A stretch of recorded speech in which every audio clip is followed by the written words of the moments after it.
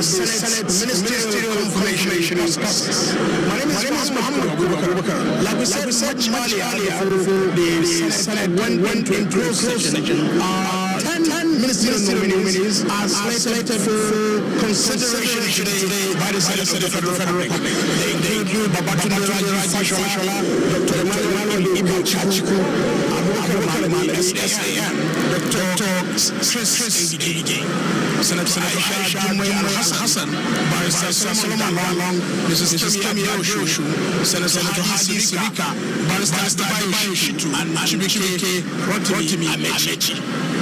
Like we said much earlier when we opened the Senate and it was open and yet again went into closed session. What did they discuss? What went on? What was the problem? Here is Chairman of the Senate Committee on Media of the State, Senator Malami, to tell us.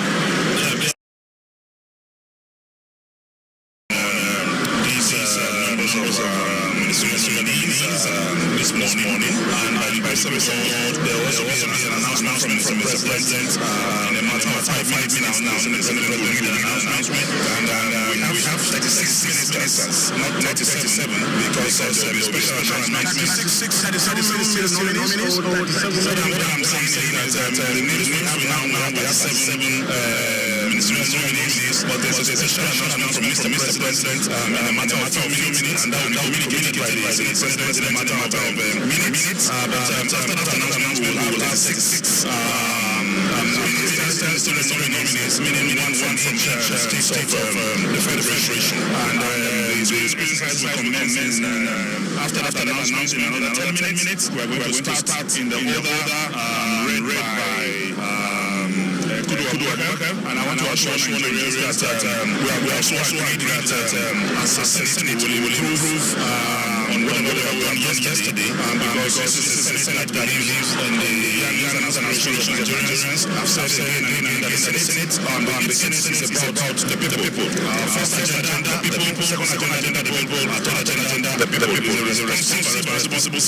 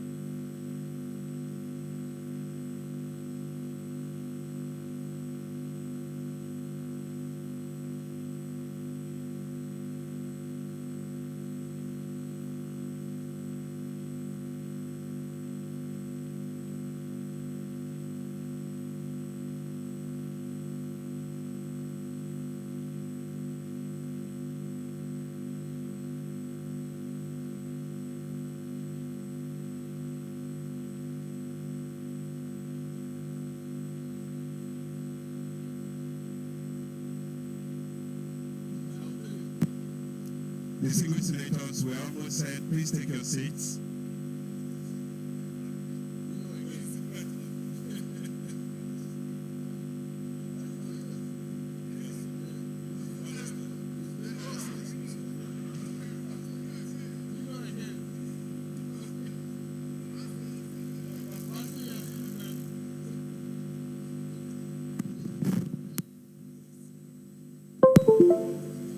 Distinguished senators, please take your seats.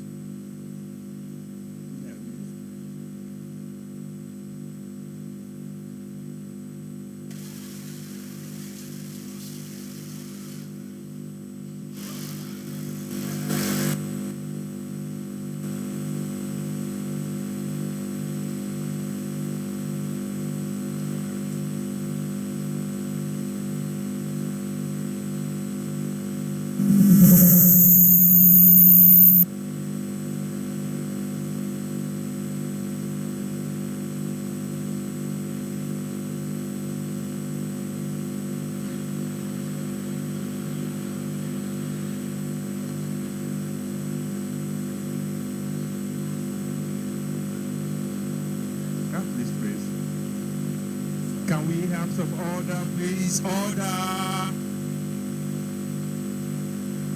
Can we have some order in the gallery, please?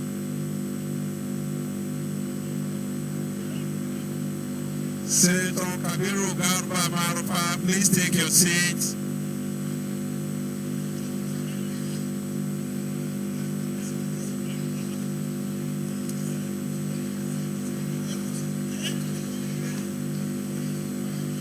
Order! Sergeant at Arms, could you make sure there's orderliness in the gallery, please?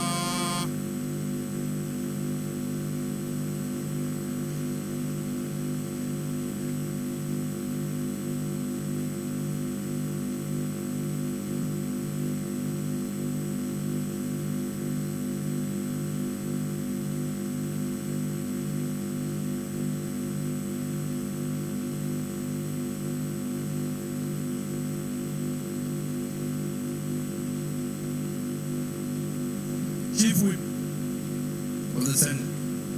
Order, please. Order, please. Senator Kabiru Gaya, you are the only one we're waiting for.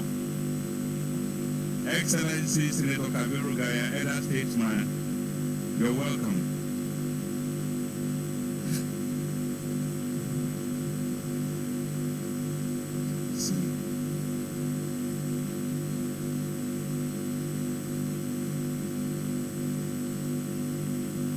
Could we have some silence in the gallery, please? Could we have some silence in the gallery, please?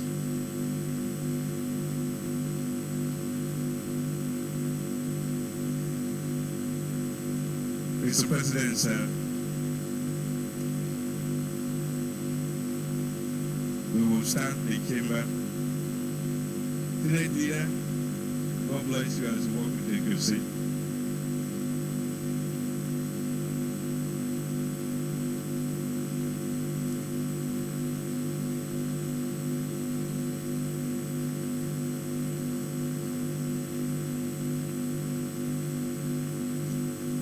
Mr. President, sir, the Senate chamber is set for the session. Thank you, Chief Whip of the Senate. The Senate, in a closed-door session, deliberated on issues Senate in closed-door session review the progress of the screening exercises and other matters regarding the smooth running and function of the Senate. This is a true reflection of what transpired in the closed-door session. Votes and proceed. Votes and proceeding of Tuesday, 13 October 2015. Page 153. Page 154. Page 155.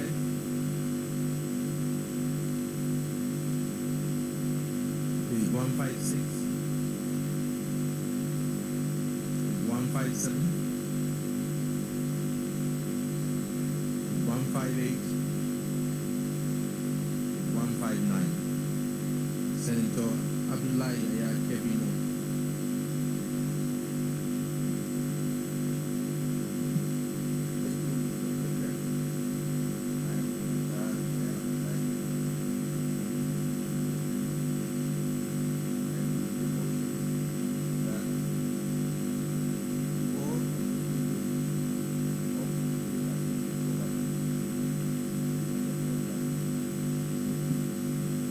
Senator Joseph Obina Bonicenta.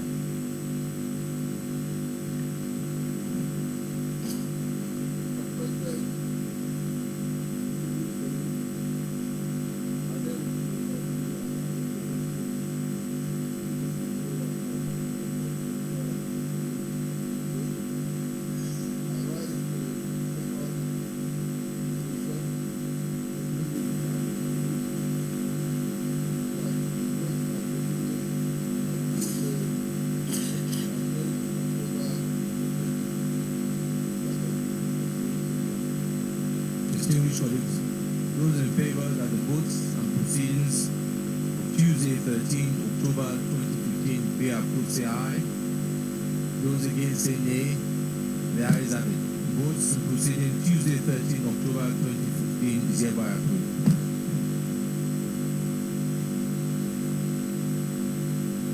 Announcement.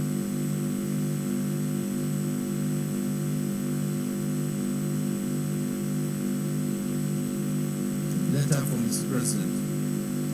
Dear distinguished Senate President, withdrawal of the ministerial nominee. I write to withdraw the nomination of Honorable Ahmed Musa Ibeto, earlier submitted for confirmation as Minister of the Federal Republic. Please accept, Mr. President of the Senate, assurance of my esteemed consideration. Yours sincerely,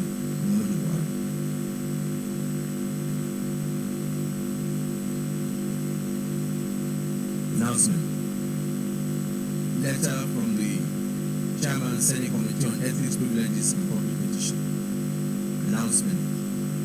The Senate Committee on Ethics, Privileges and Public Petition will meet today, Wednesday, 14th October 2015 at meeting room 120, first floor, New Senate Wing at 2 p.m. Committee members are advised to be punctual. Signed, Senator Samuel Chairman.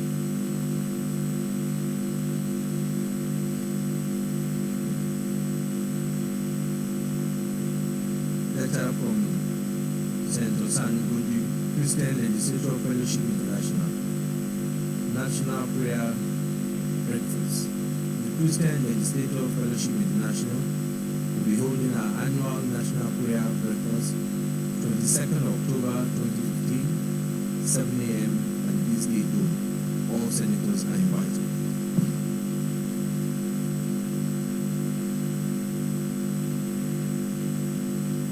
Leader of the Senate. Point of order, Senator Foster.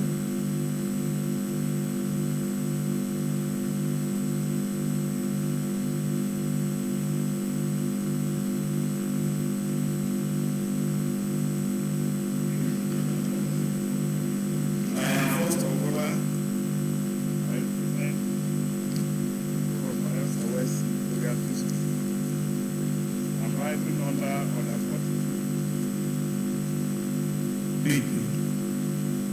The matter for discussion shall be possible to refer to the President of the Senate before commencement of the case, and the President of the Senate shall refuse to allow the claim unless it is certified that the matter is definite and credible. And the matter in question is about the bereavement of Aisha State experience last Saturday, 10th of October. On that fateful day, we lost a dear son, a brother, the boys of Aisha State, and a political close Chief Gabriel Solomon Alamestia, first civilian governor of Aisha State. And I want to claim the indulgence of the state president and the present here to allow me to present the motion on this subject. Distinguished colleagues, Senator First Organized did mention to me, in line with our standing rules 42.2, that the claim may allow the Senate at least 1/5 of all the senators, and the matter shall stand over till the next legislative day. So I'll put the question to the people that we stand on the matter next legislative, say aye. Those against say nay. The ayes have it. The matter will stand down to the next legislative day. Leader of the Senate.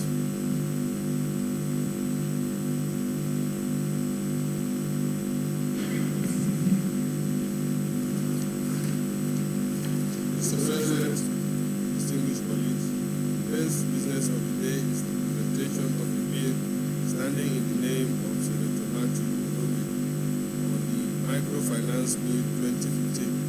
Mr. President, you may wish to invite the clerk of the Senate to read the short title of the bill. Clerk of the Senate.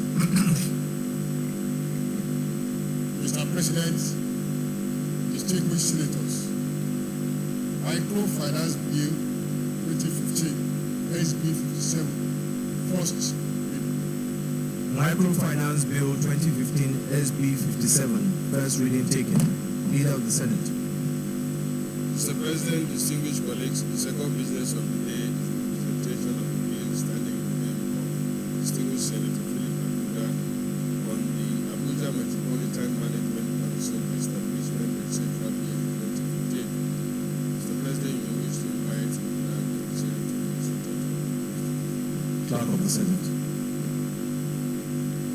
Mr. President, distinguished senators, Abuja Metropolitan Management Council Establishment, etc. Bill 2015, SB 58, first reading.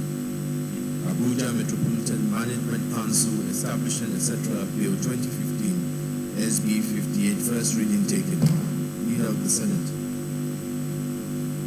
Mr. President, distinguished colleagues, the third business of the day is presentation of a bill standing in the name of distinguished Senator T.A. Odi on the Nigerian Investment Promotion Council Act Bill and Reenactment Bill 2015. Mr. President, you may wish to invite the clerk of the Senate to read the short title of the bill. Clerk of the Senate. Mr. President, distinguished senators, Nigeria Investment Promotion Council Act Cap 9117/2004, Repeal and Reenactment Bill 2015, SB 72, first reading. Nigerian Investment Promotion Council Act Cap N117/2004, Repeal and Reenactment Act Bill 215 SB 72, first reading taken. Leader of the Senate. Mr. President, distinguished colleagues, the fourth business of the day is the presentation of a bill standing in the name of Distinguished Senator Joshua Darie on the Finance, Control and Management Act number 33, 1958, Bill and Reenactment Bill 2015. Mr. President, you may wish to invite the clerk of the Senate to read the short title of the bill.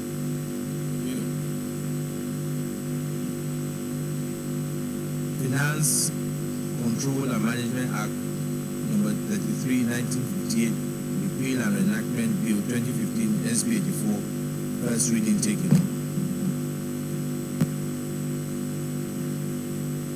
Leader of the Senate. Mr. President, distinguished colleagues, the fifth business of the day is presentation of a bill standing in the name of Distinguished Senator Alhassan on the Industrial Revolution Bill 2015. Mr. President, you may wish to invite the clerk of the Senate to read the short title of the bill. Clerk of the Senate. Mr. President, distinguished senators, the Industrial Revolution Bill 2015, SB 86, first reading. Industrial Revolution Bill 2015, SB 86, first reading taken. Leader of the Senate. Mr. President, distinguished colleagues, the sixth business of the day is presentation of a bill standing in the name of Distinguished Senator Shari on the National Institute for Sports Act Amendment Bill 2015. Mr. President, may wish to invite the clerk of the Senate to read the short title of the bill. Clerk of the Senate. Mr. President, distinguished senators, National Institute for Sports Act Cap N52 LFN 2004 Amendment Bill 2015 SB 75 first reading. National Institute for Sports Act Cap N52 LFN 2004 Amendment Bill 2015 SB 75 first reading taken. Leader of the Senate. Mr. President, distinguished colleagues, the seventh business of the day is presentation of the bill standing in the name of Distinguished Senator on the National Parole and Probation Bill 2015. Mr. President, we wish to invite the clerk of the Senate to read the short title of the bill. Clerk of the Senate. Mr. President, distinguished senators, National Parole and Prohibition Bill 2015 SB 87 first reading. National Parole and Probation Bill 2015 SB 87 first reading taken. Leader of the Senate. Mr. President, distinguished colleagues, the eighth business of the day is the presentation of the bill standing in the name of Distinguished Senator Robert Boroface on the Presidential Transition Bill 2015. Mr. President, you may wish to invite the clerk of the Senate to read the short title of the bill. Clerk of the Senate. Mr. President, distinguished senators, Presidential Transition Bill 2015 SB 90 first reading. Presidential Transition Bill 2015 SB 90 first reading taken. Leader of the Senate. Mr. President, distinguished colleagues, the ninth business of the day is the presentation of a bill standing in the name of Distinguished Senator Abubakar on the Traffic Warden Service Bill 2015. Mr. President, you may wish to invite the clerk of the Senate to read the short title of the bill. Clerk of the Senate. Mr. President, distinguished senators, Traffic Warden Service Bill 2015 SB 99 first reading. Traffic Warden Service Bill 2015 SB 99 first reading taken. Leader of the Senate. Mr. President, distinguished colleagues, the first order of the day is the consideration of the report on the Committee on Ethics, Privileges and Public Partition on the alleging cases of fraud against Right Honorable Ngige Mr. President, Samuel Anyanwu to move the motion for the Senate to consider the report of the committee. Senator Sam. Mr. President, distinguished colleagues, my name is Senator Samuel Anyanwu, Vice President, Northeast State. Mr. President, you agreed with me that yesterday you read an announcement about meeting members. I wish we should start at 12 o'clock. As at 12 o'clock, members were still responding. But once I said report, it's only with the chairman that have to be. So we are not ready with the report. Chairman, I can see the announcement you've already set a meeting Exactly. for today. Exactly. Oh, you can ensure that the report will be ready by, if you meet today, make sure the report is ready by tomorrow. Leader of the Senate.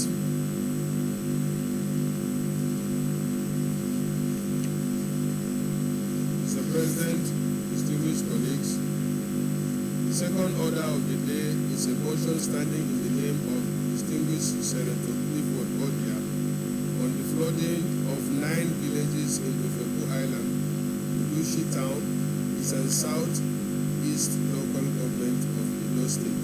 Mr. President, you may wish to invite distinguished Senator Clifford to move this motion. Senator Clifford Odia.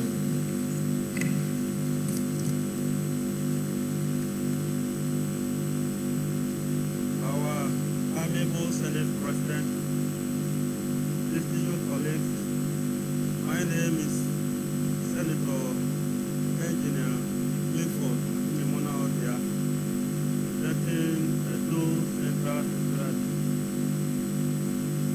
I rise to propose motion in respect of the flooding of 9 villages in the southern Sirika Island. The Senate knows with serious concern the violent flood occasioned by torrential rainfall which culminated the spilling over of River Niger beyond its bank and rendered hundreds of residents of Initial Town in Adeosun Southeast Local Government in Edo State homeless. The Senate observes that the flood swept through and enveloped farmland, submerged houses in their hundreds, sacked motorbikes, schools, stores, marketplaces, and other commercial centers, thereby making lives miserable for the people of the community. Senate knows also that as a result of the emerging flood, business activities have been grounded to a halt, as thousands of displaced residents have resorted to using canoes to move from one part of the town to another, carrying their belongings to safer ground. Niger Bank Primary School is also at the verge of being swept away. The Senate further knows that the flood has completely paralyzed every form of human activities in the town, occasioned by loss of business and profits, stored educational activities, as children are being stopped from attending schools for fear of being swept away by the violent flood, even as the mass exodus of surplus water is closing in on the remaining surviving houses and farms. The Senate recalls that a similar upsurge of flood within the Ilushi environs permeated the length and breadth of the entire community in 2012, by raging homes, farmland, marketplaces, stores and motorparks, and rendering human activities impossible. Consequent upon the ugly incident, the federal government in 2012 promised to build a resettlement center to alleviate the plight of the residents of the town.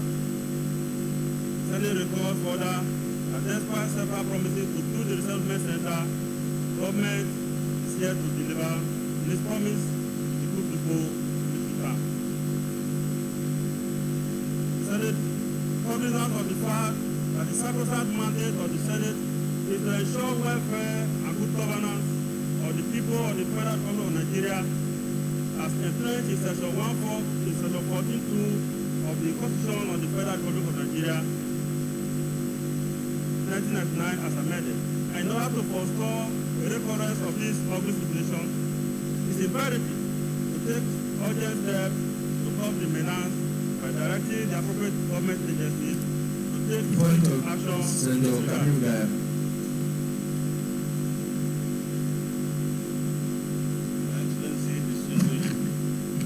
Excellency, the President of the Senate,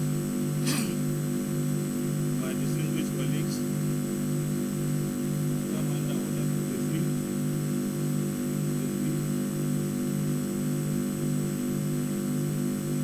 53.1 and 9.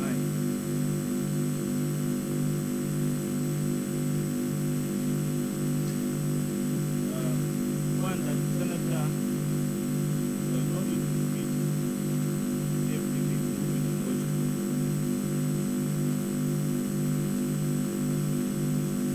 No, the Senator shall not need to speak. And 9.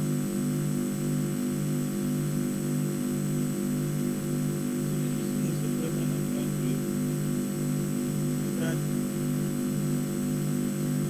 Senator desires to speak shall raise his hand, raise and call upon shall rise and address the President of the Senate or the Chairman.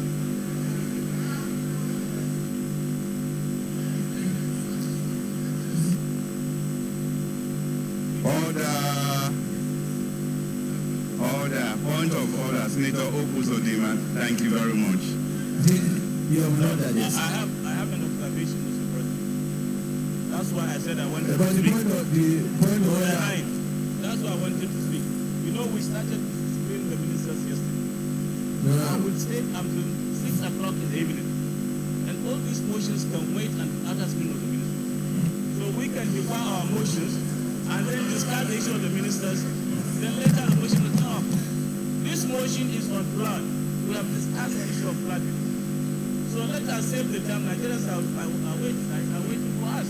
So let's save the time and discuss the issue of the ministers, please. Thank you, sir. Order. When you first came on 53.1, then I think after 53.1 you went to observation, and after that you went to the issue of the motion. I think it's already in the other papers, and even yesterday we did take one motion, and we all agreed that it would be a short contribution. So in line of that, I have to rule you out of order. Send order. Please take note of the time. I want to thank you most sincerely as our Senate President and my dear colleagues. The Senate accordingly resolved to one, set up another committee to visit Inushi town to assess the level of damage caused by the flood with a view to making appropriate recommendation to the Senate. 2, urge the National Emergency Management Agency to send relief material to the victims.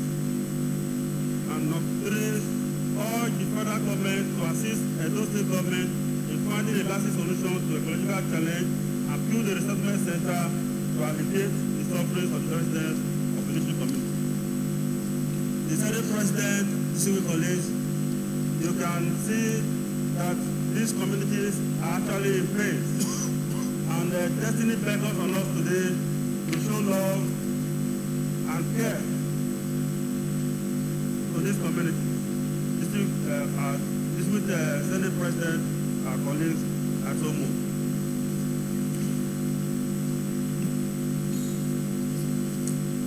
Senator Matthew Rudy. Thank you very much, Senate President, distinguished colleagues.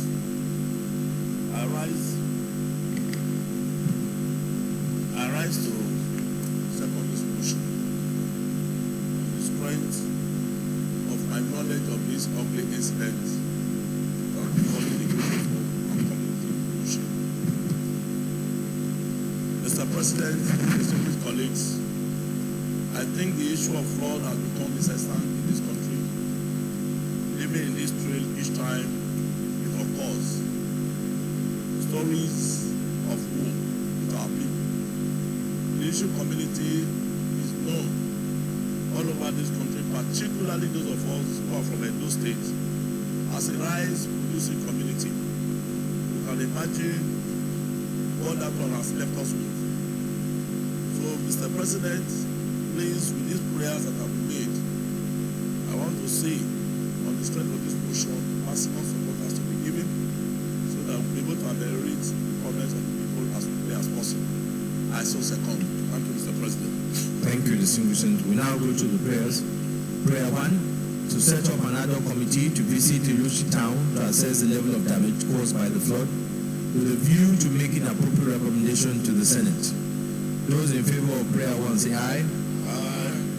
Those against say nay. The nays have it. Prayer 2, urge the National Emergency Agency to send their relief materials to the victims. Those in favor of prayer 2 say aye. Aye. Those against say nay. The ayes have it. Prayer 3, urge the federal government to assist Edo State government in finding lasting solution to ecological challenge and build a resettlement center to alleviate the sufferings of residents of the Ilushi community. Those in favor of prayer 3 say aye. Aye. Those against say nay. The nays have it. Thank you very much. Leader of the Senate. Leader of the Senate.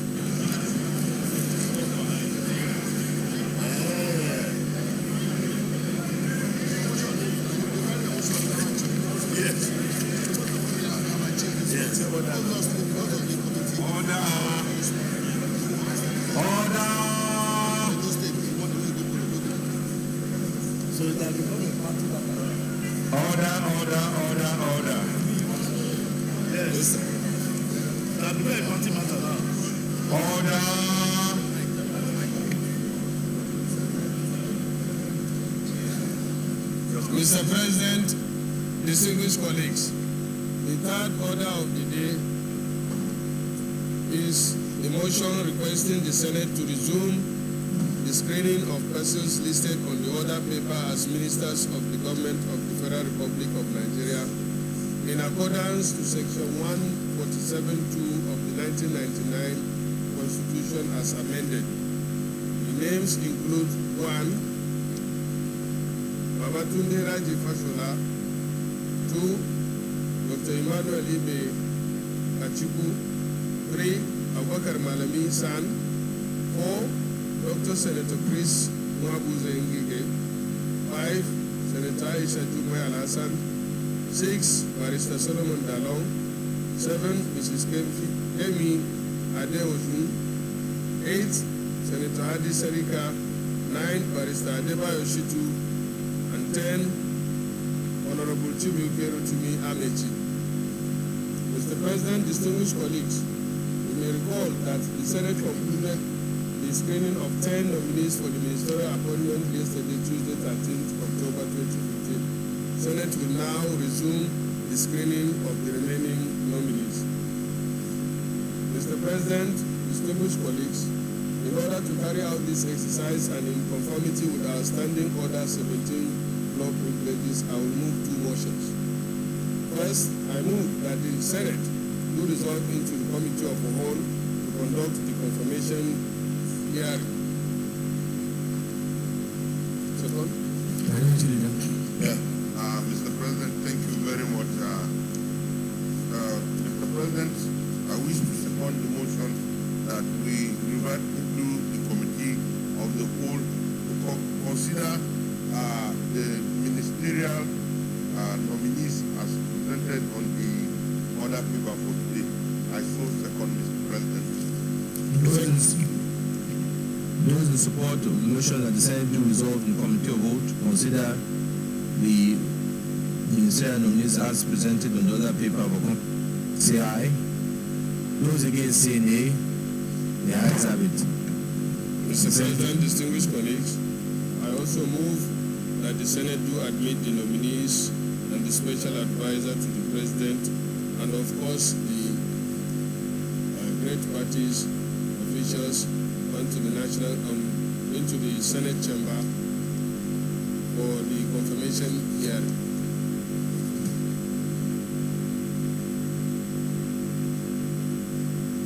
Minority Leader. Well, Mr. President, I wish to second the motion that we suspend our rules to be able to go into the committee of the whole and the ministerial nominees. I'm praying to God and hoping that one from the FCT will so arrive. Thank you, Mr. President.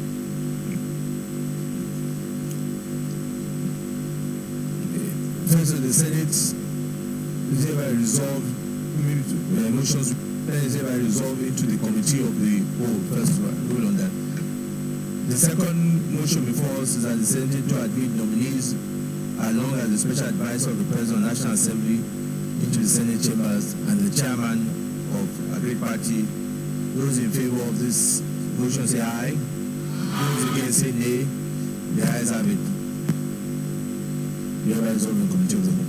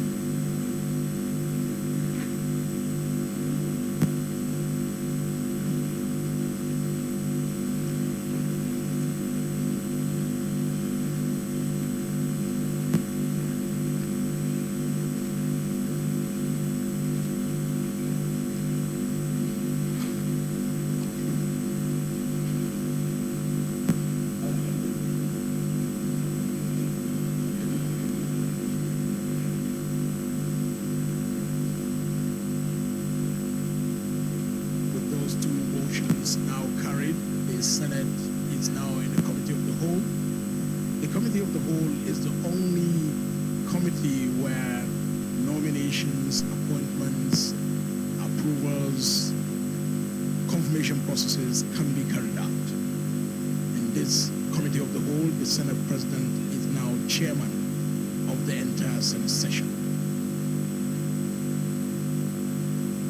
Now, formally, the ministerial nominees can now be ushered in, and all other non-senators can also be ushered into the chambers of the Senate of the Federal Republic.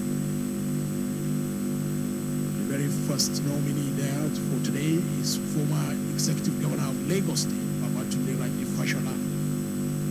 He is leading the entire park, followed by the chairman of All Progressive Congress, Adeosun, and several others.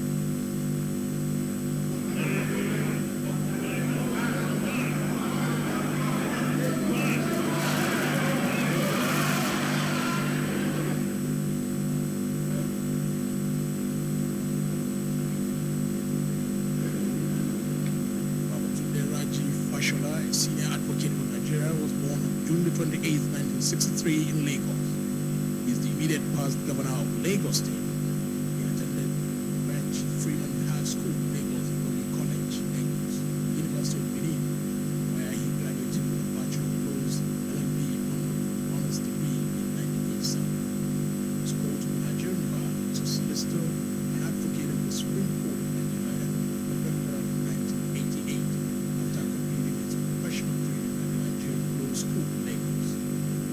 Order, please. Let's settle down quickly, please.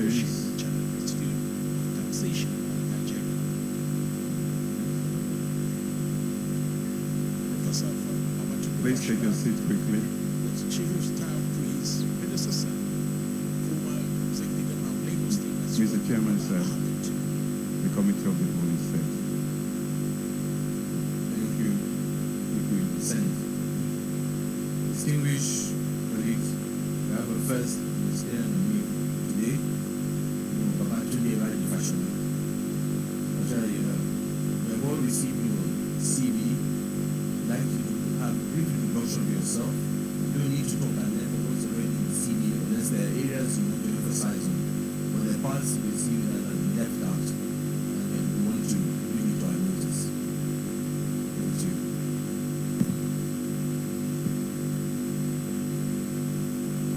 The President of the Senate, Excellency Deputy President of the Senate, leaders of the Senate, distinguished senators, ladies and gentlemen.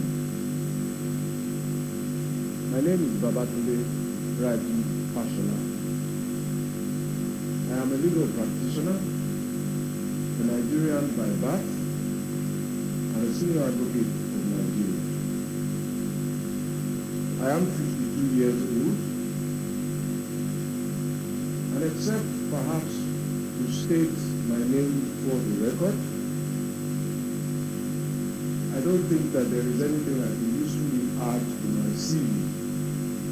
And indeed, all of what will be in my CV is already in the past. But today provides a humbling opportunity to appear before this distinguished House in response to a call to national service from the President of Nigeria, nominating me to serve our country.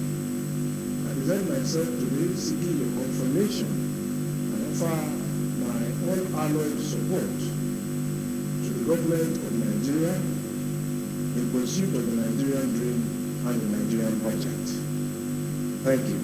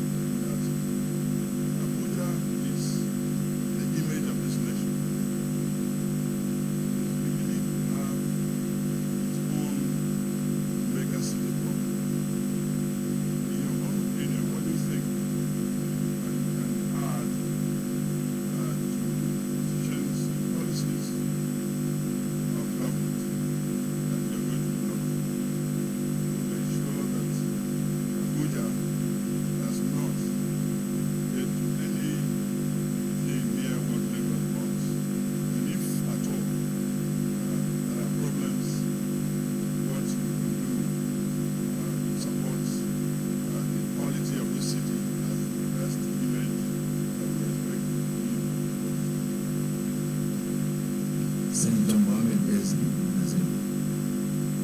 Nazir Bauchino. Thank you, Mr. President. My name is Senator Sulaiman. I represent Raji. Let me start by welcoming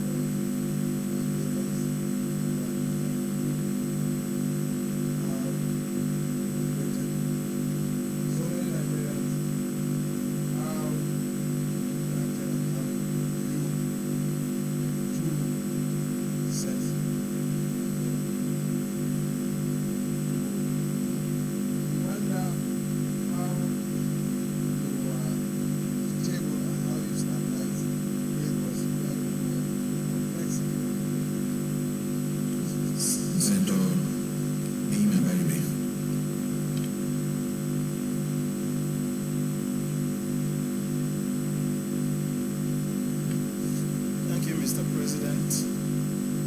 My name is Emmanuel Ibe. I represent Abia South.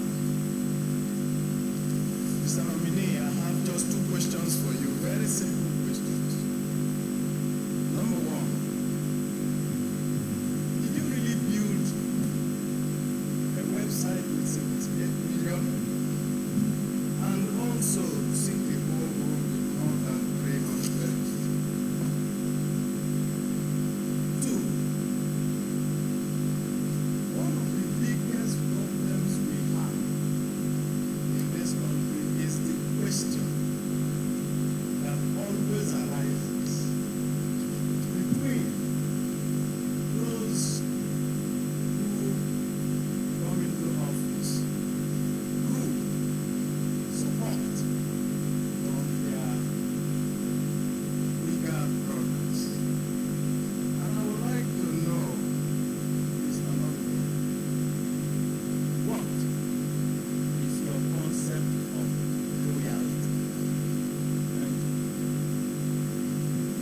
Mr. Fashola, you take those four questions.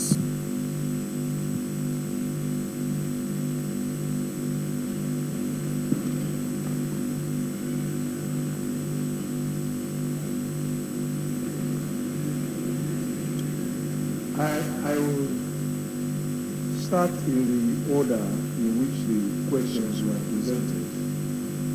And to say first, in line with all of the work that took place in Lagos, to say generally that I could not ever attempt to personally take credit for the work that you have commended on what happened in our state. It was a team effort, it was pioneering work by all of those who sat before me. And it is a continuing effort. And so, it would be extremely inappropriate and immodest of me. And indeed, they wouldn't let me if I attempted to appropriate personal responsibility for all of what happened. As far as value-added taxes are concerned, they are what they are, taxes for adding value.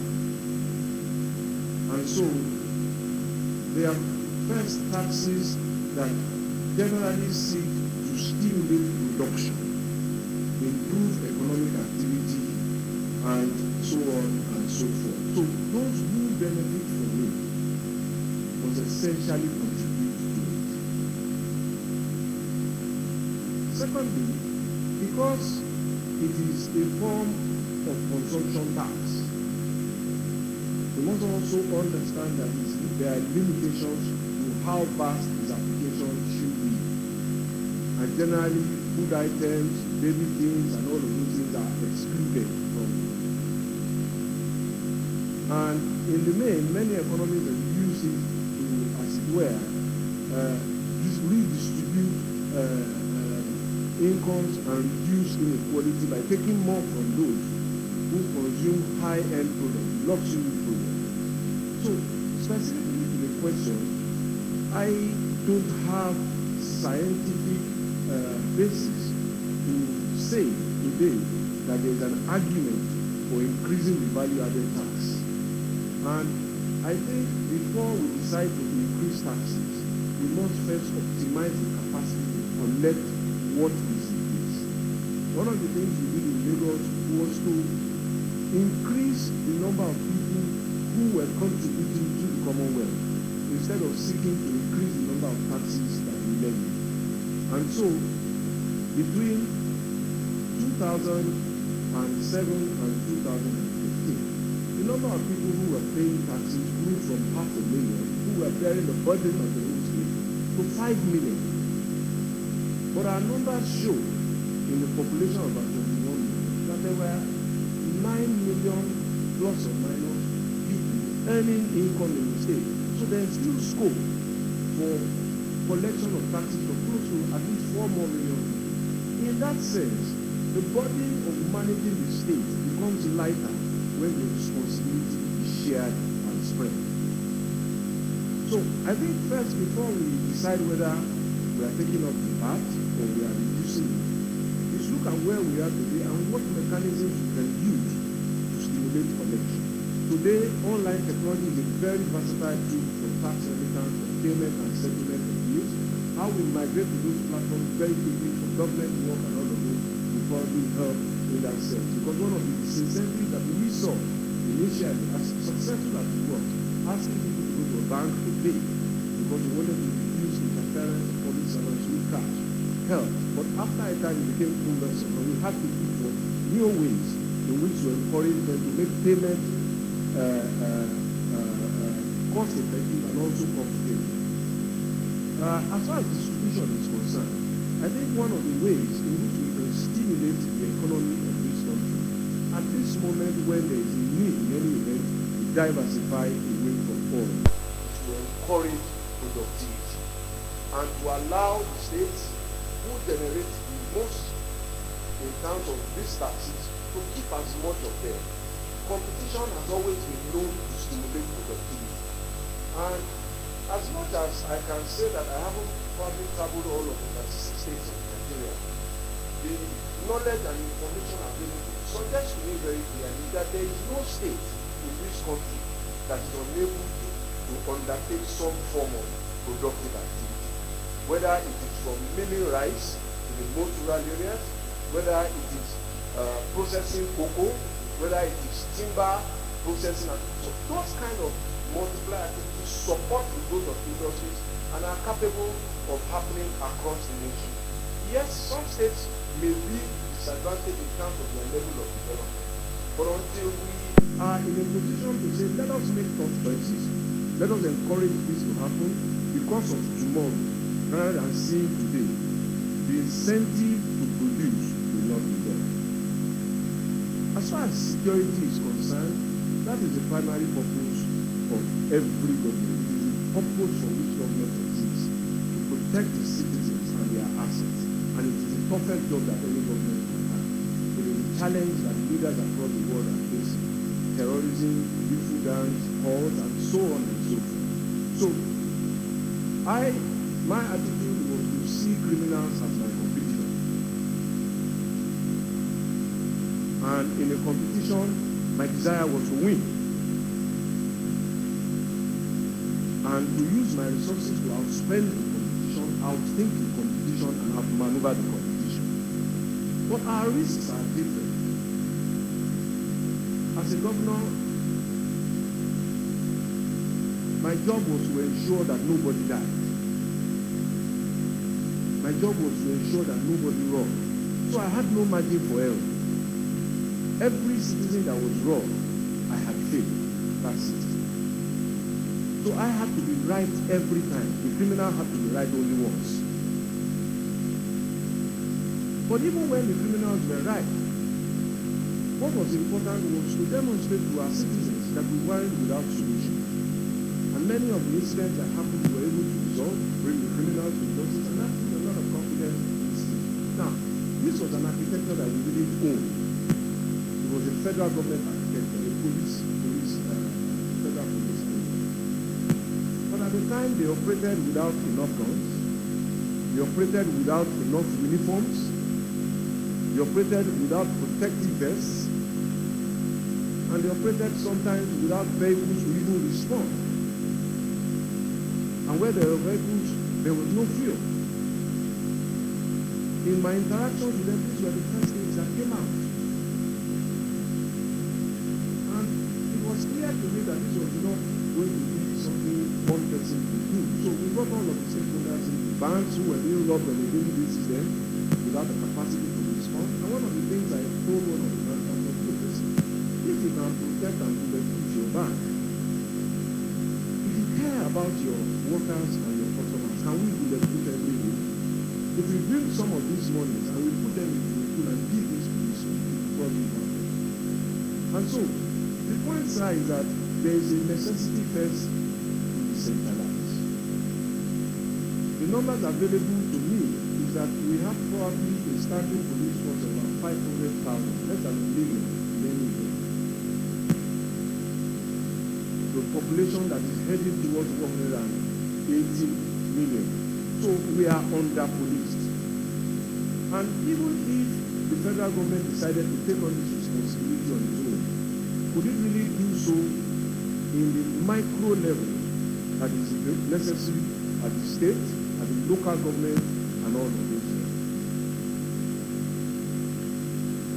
My recommendation is a compelling urgency for decentralization. I have made those recommendations in some of the committees of constitutional amendments where I was privileged to make recommendations. There have been arguments about all of why we should not go there. But with respect, civil senators, those arguments do not go far. They do not address the fundamental responsibility that government has. I have had arguments that governors will abuse the police for political purposes. With respect, sir, the abuse for political power is not as important as the loss of life. That is our primary duty. And everything we do to advance that cause makes us more respected by the government that cares. And there's a process for curing abuse of institutions. But there's no process known to me today for recovering back life that is lost. And those are the choices that are before us as a people and as a nation. Now, at the state level, you can perhaps only wonder what governors are going through. They have parliaments that make laws, but they have no capacity to enforce their own laws. We are talking about women issues, rape, domestic violence. They are criminal offenses in many states and across the country. But who is prosecuting them? Because the police officer is too busy chasing a robbery. So our mothers, our daughters, and our sisters are expected to tolerate rape. Now, if we are afraid of abuse, one of the things that I have said is that let us start the state police working with the federal. There's a position that I have presented on it, but I do not want to take too much time. I proposed an arrangement where we had 6 zonal commands of the existing police force. States who want to run state police, and not every state should start if they can't fund it. Today, for example, I draw this quick analogy that the law on income tax is a federal law, but it empowers state governments to collect.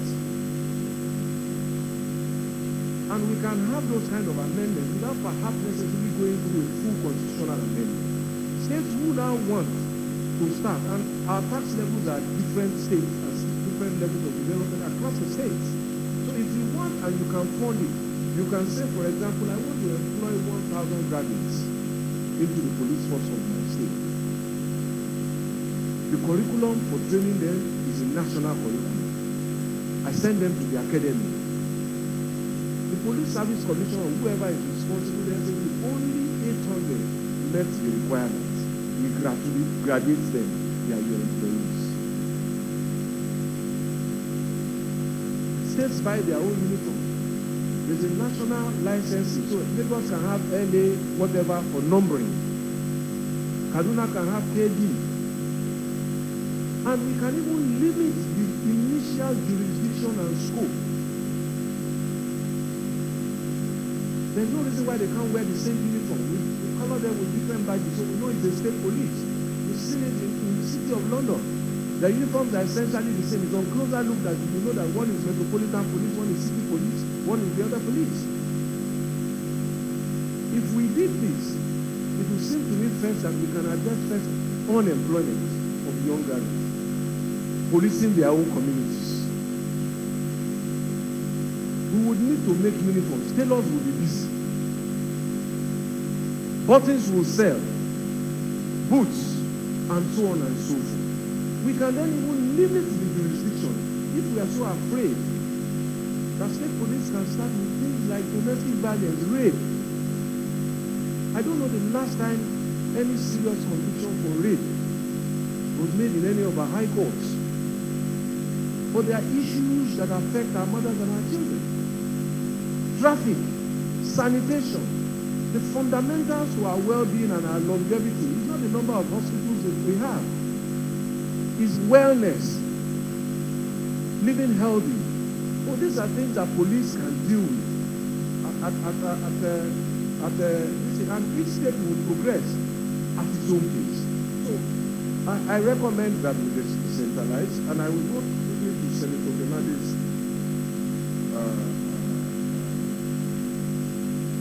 question. That I must confess that my knowledge of Abuja is not as deep as my knowledge of Lagos. I really don't like Lagos. So the privilege to leave the government of Lagos came added knowledge. But life is a continuous process of learning. I think one must salute first the vision of the founders to conceptualize the new capital for Nigeria, even though it was hard at the time, because there are standing issues about the role of Lagos in terms of sport. But I think Abuja is about twice the size of Lagos, almost 8,000 square kilometers. And the last census, I think, was recorded Abuja as about under 1 million. I'm sure these numbers, even if Abuja was 2 million people sitting, the question is how many millions of people come in every year. And in deciding what to do about Abuja, those are the real issues. First, getting a hold of its resources and its assets, knowing its districts and their problems. I know a few of them. I know Yaya, I know Ngige, I know Raji, I know Maitama, of course. And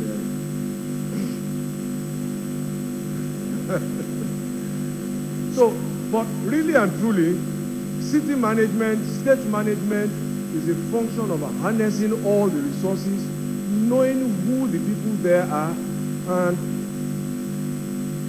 convincing them, sharing with them what the thoughts are. The master plan itself may perhaps need to be reviewed, and that is the interesting thing about plans. Plans are not static documents. They are dynamic. They must be reviewed periodically, and so a level of consultation and knowledge will be necessary in order to accurately say this is where Abuja should be headed. But there's so many things that can be done. In spite of its of our complaints, it's still a beautiful city. Getting it to be better than it is a matter of choice for all of us too. Laws will have to be enforced. Actions must have consequences, and planning must be rigorously followed. And in all of this also, as we do that, recognizing the need to include people who live on the fringes of society. Even as a people, we depend on a lot of support staff, drivers, cooks, and so on. Do we build in our houses to accommodate them? or do they live in satellite and unplanned towns close to us so that they can get to us to come and serve? Those are issues that planning, I think, will help to do. Distinguished Senator Nigeria, you asked me about old politicians and young politicians and how they live in economic development. I think the sum total of every nation is its people, really. And the more elderly ones clearly are the more matured ones. Our guides and compass for life. And in the way that children see life through the mirror of their parents, they must guide the process. They must lead, and no matter how hard really we try, you could never discount the experience, the maturity, the counseling, and the guiding support of people who are older than us. In my own right now, as just a peculiar person, I am an old man as far as some people are concerned. So, we must continue to interface with them. And I would walk away from the tendency to condemn the level of our national development. I will walk away from that tendency. It's not something that appeals to me. Because in all of what we see,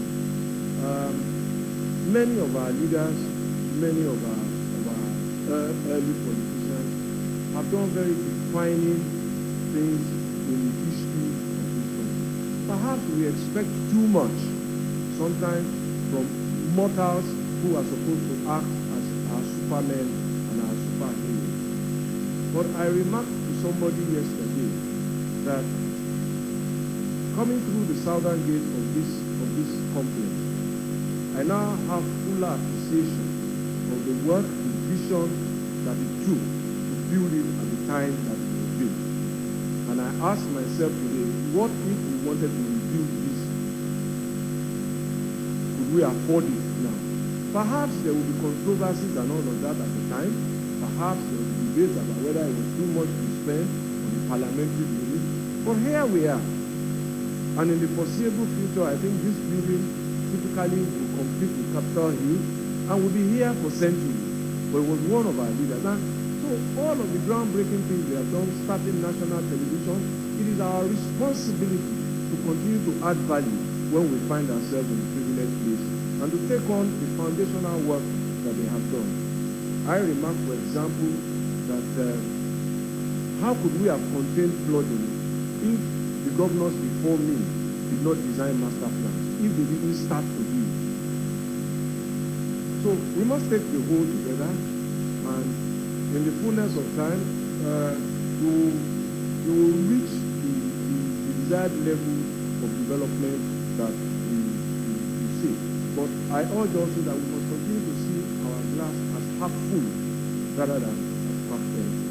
Distinguished Senator Ibe, the simplest questions often turn out to be quite the challenging ones. But let me say first that it raises the question about public understanding of the role of government, of the role of public servants, and some people have been surprised to learn that as governor of Lagos State, I told you about it. I don't sign checks. None of my commissioners signs checks. I have never signed a check. I don't fix contract prices. It's an institutional process. The only training I have is that of a lawyer. But in order to execute a civil works project, we need the input of architects, we need the input of quantity surveyors, we need the input of structural engineers. There's a process, and we have consulting ministry. For civil works, it is Ministry of Works. For science and technology, it is Ministry of Science and Technology. For environmental drainage, and it's a combination of Ministry of Environment and Works. Now, periodically, they do market surveys with the Ministry of Economic Planning, the statisticians there, and fix the price of every item, from biro to iron rod to cement. It is approved, and that is the benchmark price for government procurement. Nobody can award any contract over that benchmark price. I don't sit in awards of contracts. There's a state tenders board, and later a procurement agency enacted by law. And immediately the law came into force, we dissolved the state tenders board and handed over. But throughout my tenure, I had been confronted from day one with the price of this and the price of that. And all I have always said that the realities are that when you design a road, what you meet in reality when construction starts is probably not what you end up. I recall the road we awarded in Adeosun, and from design, all we saw was an earth road that needed to be built with pavement and all of that, and tar. When the contractor went to site and did not deliver on time, and I complained, he said to me that I think you should come and see what I'm doing. What we assumed was a solid surface was actually 1-point-something meters of refuse embedded under the ground that had been dumped over the years. And so, of course, we have put laterite on it. That if I build a road for you this way, the road will collapse in no time. So first, our contract projections had to change. We had to bring him back to retender for evacuation. That's work for people to remove the refuse. Trucks had to be hired. Then we had to replace with soil to build the road back to the level before the normal things that we assumed. So if I told you at the beginning that that road cost 10 naira and later we finish it at 15 naira, the unfortunate thing about money really is that it always raises suspicion even among brothers. I mean, the likelihood is that if your brother tells you that he forgot or he has lost the key to your car, you are unlikely to think that he stole your car. But if he told you that, oh, the 10 naira you gave him, he doesn't know where he put it, the first suspicion is probably for something taken away. So it raises suspicion, but truth be told, some of these things.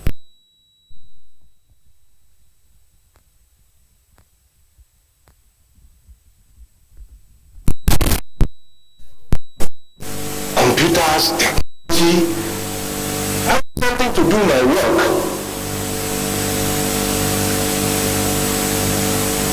And you make procurement, you send it. Who knows how much, who is involved in how much you buy by stationery?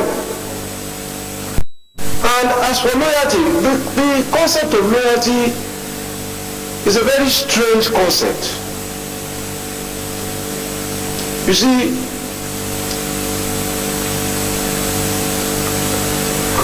I always say that when loyalty is to be tested,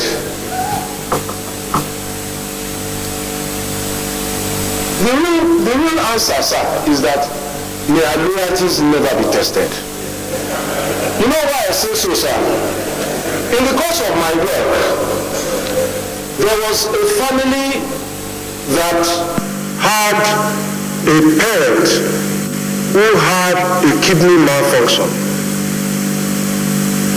And diagnosis was that the patient needed a transplant and needed to go overseas.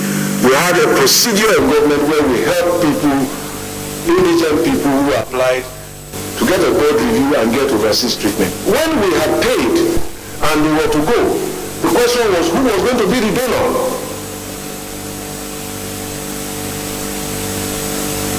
It turned out that the only matching kidneys were those of her two daughters. And none of them was willing to give a kidney for their mother. But that was their supreme test of loyalty.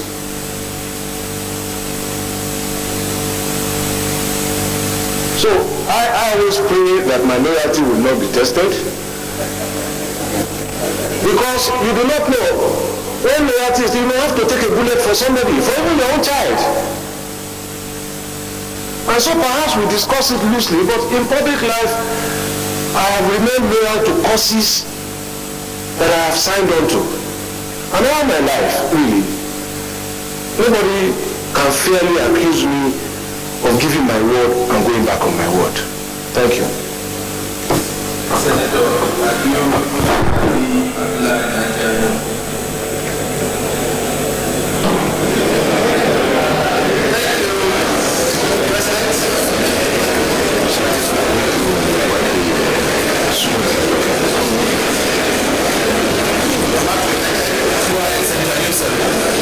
Thank you very much.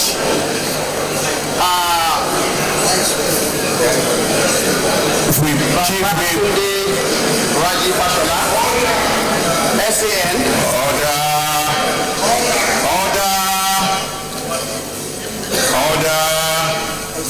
You are one Nigerian that for sure many people have very keen interest on.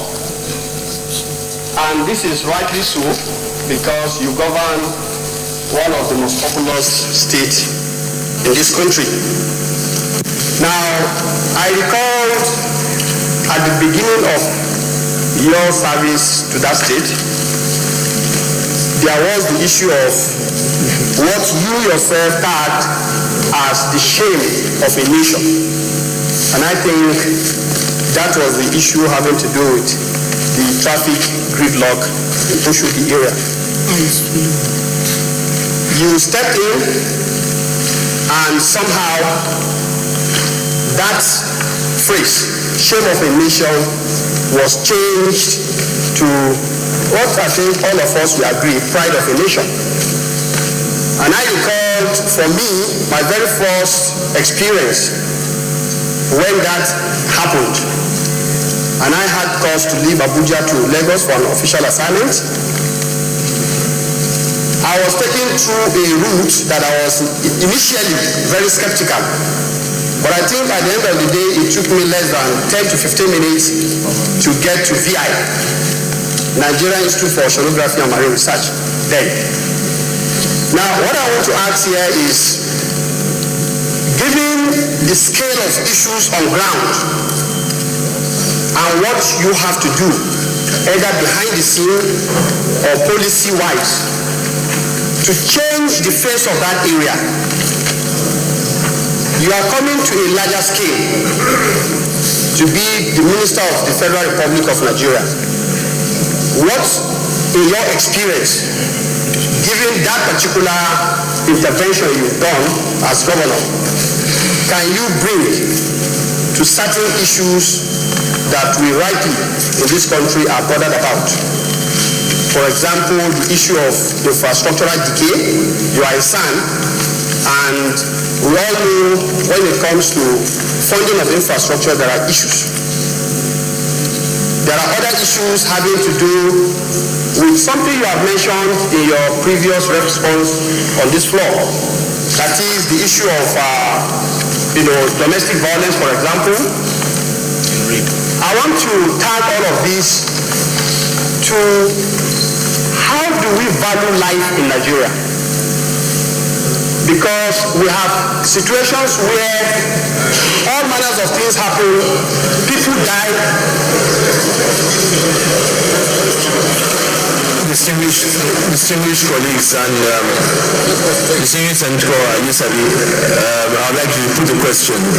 All right. So the question I want to ask here is, what will be your take on how we value the life of our citizens in this country, and what intervention do you think, given the change our party is promising Nigerians to bring with respect to this particular issue, the value of life in Nigeria? Thank you. Senator Usman Nafada, Gombe North. Thank you very much, Mr. Chairman. My name is Usman Bayero Nafada. I represent Gombe North. Mr. Nobini let me also join my colleagues in congratulating you. And I have only one question. As a senior advocate of Nigeria, you may likely be posted to the Ministry of Justice. And our problem today, one of our problems, where corruption has gone deep in our system, is Ministry of Justice, vis-a-vis the judgment dates.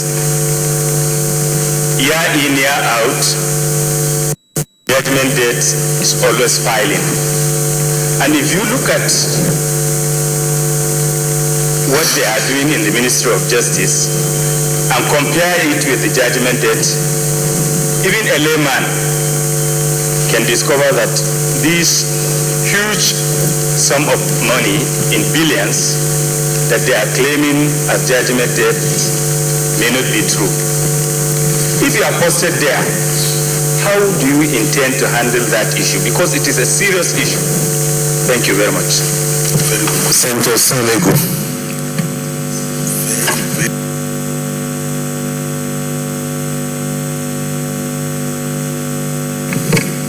My name is Dr. Sab Egu. I represent Ebonyi North.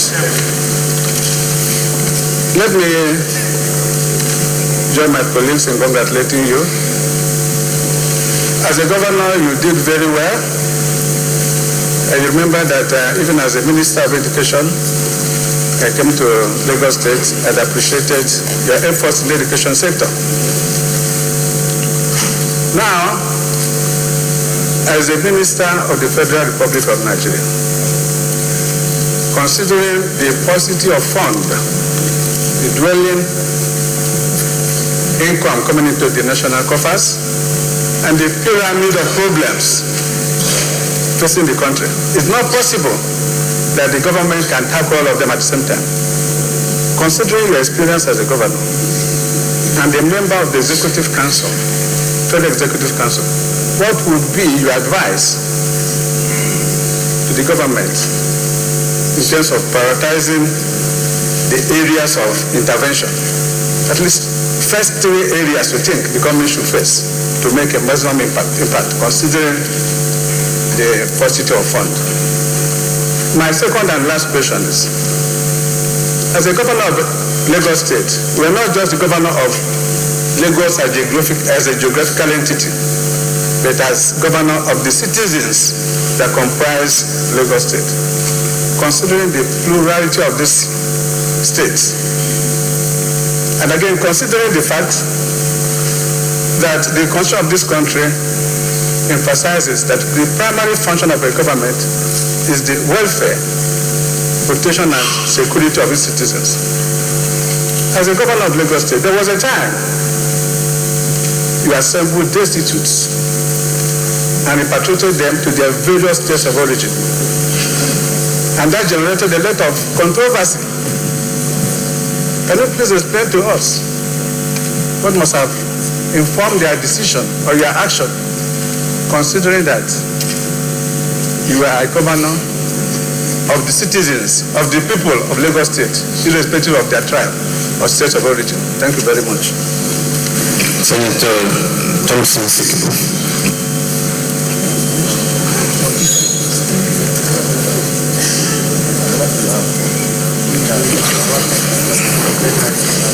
Excellency Chairman, I am Senator George Thompson Sikibu, Rivers East Imperial District. Mr. Nominee, I have so much interest in you. So much because I am one person who don't like going to Lagos because of what happened to me in 1989, 1990. I was in Lagos from the airport to the hotel I was to sleep and spent 6 hours. And from that period, I found it difficult to go to Lagos. But today, I go to Lagos regularly on weekends. Instead of staying in Abuja, where we have someone. What do you do there? Of course, you know what I'm going to do. Now, I've also keenly followed up your administration and I've observed so many things. I'm asking because whatever experience you got in that place could be transferred to the federal government to the whole Nigeria, and then we improve upon it. I knew when we started with their government in Lagos State, your IGR was lower. When we concluded, it was huge. You may give the figure if you want, but what is the magic? What magic one did you apply? Can that be brought to bear in this country, in the whole Nigeria? That's not what we wanted. What of the debts? That is one. The second one is the issue of stealing of petroleum products in the riverine areas of the coastal states. And Lagos is one of the coastal states. Do you agree with me that lack of filling stations in the among the riverine authorities is one of the causes of illegal refinery? If it is, how do we solve it? If it is not, and people are just stealing oil anyhow, because it is bringing down the national income, what advice will you give that we will all agree and follow up to minimize it?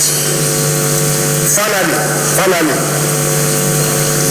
as a member of the Federal Executive Council, I know that we are going to be part of the major decision, that government is going to take. Do you think, or do you believe that the war against the Boko Haram insurgency could be won? If yes, what are the foreseeable factors it can analyze for us to know that it is possible that this war will be won before the end of this 4 years tenure by the change government? Is it simple? Thank you very much. Mr. Fashola, I can answer this question.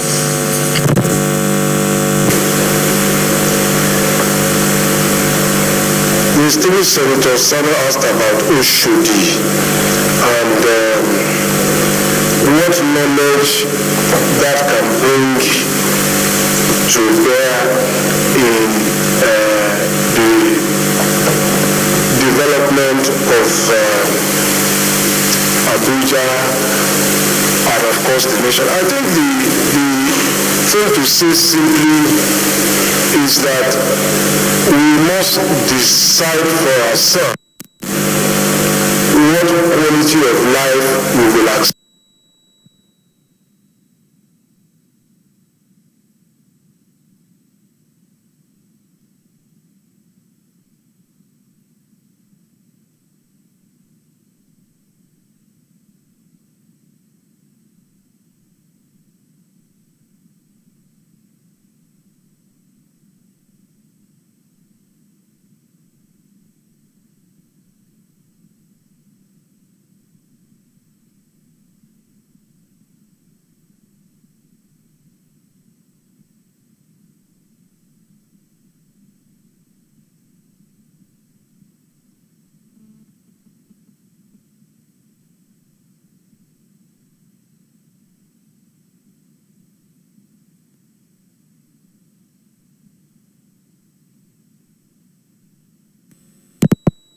Infrastructure funding, yes, again, we have to make choices. Some of the choices will ultimately come before this house if we have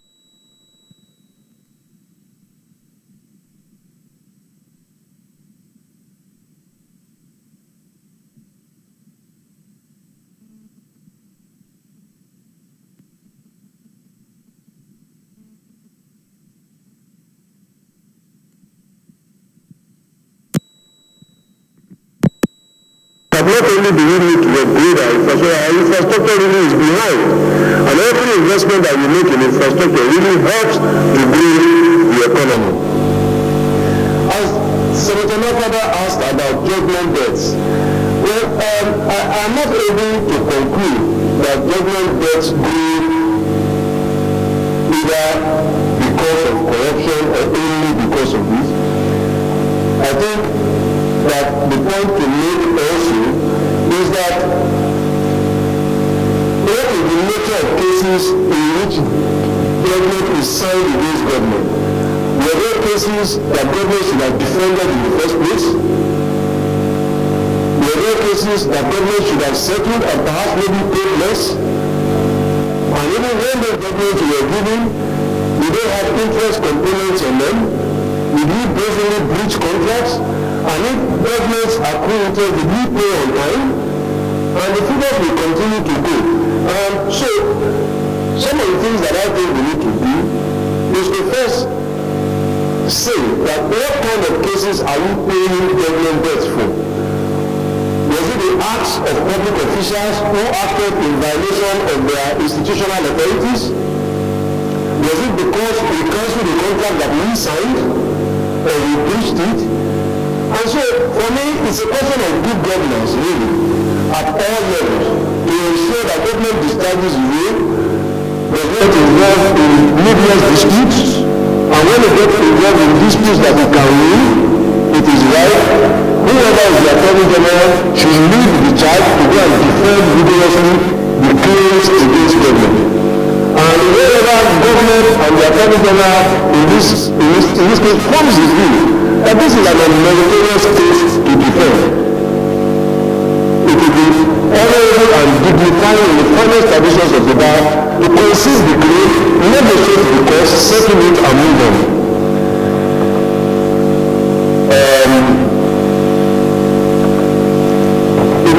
Analogous to the question of funds that the state senator Ebu asked, is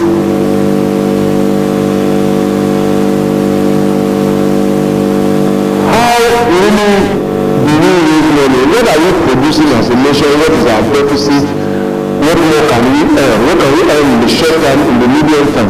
Yes, there is talk about private sector. There are also places where we are spending money that we need not spend money.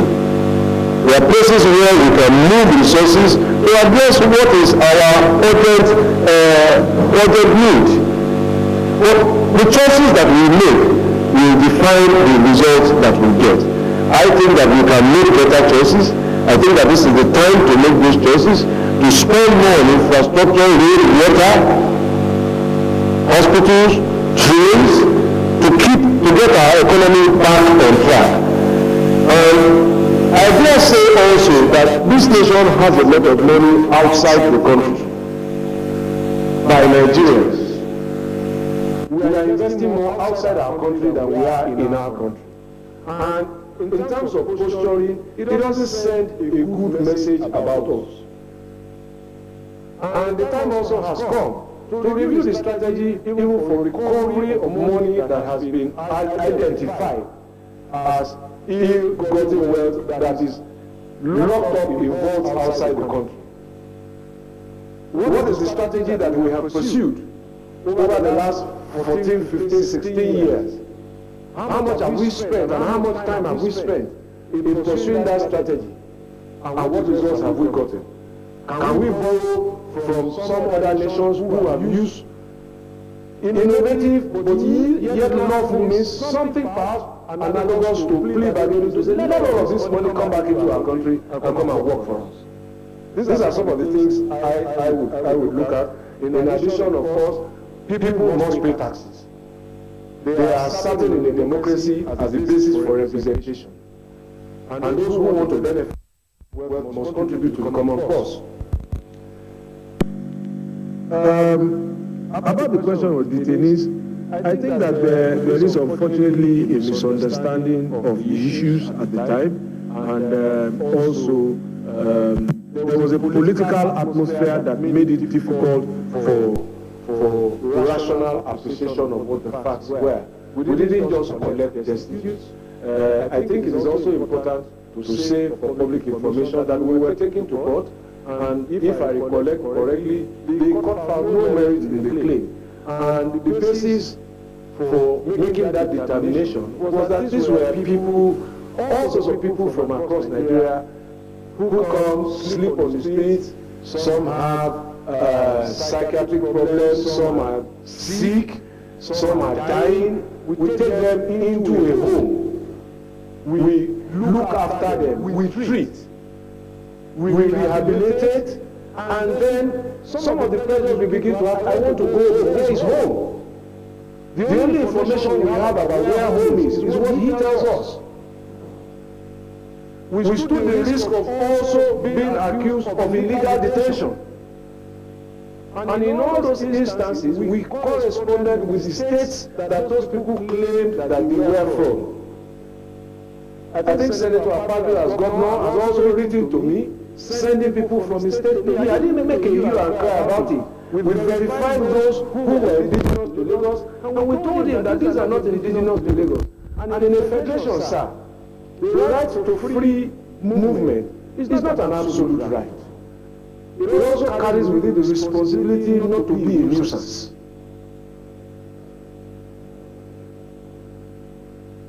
And we owe that obligation first to rehabilitate and so on and so forth. And as I said at the time, for those who felt truly offended, I made a public apology.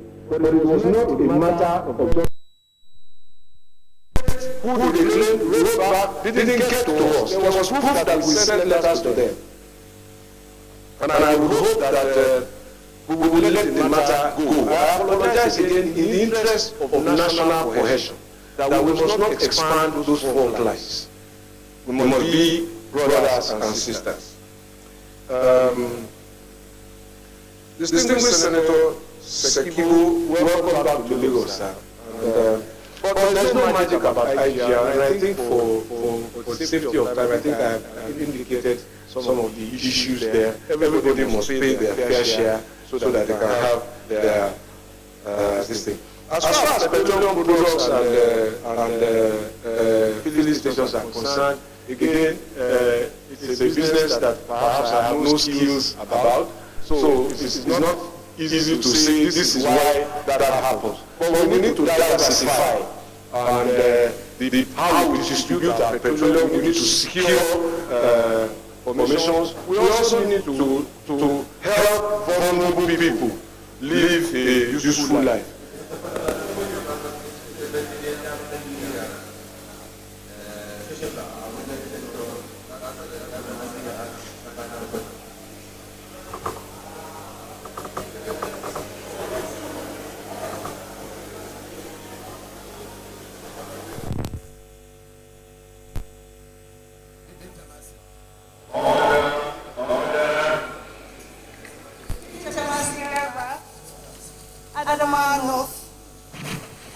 State.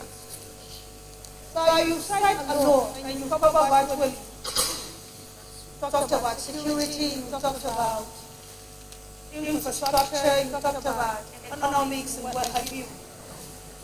We have a manifesto, sir, and it's a contract with the Nigerian people. And I'm happy the chairman of our great party is here. 2 million houses, 3 million jobs to be created, a stipend to be given 5,000 naira to the unemployed Nigerians of the poorest of the poor. With all that you have done in Lagos State, which obviously is a pride to every Nigerian. And one of the cardinal things I think I want to get from that, I remember there was an advert before the election where our leader in the person of Bola Tinubu came in and had a vision, put it on the template. When he finished his 8 year, he gave it to you, and then when you finished, he gave it to somebody. That means there's a continuous process of policy. Senator Binta, can I ask you to put the question? The question, sir, is the manifesto of the APC. How will you put those promises made by the party to the Nigerian people to see that actually that promises will come to pass in terms of housing, job creations, and even social security nets to the people? Thank you.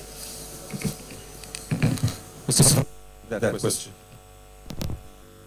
Thank you, distinguished Senator. I think that the consequence of some of the things that we have been talking about, revamping our infrastructure, increasing security, and doing all those things that we need to do, will ultimately and consequentially respond to the commitments that we made in our manifesto. They follow inexorably once we stay true to our purpose. Construction work of roads will lead to jobs. For construction companies who employ people, they will lead to jobs. For vendors who supply materials, they will ultimately bring down the cost of living because roads mean efficient transportation. Efficient transportation means efficient, cheaper cost of doing business. Housing construction inevitably will have the same consequence. It will be our responsibility as a government to then begin to measure the impact and to have a common purpose that every project that we undertake must respond to those issues. The choice whether we do A or B is a question of whether it creates work. It is a question of whether it creates work, whether it expands the opportunity, whether it helps the vulnerable and the weak in our economy, and whether it gives them an opportunity to feel included in the economy of their country and of their respective states.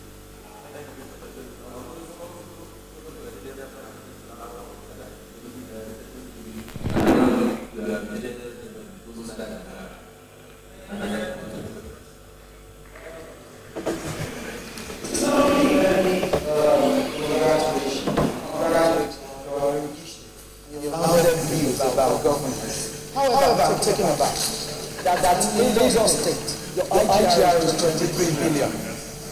Your local debt is 480 billion. And your foreign debt is $1.17 billion. And that was at a time of oil.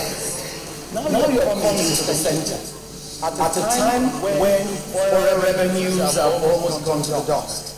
And there is need for diversification. And we cannot keep taking debts from states into the federal coffers. What are you likely to do differently? And how are you going to assist this government to ensure that we don't pile debts and we're not in deeper trouble than we are right now? Thank you very much.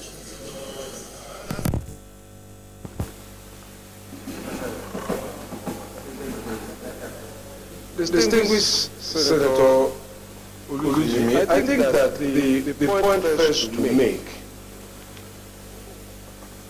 was that the budget of Lagos State, if I remember correctly, in 1999 was under 20 billion naira per year for 20 million people. It was an unsustainable budget. And so my predecessor in office, Governor Tinubu, first addressed the source, raising the IGR. Now, I think that perhaps our perception of debt today is a reflection of debt that we accumulated as a nation. And perhaps for which we do not have full appreciation of full value for money of what we did with the money. But my position very simply is that where we are today, it is difficult to conceptualize a short-term view that will not include borrowing if we want to keep this economy going. The economy needs a stimulus. We must borrow. Our infrastructure is behind, and if we don't invest money in our infrastructure, we can't grow the economy. So the notion of debt as a sin is something evil. It's something that I would urge that we review and revisit. Where is the money going? If if we want to build rail lines across Nigeria, we are not going to fund it by cash in our pockets. Rail tracks last for over a century, and so the project that we commit to financing by borrowing must not only be bankable and economically productive, it must be able to outlive the useful life of the borrowing. Now, as far as the borrowings are concerned, let me first say for clarification, the foreign debts were not all the foreign debts that the state on its own contracted. First, some of them were contracted by the federal government on behalf of the state. Some of the federal projects and all of that, we didn't contract them individually as states. There were projects, of course, that we took as sub-national government. More importantly, our administration never accommodated those debts. Some of them we led from governments even before 1999, because many of those foreign loans have tenures of 40, 30 years. And we continue to pay them. Now, credibility of the nation, of the state, really is not how much cash it has in the bank. It's how able it is to finance and pay its debt and remain credible and creditworthy. The rating of the state today by Fitch is the highest rating any government in Nigeria, sub-national government, has. Now, some of my colleagues who appeared here yesterday have alluded to the example of the United States. The global benchmark for debt to GDP ratio is about 20%. Our debt to GDP ratio is about 3.5%. We're well below the threshold. The United States is over $16 trillion or $19 trillion now. But they decide what happens across the world. I would like to be that kind of debtor. Changing governments across the world, we go to their universities, we use their hospitals, we travel to their wonderlands. That is what they do with their money. That is the kind of debt we should have. A debt that grows our productivity, that grows our mind, that grows our nation. But I am not a debt man. But I am simply trying to explain the concept of debt in financing public infrastructure. We can't borrow to pay salaries. We can't borrow to run generators. I would rather, instead of borrowing to run generators, invest more money to build a power plant that reduces our overhead. So those are my top of the line concept about it. Thank you very much.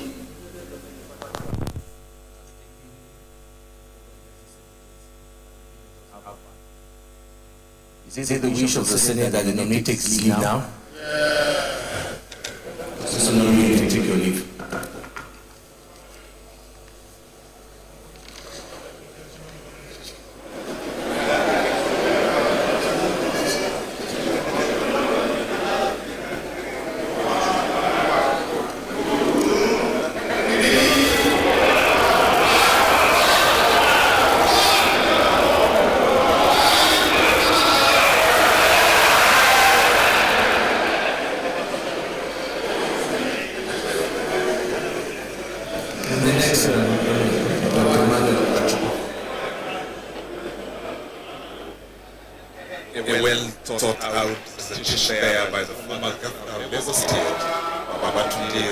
Fashola, senior advocate of Nigeria.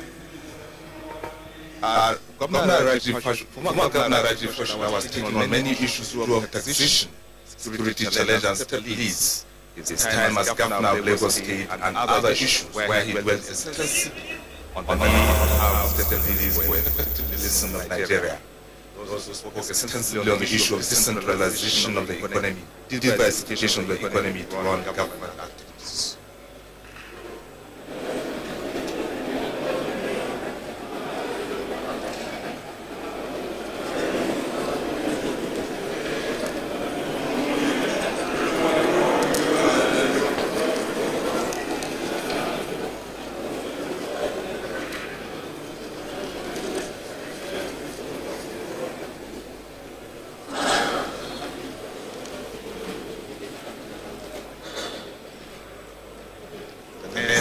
Ministerial nominee is the Group Managing Director of the Nigerian National Petroleum Corporation, NNPC, Dr. Emmanuel Ibe. Dr. Ibe is a distinguished graduate of law from the University of Nigeria, Nsukka, and Nigerian Law School. He bagged first-class degree in law and was best grad 1 and multiple awards winner from both institutions. He also bagged a master's in law with special focus on energy and petroleum law and investment as a doctorate degree with specialization on petroleum and investment law strategies from Harvard University of Law School. We have your CV. We want you to give us a brief information of yourself. If there's anything that's been left out in your CV that you want us to know about, if there's anything you want to talk at length about yourself, and after that, we'll ask you a few questions. Your Excellency the Senate President, Your Excellency the Deputy Senate President, Your Excellencies, senior officers of the Senate,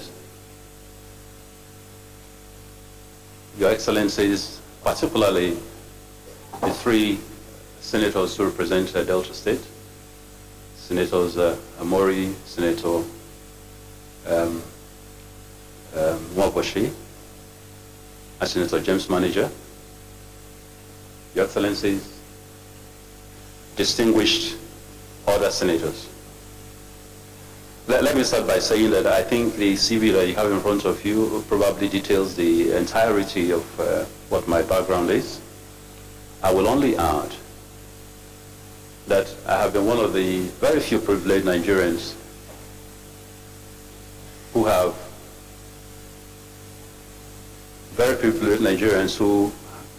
have been opportuned both by the grace of my late father, Justice Kashipo, who is now deceased, and the financial support and willpower of the federal government through various scholarships that were given me, and indeed the financial support and willpower of Harvard University that also provided me a scholarship for my doctorate degree. I have been therefore privileged to traverse various educational backgrounds leading up to the doctorate degree in law. But more fundamental, I have had 30 years of unblemished career in the oil industry, straddling from the upstream to the downstream to private sector. I therefore believe that other than that, and other than the genealogical advantages that God has conferred on me by virtue of the sort of procreative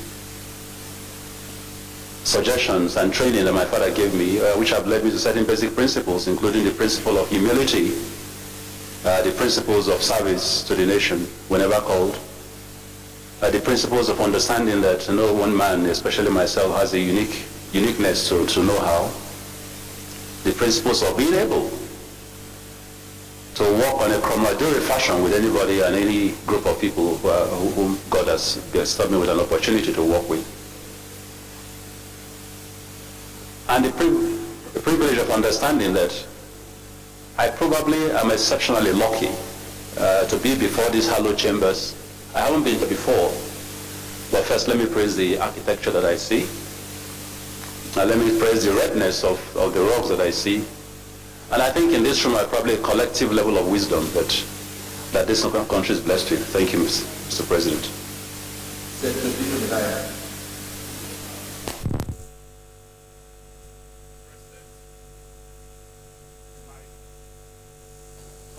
My name is Dino Melai, representing Kogi West Senatorial Districts. Mr. Nominee, if from your citation, if you are appointed as minister in the Petroleum Ministry,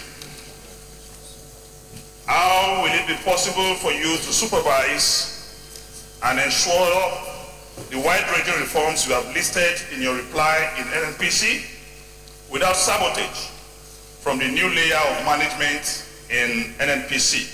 In other words, are you guaranteeing this Senate that you will be a hands-on minister to ensure full implementation of the reforms needed? And finally, what will you do differently?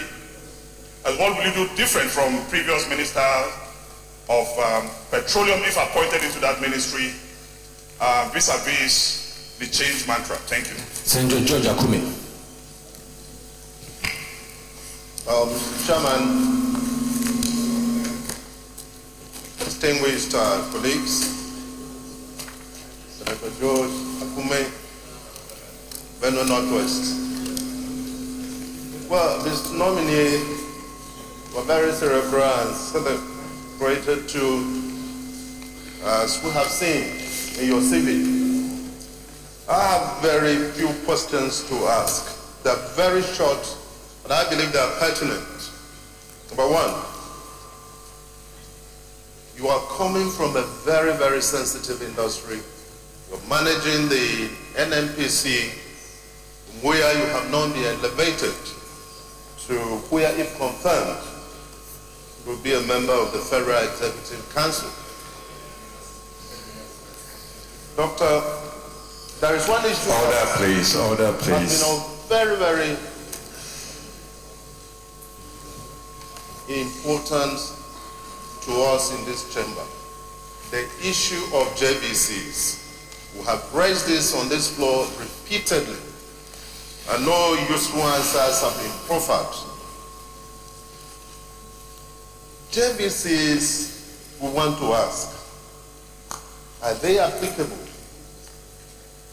within the OPEC countries only, or applicable to other countries that produce oil but they are not members of OPEC? I ask you this because we understand that these funds are supposed to be used in the training of Nigerians. You want to enhance the capacity of Nigerians in that industry. Everything that has a beginning must have an end. Do we have to continue to train and train and train and train Nigerians, given the fact that many of you are serving multinationals? Many Nigerians are now fully engaged in the oil industry, and the funds allocated are huge. When do we phase out this completely? Remember General Abacha phased out this, and yet the industry was functioning. Number two, emergency power projects. These projects were conceived in 2005 by the federal government, and all the tiers of government bought into this. We contributed huge sums of money. This project was supposed to produce, at the end of the day, 6,000 megawatts of power. This project was supposed to utilize gas, which we have in abundance. Terminal date of delivery was what? December 2007. Production of 6,000 megawatts to the national grid. We are in 2015. I left office in 2007. Fluctuation of time when I was governor, I left in 2007. We still don't have that.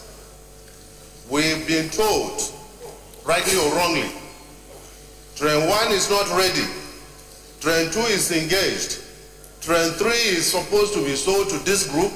Train 4 is this. Train 5 is under construction. We don't know which is which, but funds have been put into this.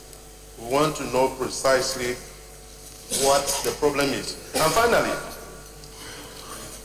by the powers conferred on this Senate, in fact the National Assembly, we can summon any minister to appear before us. In the course of our investigation, in the course of our oversight functions, give us your words here. When invited, would you attend? Thank you, Mr. Chairman. Senator Andiuba. They will not attend. Mr. President, most distinguished colleagues, my name is Senator Andiuba, representing only the good people of Anambra State. Well, you know where they are. Mr. Nominee, congratulations. And I would like to congratulate your patriotism, because going through your CV, for you to want to serve as a minister of the Federal Republic of Nigeria shows that you want to help your fatherland. My question is, you were just appointed over 6 weeks ago as GMD of NNPC. In what state did you find NNPC, and why has the corporation continued to be such a failed company? And number two, what are you doing to enshrine transparency and refocus the corporation? And number three, what changes have you made in your short period that you came in as GMD NNPC? Thank you. Senator Dalung.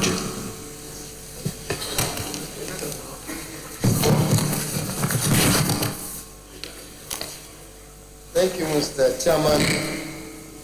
I am Mohammed Mogoje, representing Government Central and Government State. Mr. Nominee, looking through your background as somebody who has served very well in the private sector and oil industry, and your short stay as the GMD of NNPC, I have just two very simple questions. Number one, using your experience and your intellect, would you tell this chamber and Nigerians whether you have a solution, permanent solution, to this perennial but occasional and almost regular scarcity of PMS and kerosene? In the case of kerosene, would you tell us how you would ensure that the people for which this kerosene is being given, the local, the downtrodden, get this product at affordable price? That's the first question. The second question is, there's this issue of PIB, the Petroleum Industry Bill, which has been lingering from the 6th Senate to the 7th Senate. And I happen to be a member of one of the committees responsible for that PIB.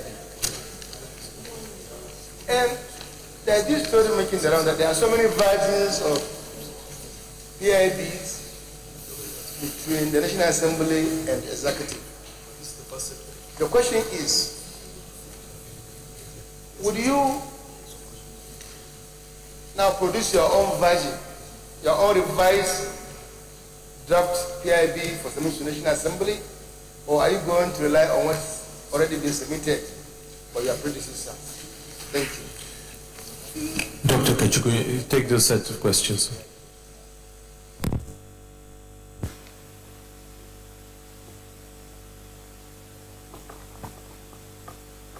Let me start in no particular order. Questions last given by Senator Dalung. Scarcity of PMS and kerosene, will that continue? What are my recipes for solving this? It is going to be taken in a wider dimension. First, there's a firm commitment, I can say that to you, that we would work to ensure that the sort of scarcity that you see and the lineages that you find in the pump islands and pump stations would go. I think that in the last 6 weeks since I walked into NNPC, you're only beginning to see pockets of that in the last 1-2 days. And that is not because of non-availability. That's because there was a rumor going around. We're trying to bring down the price of a PMS to 57 or 53 naira. And so everybody began to hoard to decide to determine what exactly is the plan of government. We have come out very clearly to clarify that there is no such plan. Indeed, I'm sure you're all aware with the numbers that we face in terms of even subsidizing products at the current prices. So there is no such plan. And so I think that in the next 1-2 days, you'll find that individuals who open their stations and products are there. We have enough products storage in this country to last us for the next 40-50 days. So I do not expect that should be a problem. Now, in terms of how do you ensure it totally? The first is your refineries. Refineries are operating today at about 25-27% capacity. I know that there have been these old numbers bandied around to the fact that we were at the 65% performance levels. and that's not true, and I've advised His Excellency as such. My analysis over the last 6 weeks confirms a consistent, because the issue is not an upsurge issue. It is not that you do 65% in one day, then you do 0 tomorrow, then you do 25%. You take an average, and performance levels are between 25 and 28%. Now, when I joined, the first thing I did was to put a clarion call to all the managers of our refineries. And I said, the success of your job depended on these refineries and how they work. If we can't run them, then we need to get out, make adequate arrangements to privatize them, and take them out. And in any case, whenever you don't run a refinery well, every barrel of crude that you send into that refinery produces, you send a $45 crude, or today $52 crude. You produce an income of roughly about $15 to $20. So from point one, you're already losing money. And so we've instituted a process of not giving crude to any refinery that is not producing properly. Now, I've given a 90-day program which is working, and I'm glad that over the last 3 weeks, Port Harcourt, for example, has come out of that battles, and is producing right now at about 67% capacity. Our intent is to grow Port Harcourt all the way to about 70-75% capacity by the end of the year. So Port Harcourt is on that, and the prayer is that it continues. Now, Warri is beginning to signal that there's a likelihood they will come on stream, because right now both Warri and Port Harcourt, both Warri and Kaduna are short. Kaduna does not have an FCC problem yet. The difficulty was one of the pipelines. The pipelines were breached. We just finished the repairs on the pipelines. We're going to begin to pump crude into Kaduna refinery tomorrow. And hopefully over the next 4 or 5 days, they will get the stock that they need, to get the plants kicking. We will then know whether they're in a position to continue to produce seamlessly above 65%. If any refinery produces below 60%, it's not production. Because the reality is that the performing capacities of refineries worldwide are in the 90% and above categories, and that is when you begin to make yields that turn into a profitable refinery. So we're hoping that Kaduna, when it starts, will at least begin to benchmark on what Port Harcourt is doing. What I have clearly as a mandate will be that at the end of December, when the 90 days is up, we'll sit down and say which ones have shown a capacity to consistently perform at levels that make optimal sense. And those ones we'll let continue. We'll look at the management issues, tidy them up, look at the procurement issues and tidy them up. But those that are not, we'll have to shut down and do complete maintenance. Now let me go back to why refineries, however, are not producing, because all linked to whether you will have PMS on a constant basis. The reality is that over the last 10 years, we have not really done a serious shutdown routine maintenance of the refineries. Most of these refineries are 30 years old and above. Now that's not that they can't work. Refineries have a lifespan of 50 to 60 years if you continue to maintain them constantly. But lack of maintenance has shut them down to points where they really cannot work. And our engineers have done a fantastic work of continuing to tinker like mechanics with every little part of the refinery to keep it going. So the simple answer to your PMS is refineries have to work. The other shorter answer, of course, is that you can continue to import. Now, the essence of an import is not only disgraceful to a country like Nigeria that has so much resources to be able to produce its own product. And with our neighboring countries like Chad and Ghana beginning to run their own refineries and produce product. But it's also the fact that the cost of imported products are exorbitant. And at the end of the day, the landed costs of imported products are far more than the authorized sale prices of these products. And right now, we're dealing with all kinds of cataclysmic effect of DAPMA and the rest of them who bring in products are owed huge arrears in terms of subsidy and would not want to continue the business unless subsidy is paid. So obviously, importation as a track forward will be something you want to fairly quickly find a way of getting out of. But in the short term, how can you ensure that? We have to get the refineries to work. We have to shut down the ones that can't work and get them maintained so that they can work better. We have to look at a fairly fast process to ensure that product is always there. And of course, finally, you've got to have strategic reserves. Now, these strategic reserves in most countries will carry products of between 6 months and 3 years. The United States keeps a strategic reserve at any given time of 2 years plus. But strategic reserves cost money. They cost money to build, they cost money to stock, they cost money to carry. And the carrying cost can be quite heavy. So unless your financial circumstances allow you to do that, that probably is not an immediate solution. The long-term solution really is to privatize as much as we can the whole rudiment of downstream sector performance. Because once you do that, people will go into the business for profit, They will do the investments that are required on a long-term basis, and you find solidity in terms of availability of these products. What we are doing right now is to continue to do an interim, holistic, but firm and forecasted management in the sector to ensure that our citizens do not suffer. Kerosene is a different ballgame. You will notice that only NNPC for now imports kerosene. And that is because it has, you know, the sale prices are such that nobody can bring in kerosene and make money. As a matter of fact, 50% of NNPC's subsidy charges come from importation of kerosene. So the first thing is, how do you get kerosene easily available? The refineries work. If the refineries work, they produce more kerosene. If you begin a good deforestation and afforestation program, you can begin to slide our people away from kerosene.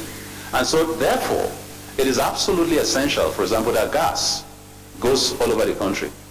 Next year, we are having a program that we're going to launch that will give, hopefully, free cylinders to every Nigerian citizen. Once we do that, we'll begin to say, how do we get gas to nearby depots, closer to people? Because once we do that, we'll begin to move out from kerosene. But until we do that, kerosene is still the bread and butter of the average Nigerian family in terms of cooking and all that. And our duty will be to continue to produce that. And the president is very, very committed, you know, to making sure that that product is available. For the very first time in very many years, you are seeing a situation where kerosene at least is being distributed at near control prices as much as possible. But it is at a loss component to NNPC.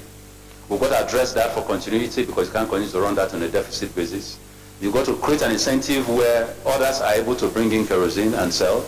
So somewhere down there is a band of how we need to address the subsidy requirements on kerosene to ensure that it continues to flow.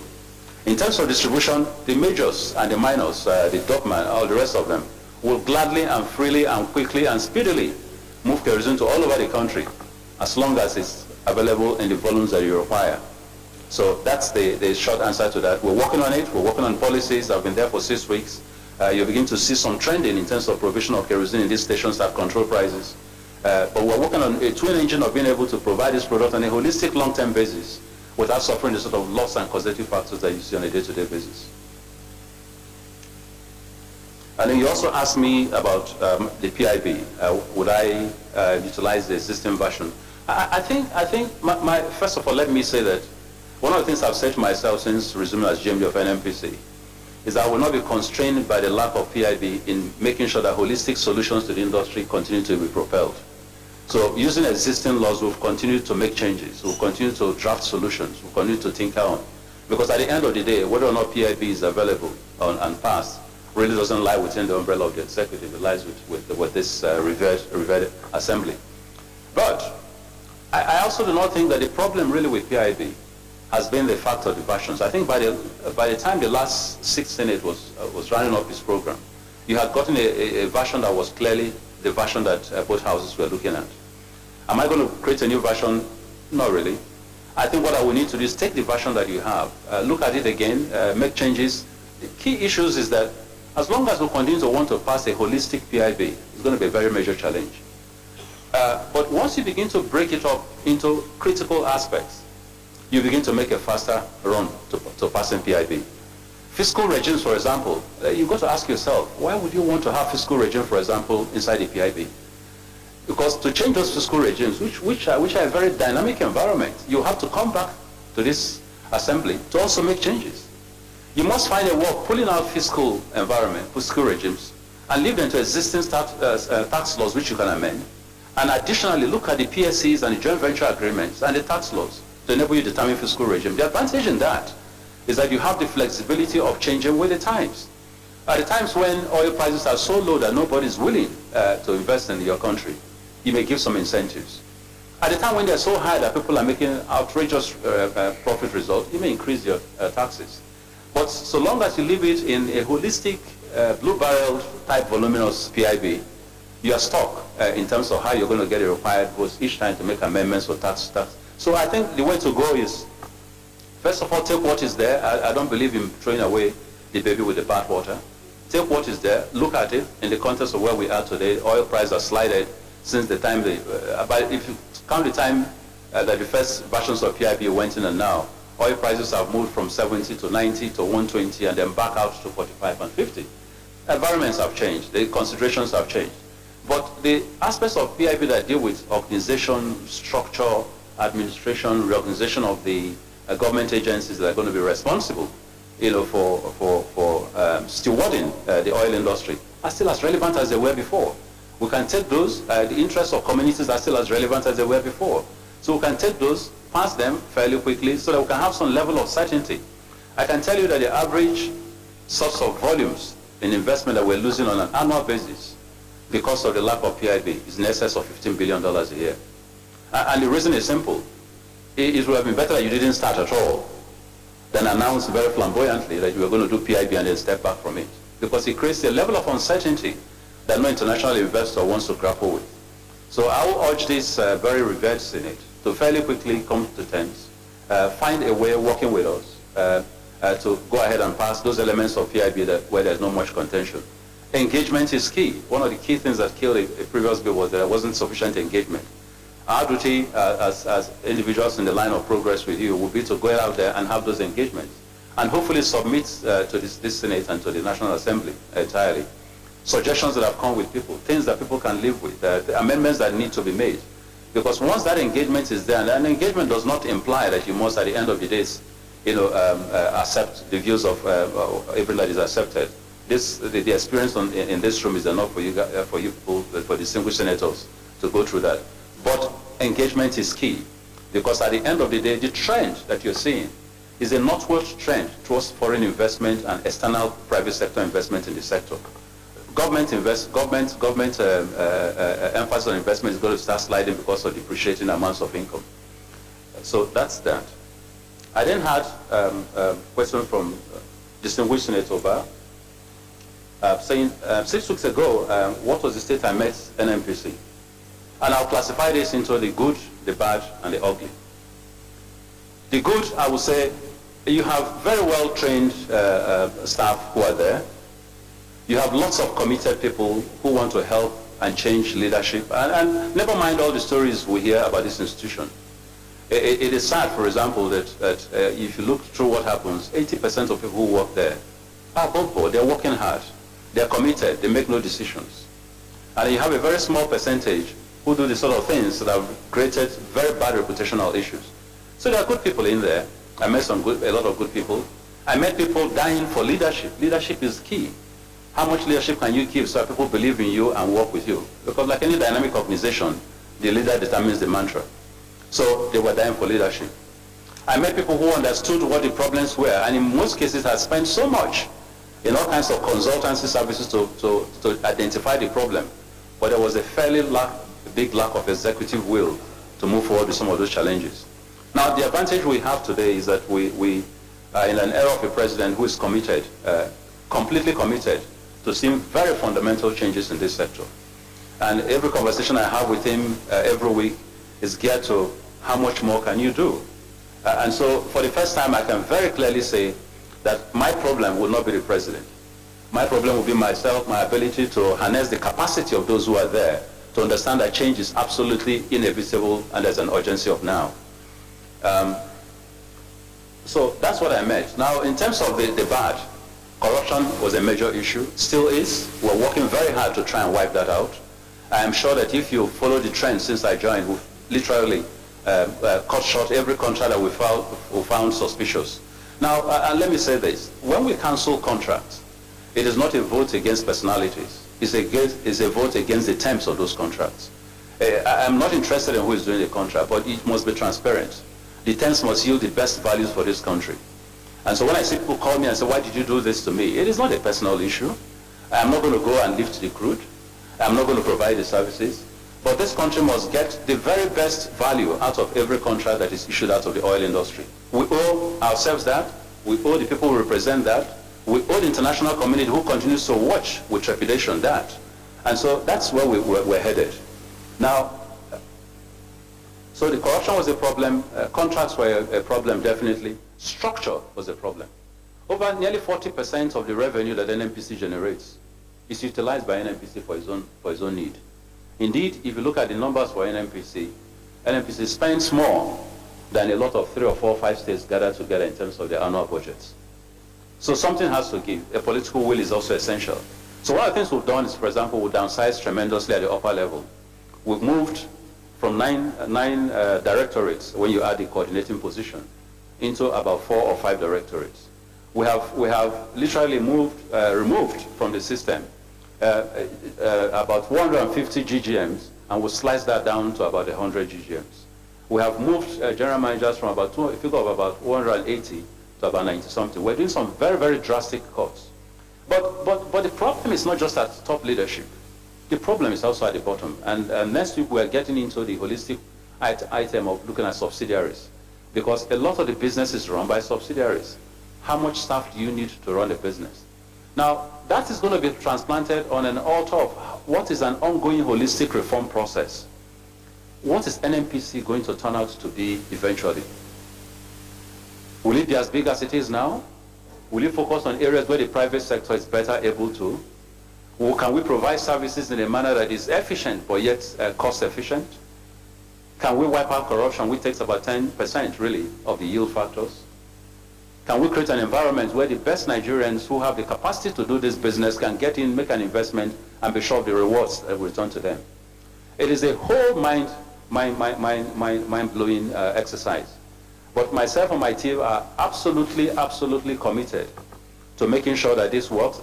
And if I do get the approval of this revered body and the appointment from the president, I intend to continue to pursue those drastic measures that I've done over the last 6 weeks to ensure that we get to where we're supposed to be.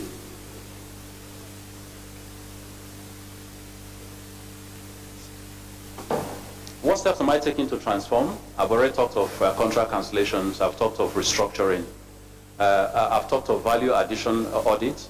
We're getting out to the industry to work with the majors to be sure that we're getting the best value for the investments that we make.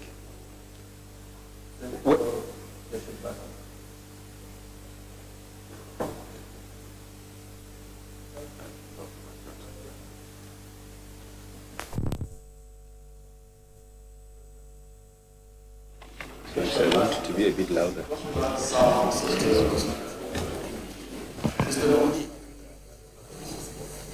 Let me congratulate you on your nomination to this office. My question is simple, and it's only one question. We know that local content and the participation of Nigerians in the oil industry has been an issue that successive governments have grappled with. The local government, you have been around the world, and you know the local participation in the oil industry in other environments.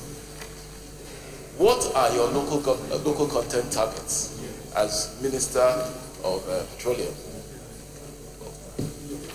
And also, what will you do to achieve these targets? Maybe I'll ask a second question. You've had a lot of experience in the wide and multivariate experience in the private sector. Now you are coming into the public sector. What are the best practices, the corporate government traditions that you believe you will bring from the private sector to the public sector in order to transform the NNPC? Thank you. While noting that also to note the question asked earlier by Dr. Akko, Senator Tazi.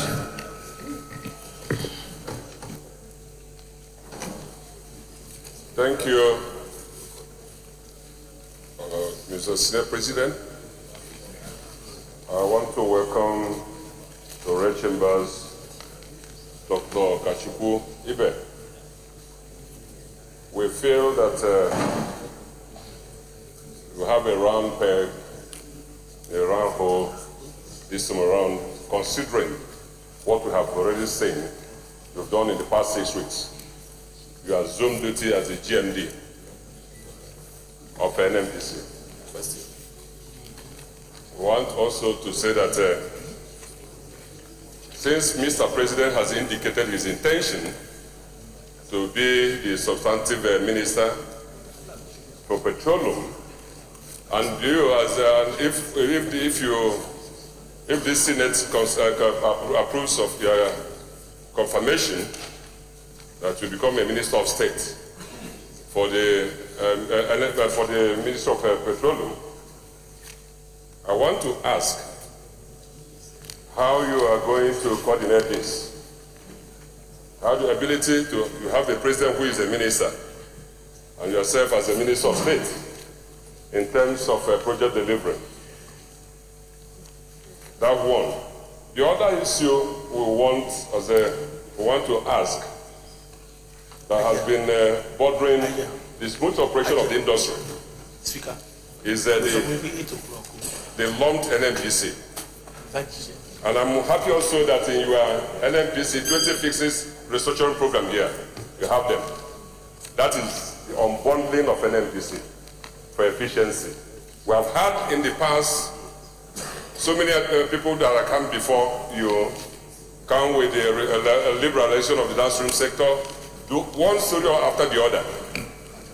But we have... Senator, could you put the question so that... Yes, Mr. State President, I'm going to do so. But I want to say that we have had motion without movement.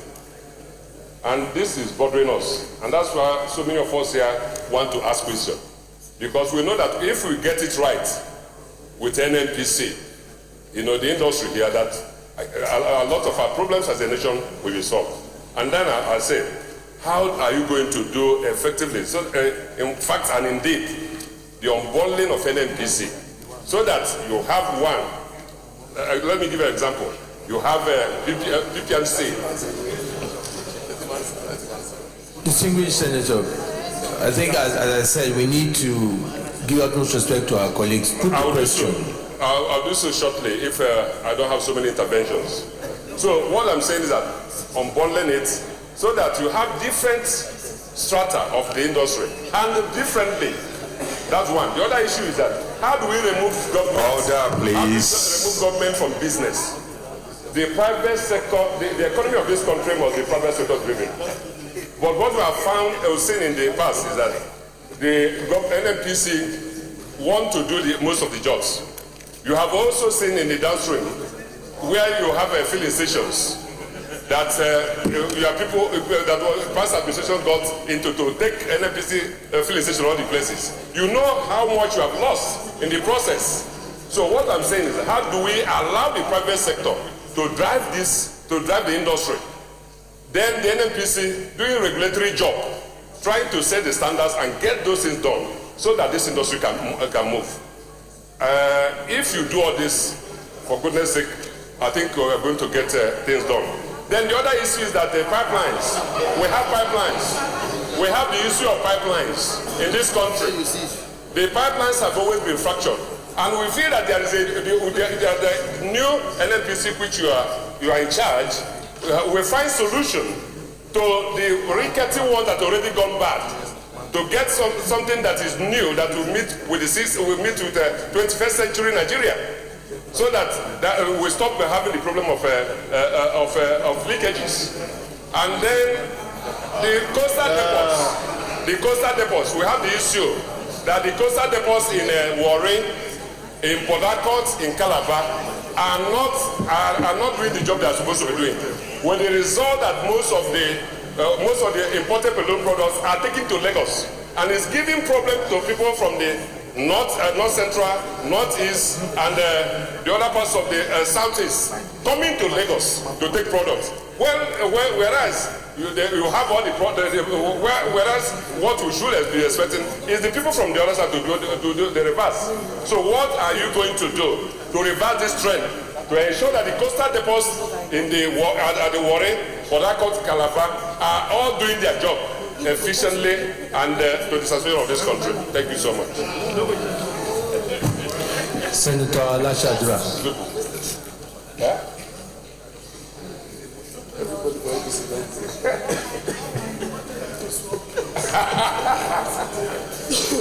Order, please. Order, please. Thank you, distinguished senators. Thank you very much. Thank you, Mr. President. We have had the nominee talk beautifully about what he has been doing of recent to place NNPC in good stead. But sir, you have been part of the rot that has characterized NNPC and the oil industry from the past, maybe in the last 30 years. Now, what do you think you will do if you will eventually become a minister of the Federal Republic in charge of the petroleum ministry that will change things? Because people had always talked beautifully when they are interviewed like this, but at the end of the day, you find that they are unable to really hit the nail on the head and deliver what we want. That's question number one. Question number two, oil subsidy. What is your take in its continuity or otherwise? And three, refineries. What do you think we should do to ensure that we have petroleum all the time? Because you have only talked about what we have here. What other innovations? Are you ready to get the private sector to invest in this so that while the national factories are going on well, the private factories can also join with them to ensure that we have, petroleum products all the time and efficiency comes into the system? Thank you very much. Senator Rafi Ibrahim. Mr. President, thank you very much, Mr. President. Leader of the Senate. I'm Rafi Ibrahim. Leader of the Senate, Rafi Ibrahim, Leader of the Senate. Mr. President, distinguished colleagues, first I want to move a motion that this Senate suspend all relevant sections of our rules for the extension of time so that we'll be able to continue beyond 2 o'clock. Then secondly, Mr. President, after my motion... Can we move this motion and I'll call you for... Thank you, Mr. President. Thank you, distinguished President of the Senate. My colleagues, I want to second the motion that we do extend the time to enable this Senate continue with the screening exercise, that I take that privilege to urge the Senate President to look at this bench when it's possible. Yes. Thank you, Minority Leader, for your colorful control. Distinguished colleagues, those in favor of extension of time beyond a nominee sitting period for us to continue with the screening of nominees, say aye. Those against say nay. The ayes have it. We continue our sitting. Senator Rafi. Thank you, Mr. President. Dr. Kachiku, my question is very simple. I have your 20 fixes for NNPC, which I believe is 20 fixes for Nigeria petroleum industry. I can see that from our history, we have the issue of neglect of communities around the petroleum industry facilities. From your 20 fixes, there's nothing on corporate social responsibility, which in Nigeria as of today is not compulsory, it is still voluntary because there's no law binding companies to do minimum to their community. Can you tell us what you have as a reform in that area so that we will not go back to the days of agitation by our brothers in the Niger Delta region? Thank you very much. Dr. Kachu, can you take these questions along with the also one that, as I said, Dr. Kemi has said earlier on? Thank you, Mr. President. Senator Kume did ask about the JBC funding and alluded to the fact that enough training had been done in the industry and the time had come for us to put that aside. Now, I think the reality is that as people come into the industry and train, they continue to move around. A lot of people you've had in the industry have moved on to their own personal businesses. So you continue to have a continuing need for training. But whether or not some of those training funds are mismanaged and are not really applied the way they should, and whether or not we should step away from it, are reviews that I will undertake to look into. I do share the sentiments that you have there in terms of the long-term continuity of this and the need to address that, but I'll look into that. You mentioned, of course, the emergency power project, and wondered why up till now we've not been able to have a resilient delivery on that project. Well, my past work as GMB and MPC didn't cover power. We were only ancillary supporters of the power project through the provision of gas. But you will see, for example, that over the last 6 weeks, we've had a dramatic increase in the amount of gas passed on to power, and that is why you've reached the sort of numbers you've reached on a continuing basis. Over the last 2 months, you've had power averaging about 4,000 megawatts. A lot of that is coming from gas that is being propelled by MPDC. I do agree with you that they need to focus on the power project. This is important. It's the lifewire of this country. And whatever I can do to support that process as minister, if I do get confirmed, I definitely will do, because it's the lifewire of our country. You wanted to get a guarantee from me that when summoned by this august body that I will come. I don't even think it's an option. It is a matter of requirements of the law. But I will do better than that. I think my experience in the sector has been that the reason why you get a festive National Assembly sometimes is that ministers finish all their confirmations and they disappear, and you begin to chase around them to come and account. I have published my first monthly report in the industry within 6 weeks. It's not been done in about 10 years. I can guarantee you that on a monthly basis, these houses will get what I'm putting together now called the NNPC manual. It will be a manual that tells largely what is happening in the industry on a month-to-month basis before it is published. And you will therefore be abreast of developments in this sector well ahead of those developments. We started out reforming our system. We're doing a monthly publication. I'm doing a weekly podcast within NNPC. That weekly podcast addresses relevant issues on a week-to-week basis, and is stranded to every staff of the corporation, about 12,000 of them. They receive that every Monday. And I've done that from the very first week that I resumed. I will continue that till December, and to go to a monthly podcast. If I can do that, then be assured that a monthly delivery to you wouldn't be a problem for me. I have had a weekly session with the president, which is all documented. We'll continue to do that every week. And we've had monthly town halls. We've done one. We're getting ready for the second one. So I think that the requirement for knowledge and information is not a privilege that we give to Nigerians. It is a right that they're entitled to. And as long as I have any influence at all in this sector, I intend to ensure that that right is respected and delivered upon.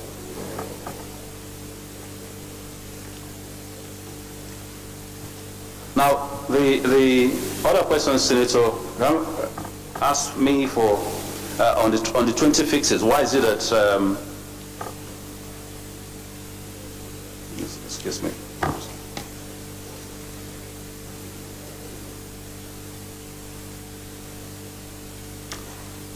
Sorry, I get confused with some of these questions. I think, Senator Gershom, you did ask me on the local content drive what I intend to do on local content.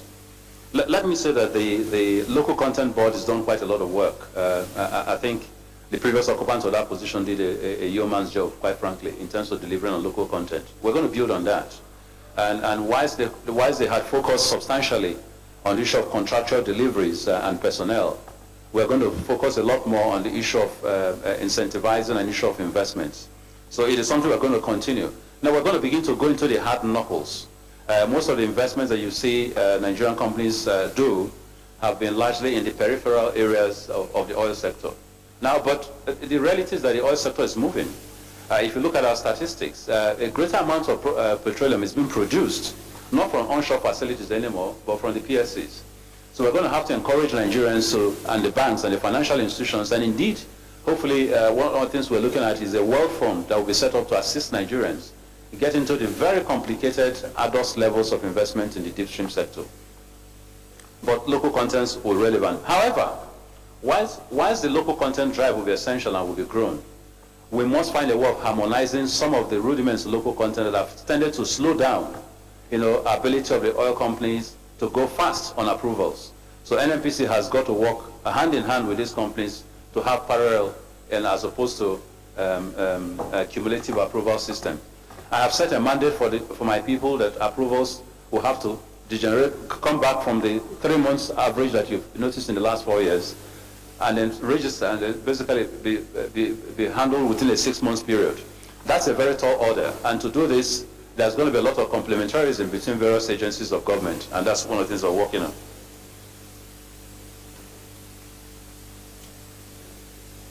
Gershom, I think you also, Senator Gershom, I think you also asked me, how do I transit from a private to a public environment? Are there skills in the private sector, for example, that I can bring to the public sector? First is transparency.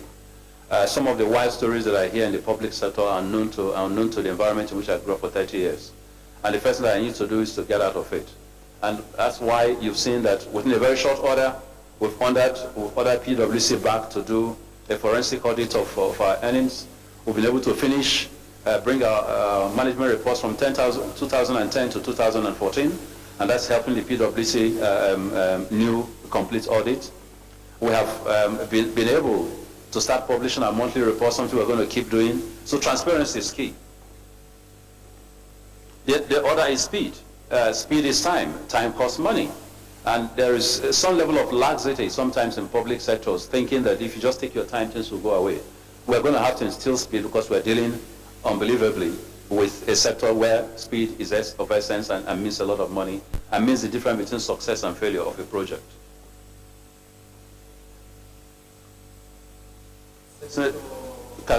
Senator, no, I think there's a question from Senator Kazim, basically saying, asking me, what am I, on the pipelines, for example, what is the holistic solution to pipelines?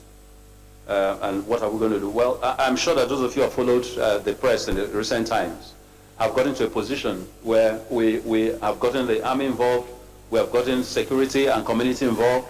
Can we invest in new pipelines? Very expensive, but that's going to be a private sector-led effort that we're also encouraging. The ROT and NNPC I've already talked about and how we're unbundling that. I think that different from the 20 fixes that the distinguished senator mentioned, if you also look at my roadmap for the oil industry in totality, 20 fixes we're dealing with NNPC's problems. And therefore, community issues largely fall into the roadmap, for the oil industry. We have a book that I just brought up on the roadmap for the oil sector, which canvasses all that. But community is key. Without the community, there will be no oil. Unless you deal with the community, there will be festiveness and you will not produce. I think we're all too realistic experiences in terms of what has happened to this sector in the past if we don't do this. So community is key, and we have an agenda on how to deal and relate and converse and hopefully work cooperatively with community.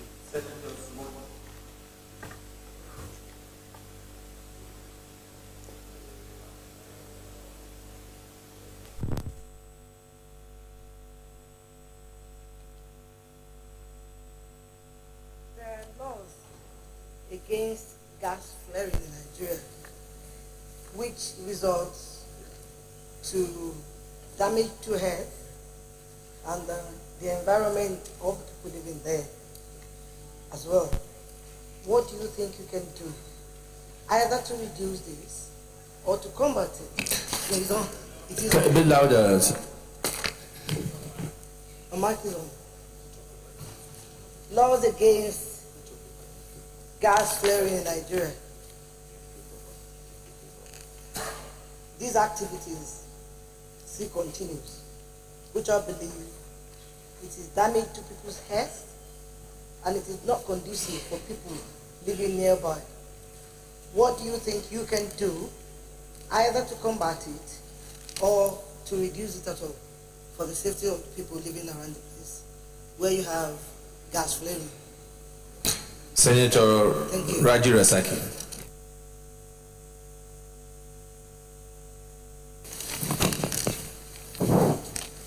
Thank you, Mr. President. My distinguished colleagues, I'm Senator Fatima Raji Rasaki. I'm representing Ekiti Central. Dr. Kashiku, I just have a simple question. What will you do on the issue of the NNPC supporter staff that have been owed salaries for several months? There are NNPC staff that have worked for over 10 years without confirmation. What will you do about that? Thank you. Senator Stella Adwa.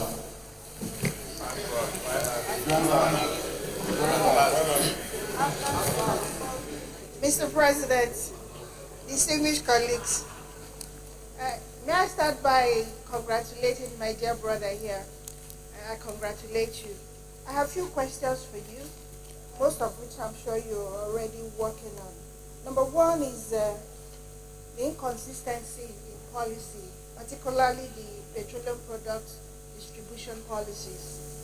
Often you have a situation where we have a policy that will incur investments cost for those people who want to get involved in that particular distribution.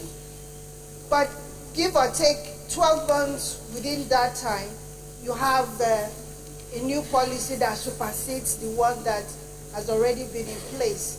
I'm not sure how you're going to tackle that, but it's a huge problem, and it would be good if you focus on that, i.e. people invested in constructing tank farms all over the place. But these tank farms are so disconnected that really they're not getting sufficient fuel to manage. Again, if you look at the privatization part of it, it will help you to create an effective and efficient distribution system. The second one I have is on contracting policy.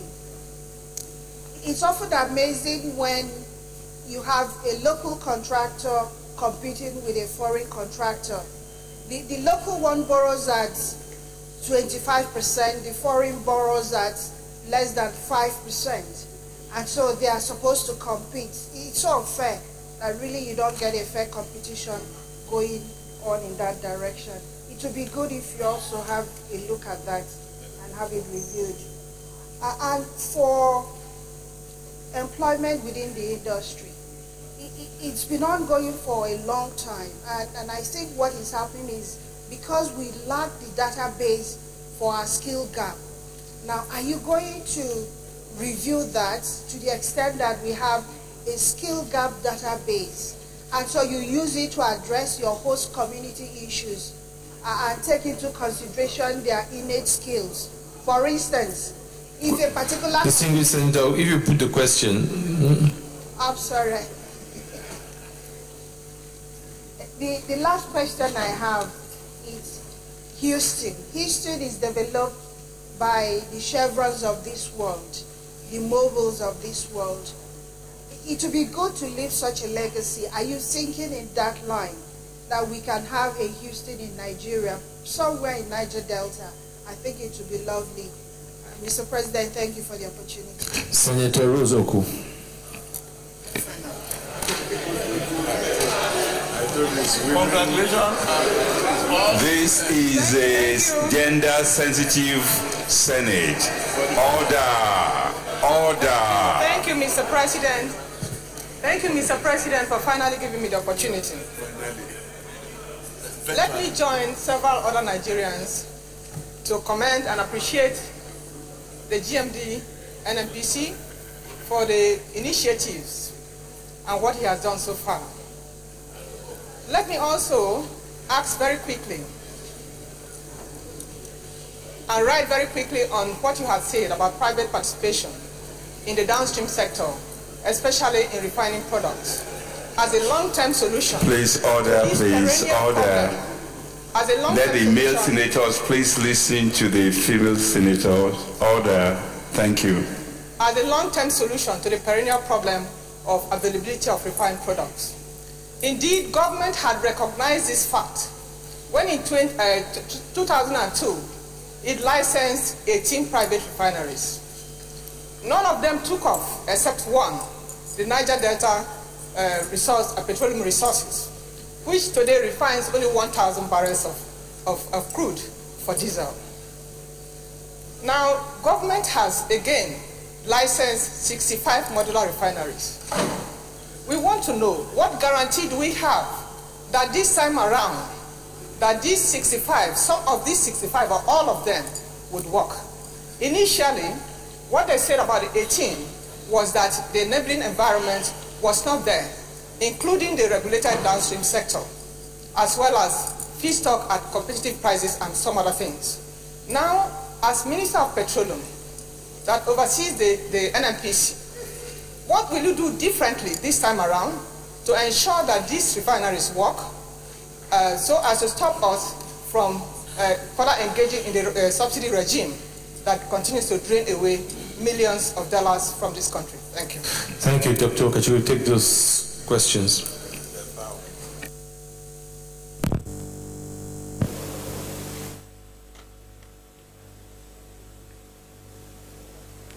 Distinguished Senator asked about staff salaries that are being owed for about 5-6 months. That is news to me. My salaries in NNPC are current. I'm not aware of anybody being owed salaries. On the contrary, you could accuse us of utilizing monies meant for federation accounts sometimes to pay salaries. That I can understand, but that salaries are being owed, it's not to my knowledge. Senator, distinguished Senator Stella Odo, you asked, well, you affirmed certain policies which I totally agree with. One is the petroleum policy inconsistency in the country, and I do agree with you. People get out and they make investments, run into billions of naira, and if you can't keep policies consistent, then at the end of the day, they become companies that go bankrupt. We will intend to have a roadmap which is approved by the Federal Executive Council and His Excellency the President, and once we do that, we're going to be consistent. This President, I don't think, has a history of not being consistent, so hopefully, I'm sure we will keep to that. Now, in terms of the borrowing cost for local versus foreign companies, I think we need to have a clear demarcation of areas of operation, at least in an interim period. One of the things that you have is both local, like you rightly say, local and foreign companies competing for the same contracts in the different financial models completely. But we need to set parameters and say local companies need to be given a lot more access to, especially on onshore type contracts. You know, while we begin to push the very experienced, very heavily capitalized foreign contracting companies more into the deep offshore type environment. That I think will help compare oranges to oranges and apples to apples. Employment skill gap database, yes, absolutely, I agree with you. We need to develop that because one of the problems you're having within NNPC are those sort of skill sets.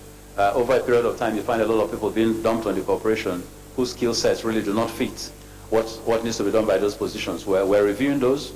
We're going to create the gap analysis, not just for NNPC, but also for the entire oil industry. And that is certainly where my skill set go, for example, right now, some fabrication. And there are millions and millions of Nigerians who have absolutely wonderful skills in simple fabrication. We need to grow those. So we're going to find those gap analysis and try and drive those. Now let me go to the refinery question. The refinery, for me, there are certain processes that must be followed. One, the existing ones will have to be maintained. And if it means shutting them down to maintain them so I don't waste crude, we'll do that. Second, within the refinery environments, you have to commingle new investors who can have shared facilities in terms of pipeline, in terms of the excess power that they produce, and in terms of their tankage space. Three, you will need to look at modular refineries. At the end of the day, whether we accept it or not, destroying the local refineries that you see because of illegality may well be a first reaction to bring sanity, but ultimately you've got to create and harness the technology that those people have developed over a period of time and be able to put modular refineries in areas where they can provide work for people, get them out of the festiveness of attacking pipelines and stealing crude, and so we need to address that. Now the difficulty has always been that most people who apply for licenses, they get the licenses, they have not looked at the financial modeling, they have not looked at the business modeling. It is simply a thing of the current, to have a license. They get it, and that's when they begin to do the analysis of whether the investment is worth it or not. Some do it because they want to get allocation of crude. And once they get allocation of crude, they stop there. We will have to review all requests for and all grants of refineries to ensure that anybody who is applying for that already has a business plan and can deliver on those business plans. And that's where business integrity comes. Ultimately, it's only that solution that will solve some of the refining problems that we have today.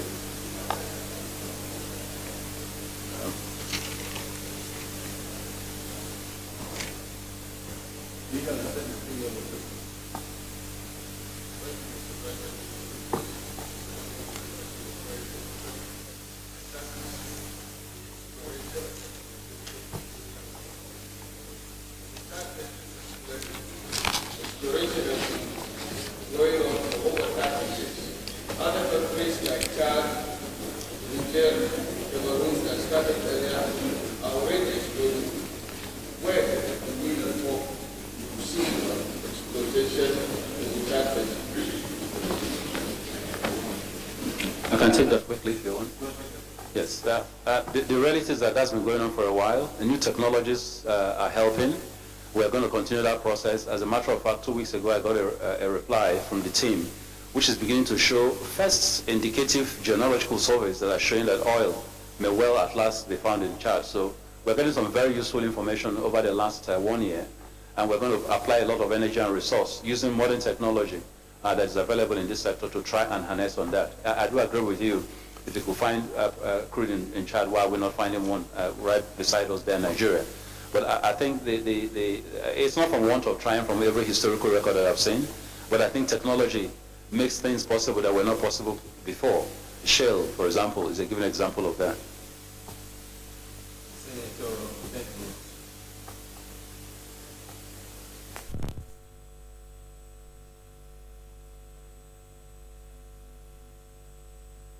One, illegal refineries. The Niger Delta. There's a great deal of pollution taking place in the Niger Delta. Environmental degradation. Because the young kids are busting your pipelines, they are getting your crude oil, they are bunkering, they are producing refined products from your crude. Now, the reaction of government is to blow up these pipelines, to blow up these illegal refineries, put them out of work, so we have sometimes in Bayelsa 90% unemployment. Environmental degradation.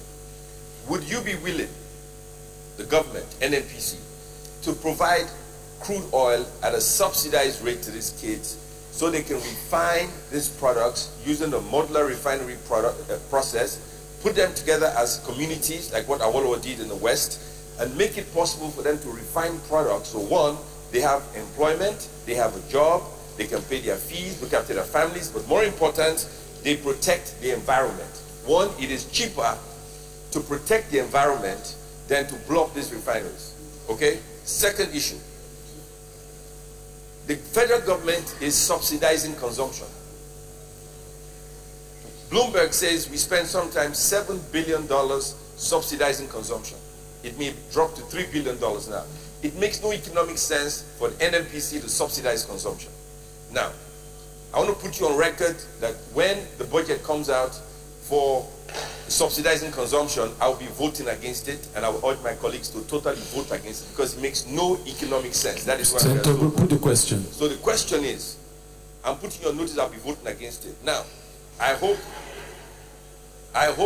when the budget shows up, you will not be asking for us to subsidize consumption, and I urge you not to. Thank you. Senator Shimusani. Thank you, Mr. President. Mr. Nominee, I just have two questions. The first one is on the issue of abandoned projects by the NNPC. In my constituency, there is a petroleum institute that was built, furnished, and was abandoned. That is one. Secondly, I will take you on some of the measures we have taken since we took over office, which is the sacking of some staffs of NNPC, which you euphemistically said rationalization. Now, what have you provided for those persons? Because I had series of complaints from them. And again, I want you to make a clarification about the exploration of oil in the north, particularly in the Benue and the Lake Chad region. Thank you. Minority Leader. Minority Leader, will you please go to your seat? According to the rules of the Senate, you cannot speak from anywhere except from your seat. Thank you very much, Minority Leader. You are the best. I'm sure you are surprised the President will find me. I'm not. Your Excellency, the Senate President, my colleagues, I just want to ask two questions. First, let me commend the President, President Muhammadu Buhari, for going outside party line to bring people of credibility and integrity that can help the economy. Dr. Ibe Kachubu is one. He's somebody you cannot say is in any political party. So the question. Could you answer your question?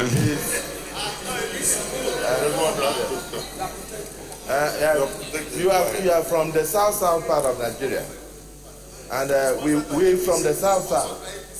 I don't know whether my leader, general manager, will have the opportunity. That is why I'm commending the president on behalf of the south for finding you fit.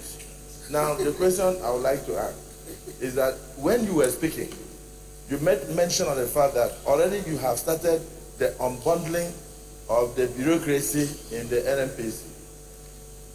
If you are confirmed by this Senate as a member of the Federal Executive Council, will you also support presidential initiative to also unbundle the bureaucracy that has eaten up the expenses of Nigeria, making it 78% recorded expenses and only 22% capital expenses on a yearly basis?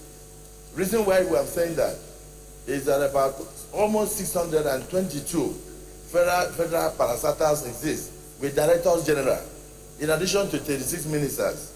And the DGs are almost like ministers.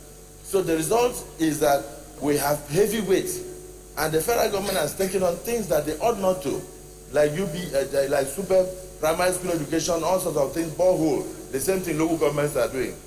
If you want to release money for capital project, from my experience as a governor, you cannot have recurring expenses of 75% to 80%, and then you have 22% for capital project, and then you expect to have real life.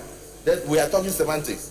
So I'm asking that as somebody who has been in the private sector, and somebody who has already started the initiative to release money for major projects in the NNPC, will you support the federal government to unbundle this system, reduce the weight on recurring expenses, reduce the number of directors general, reduce the idea of one ministry having 9 directors general, and by implication 10 ministers, so that this country can have money for capital projects?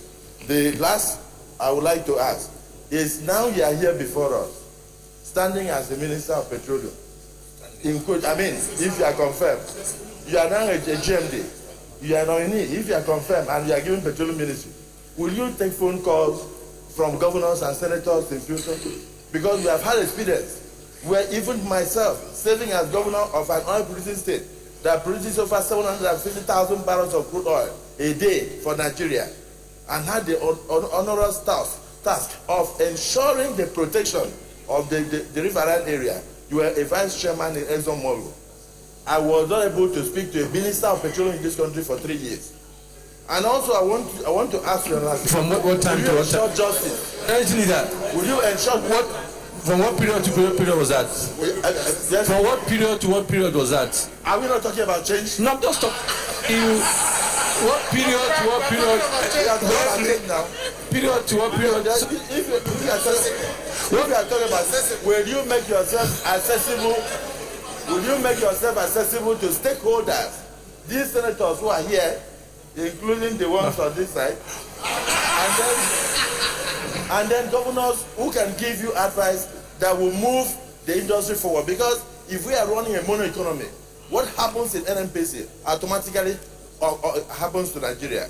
And I just want to give information, sir. For 7 months, we had no single revenue from NNPC in the federation account. We used to have order. Please let the minority leader ask his question. You have to order. Question. In your short stay as GMD, have you been able to make contribution towards the federation account? Because we had a period where for 7 months we had zero allocation.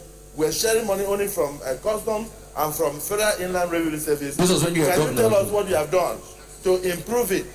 Now, on a monthly basis, we had no money coming in from NNPC at all. And so the state became broke.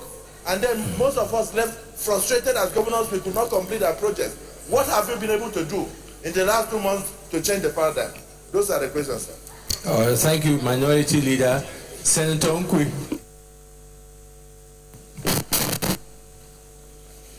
Mr. President, distinguished colleagues, my name is Suleiman Nkwi. Mine is a straight follow-up question to one of the questions that were earlier thrown, but with direct clarity on the issue of subsidy, an issue that we all agree is a double-edged sword. Under the current agenda of change, of course, we definitely believe there is a lot of issues surrounding the item of subsidy.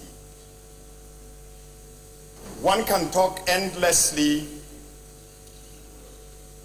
when a government wants to attack from the heart the issue of corruption. Certainly, the issue of subsidy is a very germane issue. My question directly to you, honestly, what is your position and what is your state of mind on the issue of subsidy? Do you, as a follow-up, or will you support the policy of maintaining subsidy? Or will you come up with options of abolishing subsidy? If it is the latter, that is, you feel it should be withdrawn, to my mind, what are the palliatives you believe Nigerians may demand for, and what the government may carry as palliatives for the removal of subsidy? Lastly, again, to that question, if in your own opinion it is to be maintained, what are your readiness and state of mind to convince this Senate, and indeed, of course, Nigerians, that it is worth to maintain it, and how you are going to clip all the issues surrounding corruption around the issue of subsidy? Thank you very much. Dr. Kachugu can take those questions. First, on the issue of subsidy, because there's a lot of interest in it, let me deal with that first. If you ask anybody from the private sector whether he thinks subsidy should remain, I think you're going to get a categorical no. And so there isn't you can't embellish that. But having said that, and I think in my conversations with His Excellency, the President, he understands that, he gets it. He's been a petroleum minister before. But one of the things he's very deeply worried about is if you take away this subsidy without adequate plan on the palliatives, like you just mentioned, what is going to be the impact on the populace? And so we're having a continuing dialogue on this. I think we're both determined that at some point in time, given the sheer effects on the national economy of subsidy today, something will have to happen to subsidy. But we're doing a couple of things. First, we're doing an analysis in terms of subsidy at what number? Do we consume 40 million liters like the data says, or do we consume 25? Well, those bloated numbers. My 6 weeks there is showing me that I'm closer to 30 million liters than I am to 40 million in terms of the actual number of million liters of fuel. And so to that extent, that is already a 25% drop in the subsidy number. Then you have the cost in terms of demurrage. Can we be more efficient and wipe that out? Because that's about a 25% factor. We're looking at that. Then you have the bank interest. Now, if we can find a financing mechanism that enables us to fund as and when due interventions by independent marketers and this stuff, that's also a reduction. But at the end of the day, the problem with subsidy at the end of the day is that if you don't handle it well, you have without the palliatives, you have a response. Some of the things we're doing is, what are the palliatives? National health scheme touches every Nigerian. Railway development all over the country touches every Nigerian. Power development touches every Nigerian. Transportation, subsidy at transportation points in terms of cost of transport, subsidy, subsidy in motor tickets or whatever, or transport tickets. So we're looking at all kinds of palliatives. I think my understanding is that the president is a lot more minded in attacking subsidy once you've been able to deal with the palliative issues, rather than simply yanking it out. So my duty in the short term is first to continue that dialogue and get him comfortable with it. Two, and I think he knows where I stand on this, but two, and more important, to also be able to help him develop a comfort factor on those palliatives. Then three, get subsidy to a level where you can say that this is the actual cost of subsidy, because there's a lot of fraud that went into the subsidy scheme. If you strip it of the fraud, what really is the subsidy? I mean, if at the end of that analysis, for example, we find that the subsidy element is not more than 10 naira, the question anybody will ask you is 10 naira too much an amount to give to your citizens? And can you fund that subsidy through other mechanisms? But if it turns out, as the data are indicating currently before the research, that you're subsidizing products at about 40 naira, clearly the effect on ability of state governments to be able to do, the loss to FARC and the ability of state governments to do their work becomes unbearable. So there's first a research that needs to happen, there's a dialogue that needs to happen, and we're going to get to the end road of the game. I think we're all alarmed by the effect of subsidy. And he, probably a lot more than I do, he carries the executive mantle on this.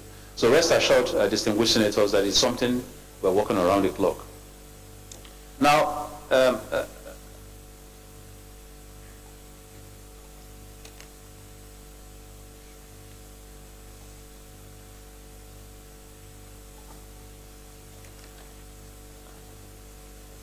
my distinguished Senate Minority Leader, Emmanuel, I'm very fond of, did ask me about unbundling. Will I support unbundling of bureaucracy at the federal level? Absolutely. Absolutely, absolutely. And I could even stop there. It is that germane. And I think the president is very committed to that. Now, the first test of him trying to do that was to say he was going to appoint less ministers. But the rules didn't let him do that. But I think that was the first signal he gave that he was sick and tired of the multiferations of agencies. So I think in the process of unbundling, this distinguished hollow chamber also has a responsibility. The responsibility to look at the laws that pertain to these issues and help fashion laws and changes in laws that will enable those unbundling take place. I was challenged, for example, in terms of the individuals that I let go and what have I provided for them. These sort of arguments are also going to happen when he unbundles. What happens to the 5,000 or 10,000 federal government staffers that are going to be let go? We must have a process, which is what we're doing in NNPC now, of how do you retrain, how do you rekit, how do you retool, how do you provide facilities for the individuals who were let go. But if we continue to be tied to the prison yard of no changes because of the ramifications of what makes business sense, this country will grind to a halt. And so we have to be bold enough to take the political will to do the changes. And in any revolution, you will have individuals who may well be innocent in the process of a change. But that's the way it is. If this was a private company, that's the way it will be. All that you owe your staff will be, how do you ensure that in their going process, their entitlements are well paid, their retirement packages are well paid. And by the way, NNPC has one of the best retirement packages in this country. So, with every due respect, distinguished Senator, I hear your emotions. We are doing the best we can to have standards on which these decisions are made. But without those decisions, I'll be here explaining to you in 6 months' time why nothing has happened in NNPC.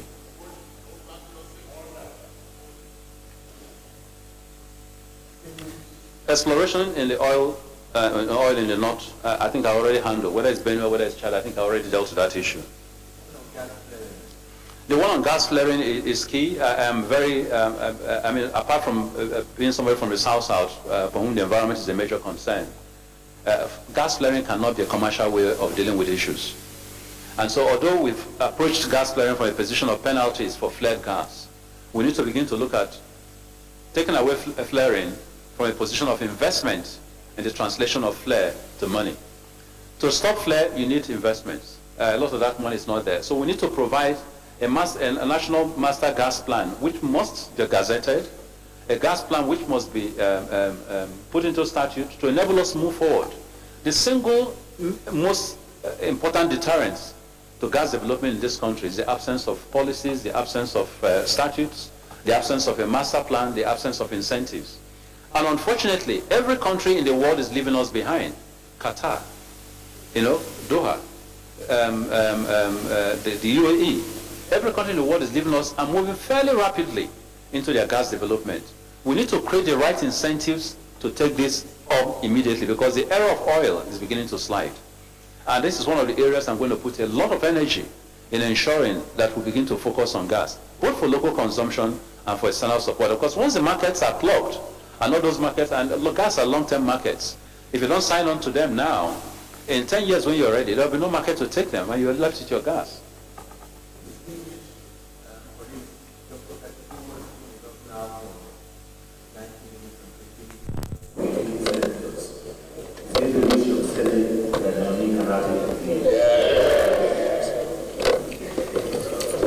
You take your leave now.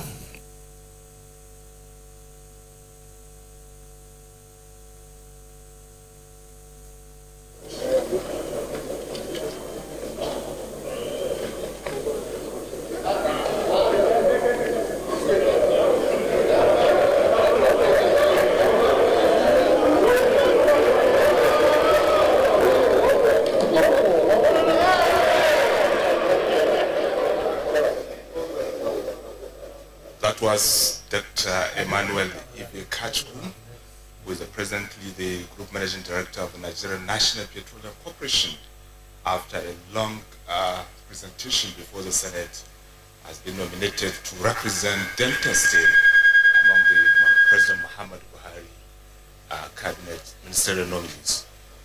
Next in the lineup is Abubakar Malami, a senior advocate of Nigeria, who was the legal advisor to the defunct Congress for Progressive Change, and he represents Kemi State. He's the one to come next for the screening as Minister of the Federal Republic of Nigeria. Which one?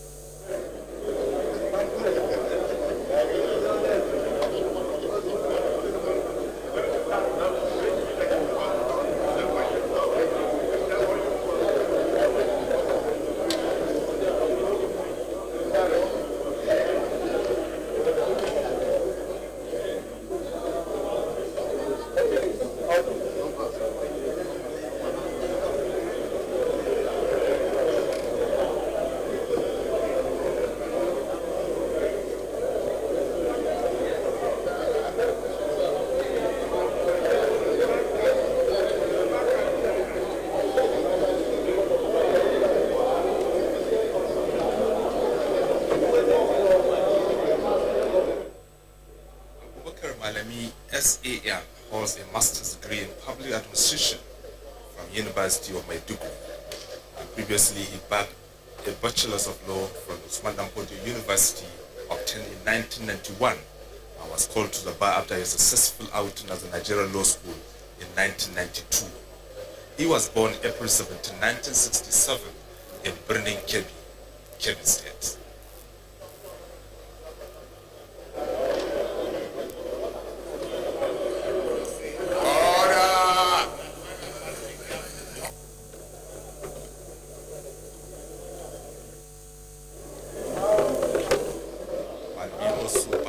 Actively in the presidential campaign of General Muhammad Buhari by serving in the legal committee of the campaign.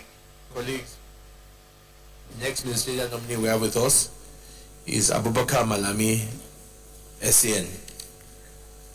So Malami, you're welcome. We have your CV.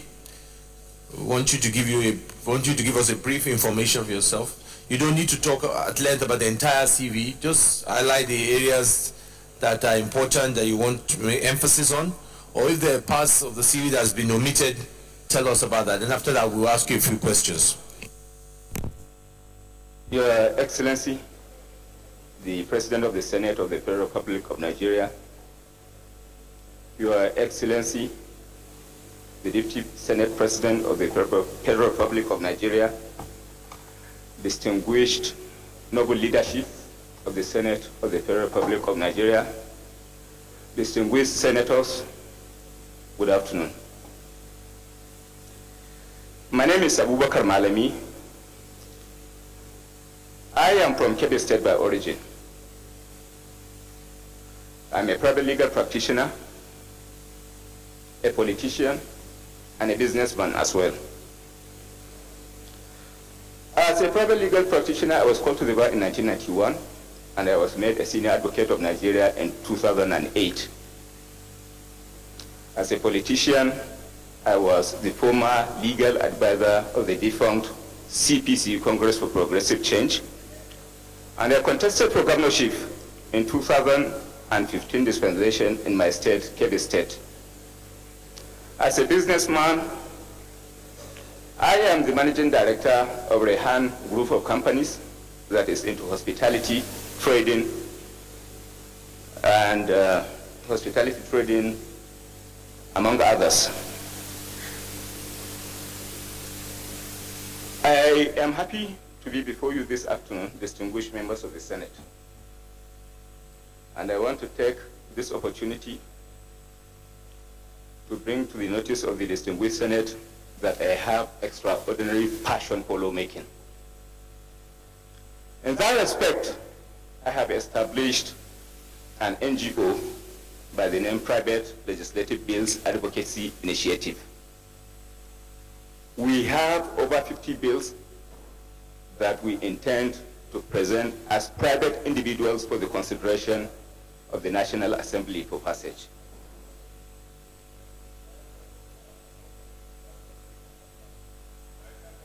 Yes. So arising from that, I am honored to be before the Senate, distinguished Senate this afternoon, because it's a place I crave wholeheartedly to be associated with in the development of this nation. With the permission of the President of the Senate, I wish this evening to give an undertaking before the Senate of the Federal Republic of Nigeria that in whatever responsibility I am assigned, I will be true to my God. I will be true to the Federal Republic of Nigeria, and then I will be true to the President of the Federal Republic of Nigeria, at whose instance I am before you. Inshallah. Yes.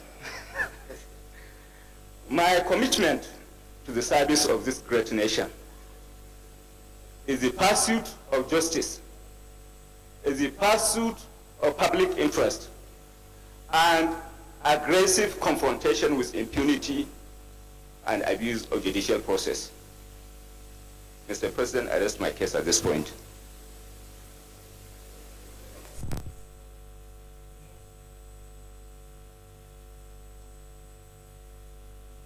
Thank you, Mr. Chairman.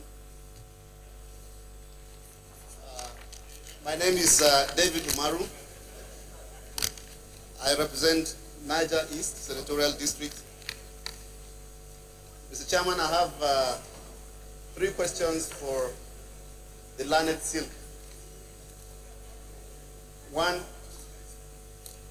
is, what practical steps would you recommend or advise to be taken in order to reform the administration of justice in Nigeria? Secondly, available statistics shows that we have 65,000 inmates in our prison, 45,000 of which are awaiting trial. What would be your recommendation regarding this large number of awaiting trial vis-a-vis prison reforms? Mr. Chairman, I am sure the learned silk is aware of a recent judicial decision in the case of Judicial Staff Union of Nigeria versus National Judicial Council and AG of the Federation and 74 others, a decision of the Federal High Court regarding the financial immunity for the judiciary, as enshrined in Section 81, subsection 3, Section 121, subsection 3, and Section 162(9) of the 1999 Constitution, as amended. My question in that regard is, what is your attitude, or shall I say, what would be your recommendation with regards to the grant of full financial autonomy to the judiciary as guaranteed by our Constitution and adumbrated in that judicial decision that I have mentioned to you? Thank you, Mr. Chairman. Senator Kaura.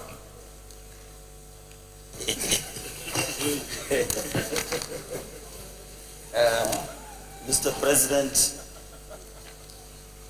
distinguished colleagues,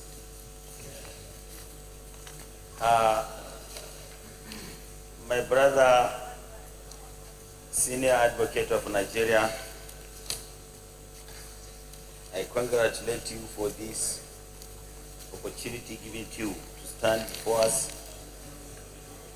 I have two questions. One, what do you think is the constitutionality or otherwise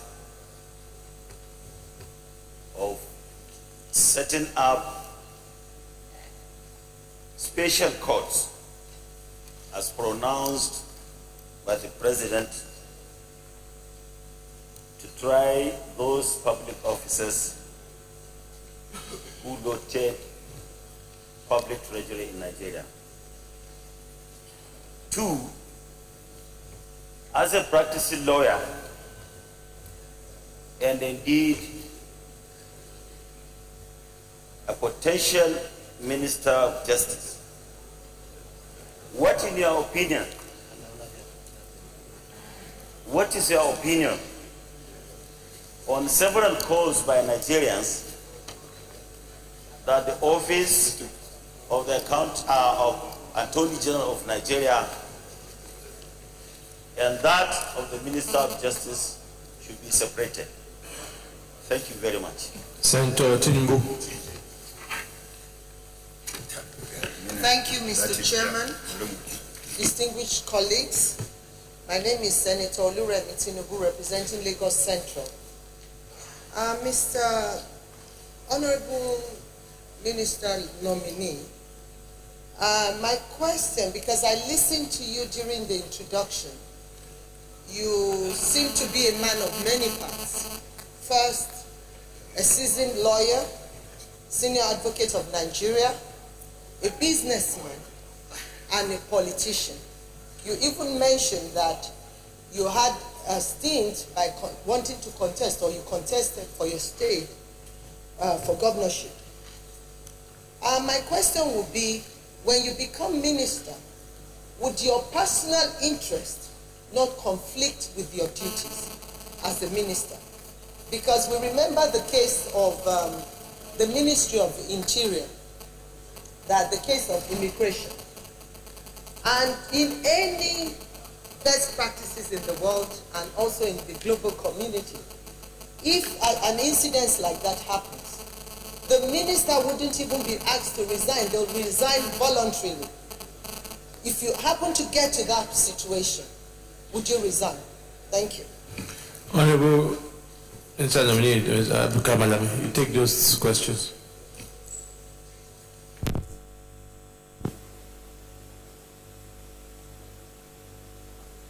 Yes. Your Excellency, the President, Senator David Umaru asked a question on the practical steps for the reform of administration of justice.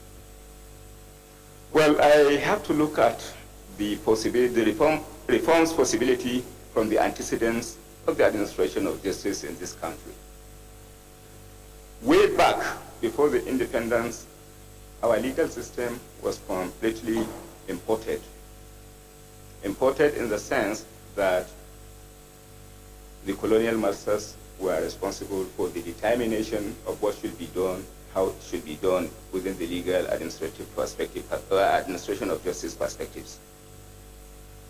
With the independence, the power was vested on Nigeria as an entity now to decide for itself as to what law should be made at what time and at what point.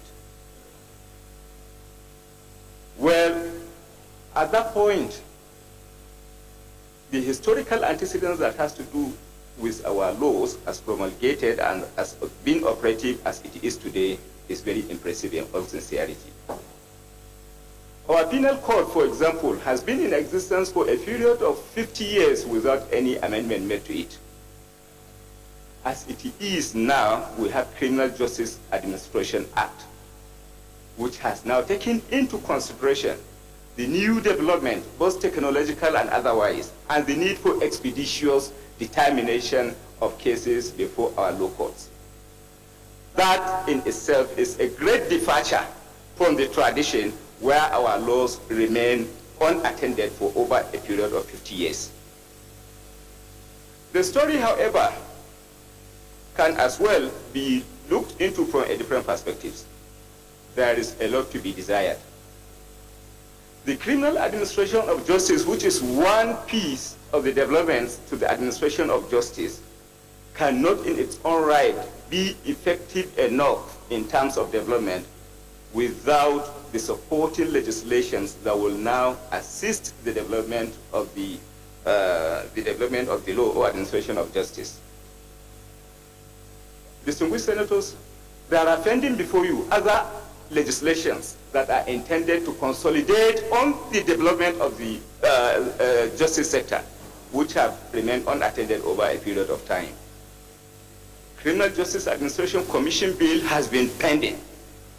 The development of the law as it relates to criminal justice administration is contingent on the passage of that bill. Prisons Amendment Act is equally pending before the National Assembly. It has not been attended. It has not been passed into law. Its passage into law will complement the development of the law as well. We equally have other laws that are pending, that are intended to be complementary to the development of the law. So what I'm saying in essence, even though there has been a break in the tradition of having laws for a longer period of time pending unattended or unchanged over a period of time, but the fact still remains that there are still a lot to be desired in that direction. But the fundamental consideration arising from the development of justice has to be looked into from a collaborative perspective. It has to be looked into from the collaborative perspectives. There is no there is no way our law can develop without the input from the National Assembly, which indeed has the functions of lawmaking. The executive has a greater duty as well to ensure the emancipation of the judiciary in terms of execution of policies, in terms of appreciation of those needs that are necessary for effective development of the law before we can, at the end of the day, have sufficient and convenient administration. A situation, for example, where the executive only releases funds when it has a serious, high-profile cases pending before a court of law does not speak well for the development of the law. So what I'm saying, in essence, financial autonomy is equally important for the development of for the greater development of the administration of justice. The justice system must as well be insulated from external aggression, external political interference as well. We may have to consider laws that will now provide adequate and effective independence to the judiciary, which is the prime mover and executor of the administration of justice for that matter. So, other than the executive, other than the law-making process, and then financial independence too, other factors too play a greater role. You cannot have greater development of the justice sector administration when at the end of the day you do not have clear-cut policy that has to do with prisons. prisoners get into prison, coming out of it after a longer period of time without having any skills acquisition in place. Our constitution as well, in all sincerity, has contained a wonderful clauses, wonderful sections that now assisted in the development of the law. If you look at section 35, for example, it does not allow for incarceration or detention of people longer than a period of 3 months. So if the lawyers now comes to the aid of the justice administration system by way of filing relevant applications when person is detained longer than necessary, that in its own right adds off to the development of the administration of justice. So by and large, I must say that there are indeed greater developments that has taken place, that have come into place as it relates to the development of the administration system, administration of justice, but yet there is a need for greater collaboration between the three arms of government, and indeed the need for effective facilitation of the development through lawyers who are supposed to now ensure that those developments that are embedded in our constitution, embedded in our statutes, are now exploited and brought to light and then put to use as well.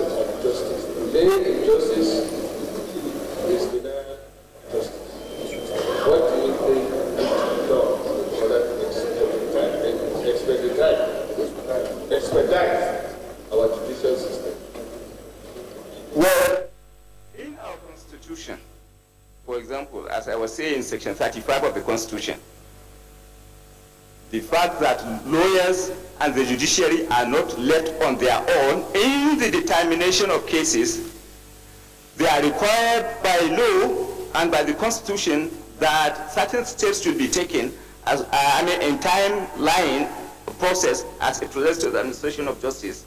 I think there are a lot of provisions in the Constitution and in the Justice Administration Act that have now facilitated the administration, the quick dispensation of justice. For example, by Criminal Administration Act, a criminal case has to be concluded within a span of 180 days. That, I think, are some of the key issues that need to be incorporated into our laws. We look into the existing laws, see how delays are now accommodated by the laws, and then we keep changing, we keep amending the laws to now bring about the expeditious determination of cases through the act of amendment, periodic amendment for that matter. Thank you.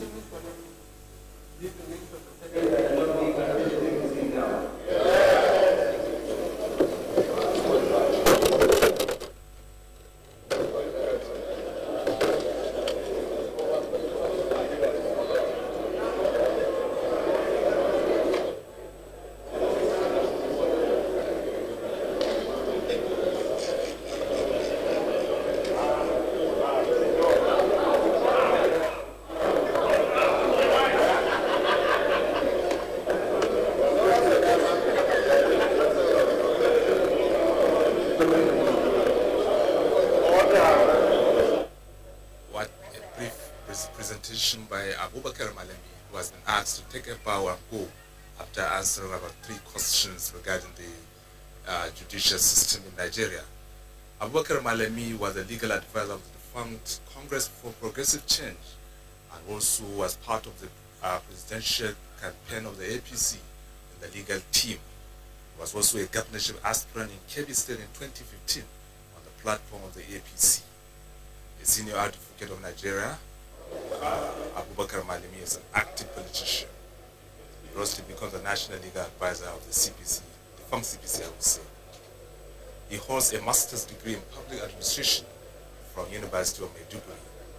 He graduated as his LLB from the Usman Danfodio University, Sokoto in 1991 and called to the bar in 1992. He was born April 17, 1967 in Kemi State.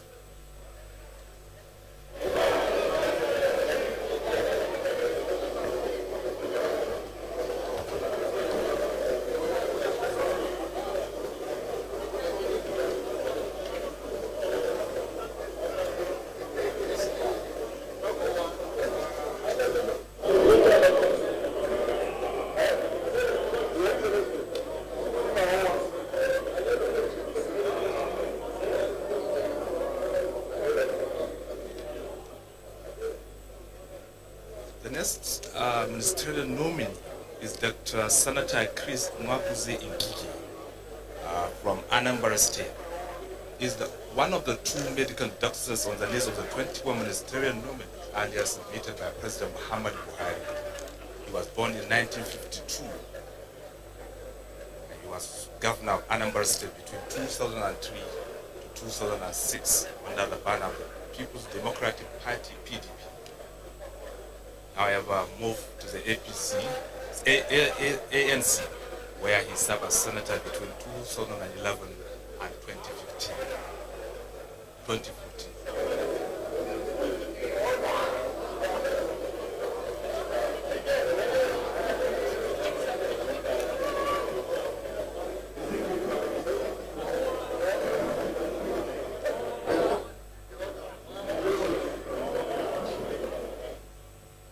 Senator Chris Ngige graduated from the University of Nigeria in Nsukka in 1979 and immediately entered into the public service where he served National Assembly and State House cleaning at different times. He retired in 1998 as the Deputy Director of the Federal Ministry of Health.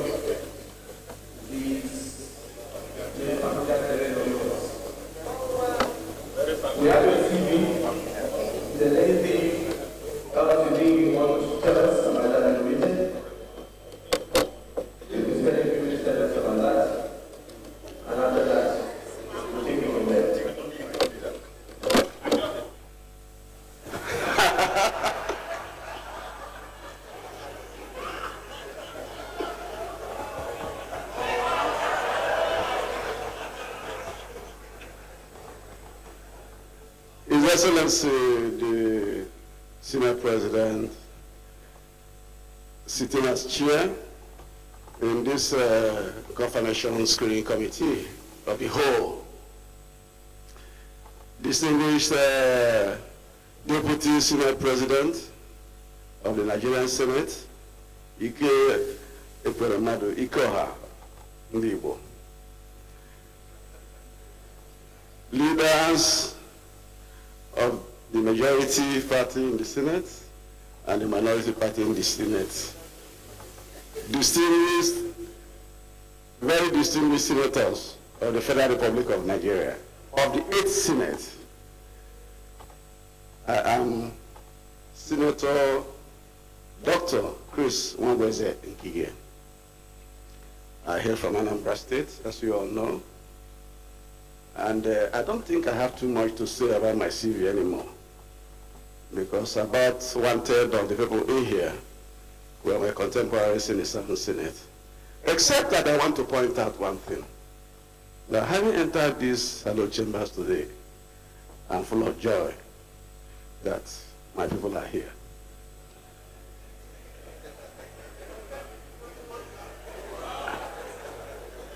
And when I say my people, I say it with every deep sense of humility, that I was one of those who in 1998 constructed a vehicle, assembled a vehicle called the People's Democratic Party. And by faith, again in 2013, I was also one of the vehicle assemblers for the Progressive Party called All Progressive Congress, the ruling party in Nigeria today. I've always had the luck of my vehicles bringing in people into this chamber. So on both sides, I have people that have entered my vehicle to come here.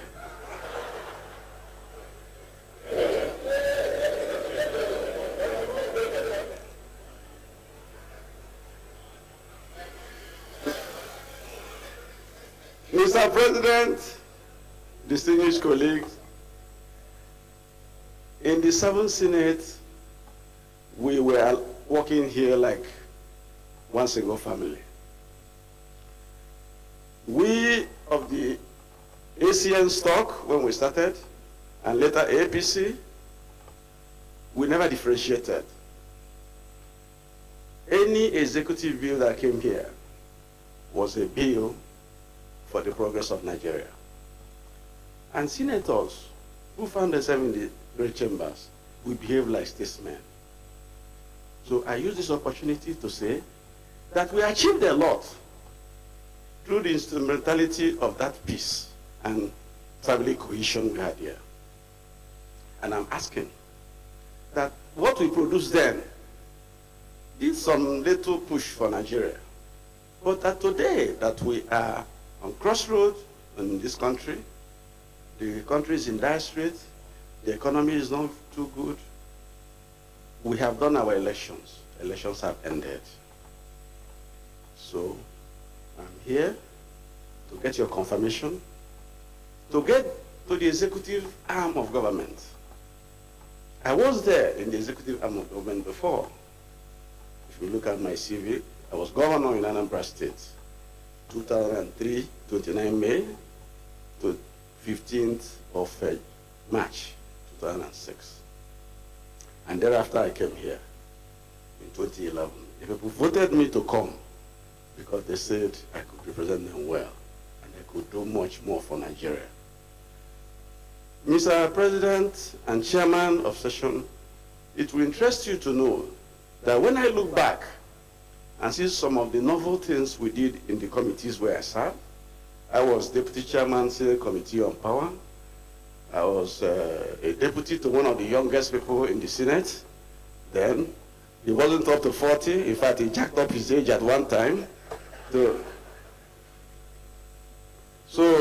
But we gave him cooperation.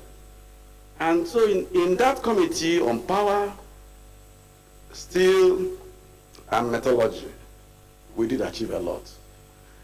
Also in committee on health, we produced the first health bill that gave the Nigerian people a framework for health system management. And among the best things that happened to Nigeria is that we didn't get enough funds from our normal budgets, but this chamber, this Senate, and the House of Reps as National Assembly, we gave the health system a 1% basic health system provision fund for caring for health insurance matters, basic health administration, what we can call a primary health care, and other things that are associated with it, including an emergency fund for people who have traffic accidents and are brought into government hospitals as unknown patients or unknown soldiers, whatever you call them. They will receive medical treatment, they will not die at the expense of federal government of Nigeria. Mr. President, we are in the era of change, and that change will be holistic.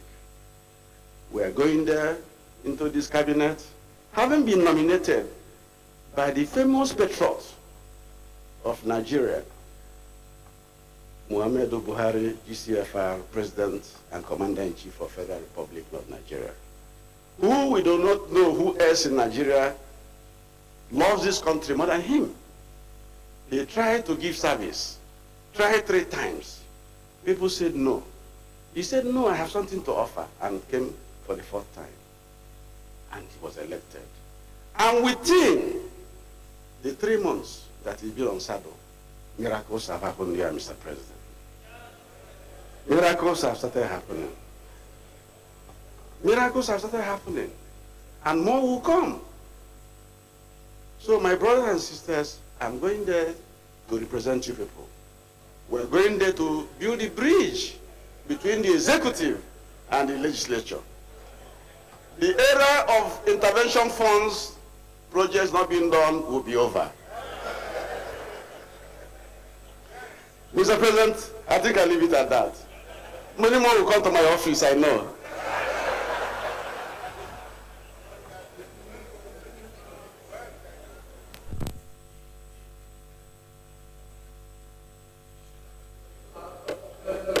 I was here as a Deputy Senate Chairman in the past still, and has also talked about his experience in the Committee of Health. So I want to put the question. Is it the wish of the Senate that the committee, that the nominee can take his leave now?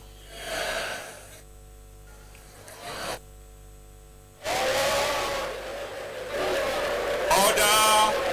We don't clap in the Senate. Bring your hand. A very interesting scenario there.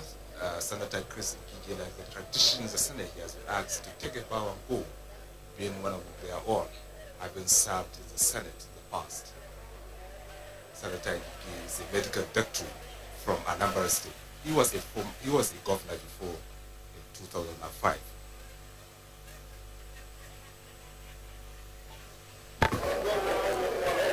The next ministerial nominee, Senator Aisha Alhassan. All right. Please allow Senator Ngige to take his leave.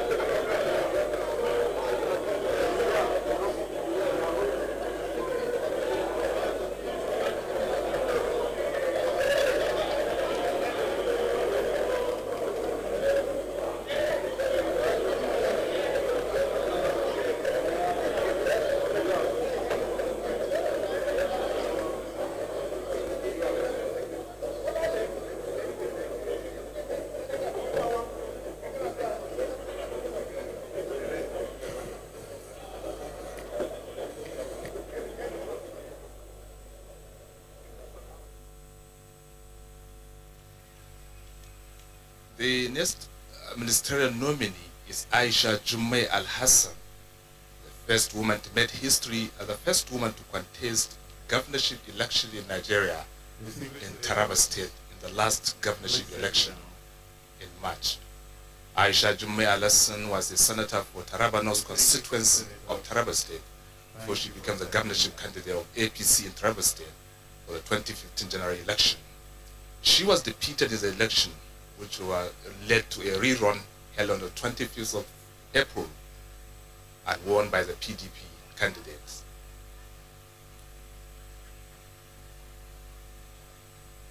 Aisha Jummai Alhassan is a lawyer by training. She is a former Taraba State Attorney General and Commissioner for Justice. She is the first woman to be appointed as Secretary FCT Judicial Council and later appointed as the Chief Registrar of the High Court of the Federal Capital Territory.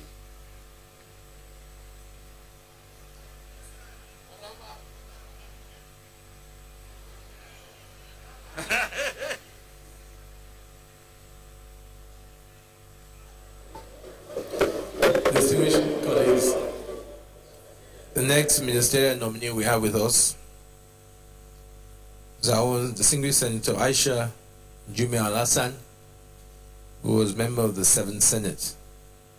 Senator Aisha, you are welcome back to the familiar terrain here. We have your CV. I'm sure as majority of us also know you very well.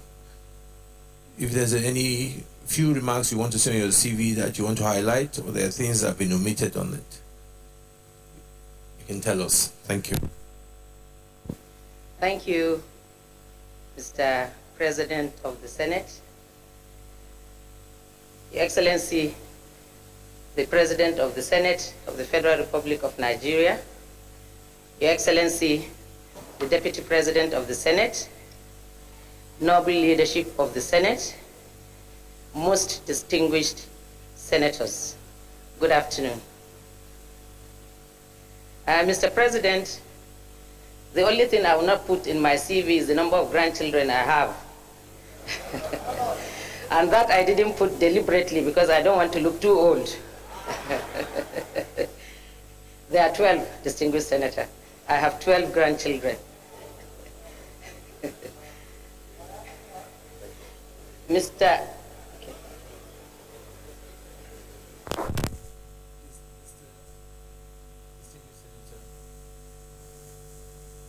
You were part of the 7th Senate and you spent many, many years in the Nigerian judiciary.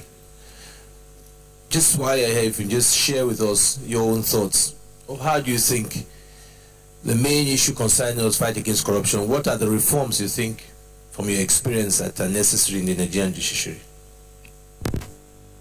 Mr. President, I'll answer this question, but I'll crave the indulgence of Mr. President to congratulate my brothers from the 7th Senate that made it back, and to also congratulate the new members of these hallowed chambers. Congratulations, distinguished senators. May I also crave your indulgence to please... Oh, well, of course she is a brother in this chamber. My sister, you are welcome. My sister, distinguished Senator Tinubu, you are most welcome, ma.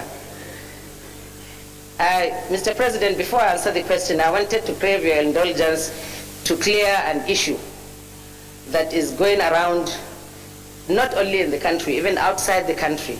A very wrong impression, a very wrong insinuation, and very bad rumors that are peddled that my nomination by Mr. President is one that is a choice between my matter going on before the Taraba State Election Tribunal and being a minister. Mr. President, I say it here, live and direct, that is not true. That is not true. Mr. President is a man of integrity, a man of honor, a man of justice. He will not stop me from pursuing the right of my people and myself and my party by giving me an option to take ministerial and withdraw my case. And in any case, Mr. President of the Federal Republic of Nigeria, Baba Buhari, as we fondly call him, is a very, very committed and loyal party man. He will never, and I repeat, he will never betray his party.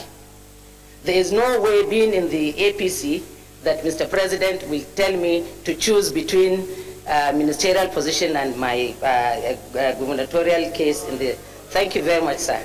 It is not true, because even some members of these hallowed chambers had asked me. Thank you, sir. My question, the answer to the question, sir, on how to stop corruption in the judiciary. Mr. President, corruption in the judiciary has little or nothing to do with giving or taking of money. Corruption in the judiciary takes many forms. For example, when a judge or a judicial officer discharges or makes or exercises his discretion unjudiciously, that is corruption. When a bailiff refuses to go and serve process and waits for the legal, for the lawyer of, or any of the counsel to come and see him, that is corruption.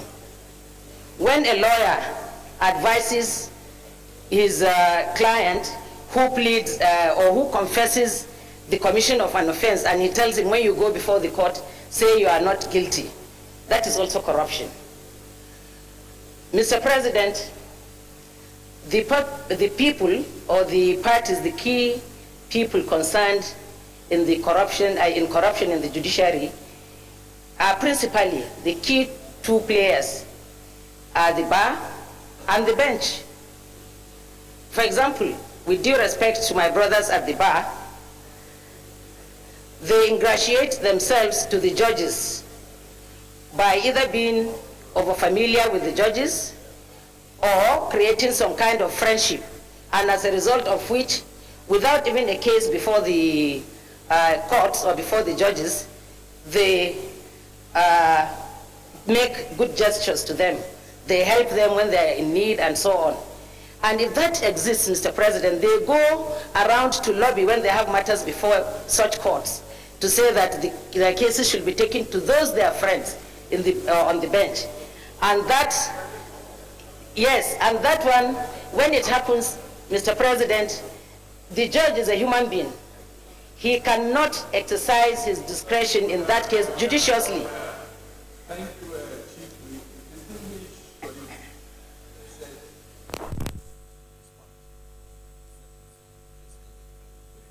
Chief. Nobody takes our leave now. Thank you, Mr. Senator. Senator Aisha Jummai Alhassan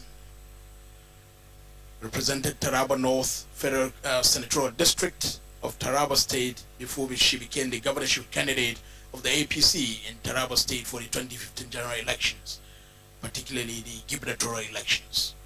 She just maintained her position now in the Senate and said that she is still pursuing her case to get her ticket back because she was defeated by the PDP candidate who is now governor of Taraba State.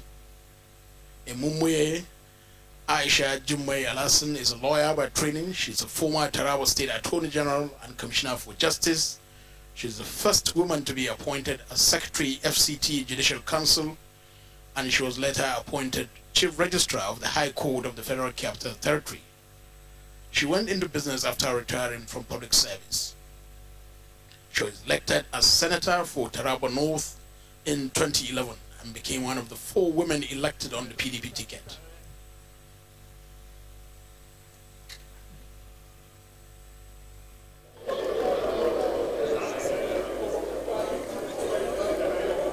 Senator Tutara, take your seat.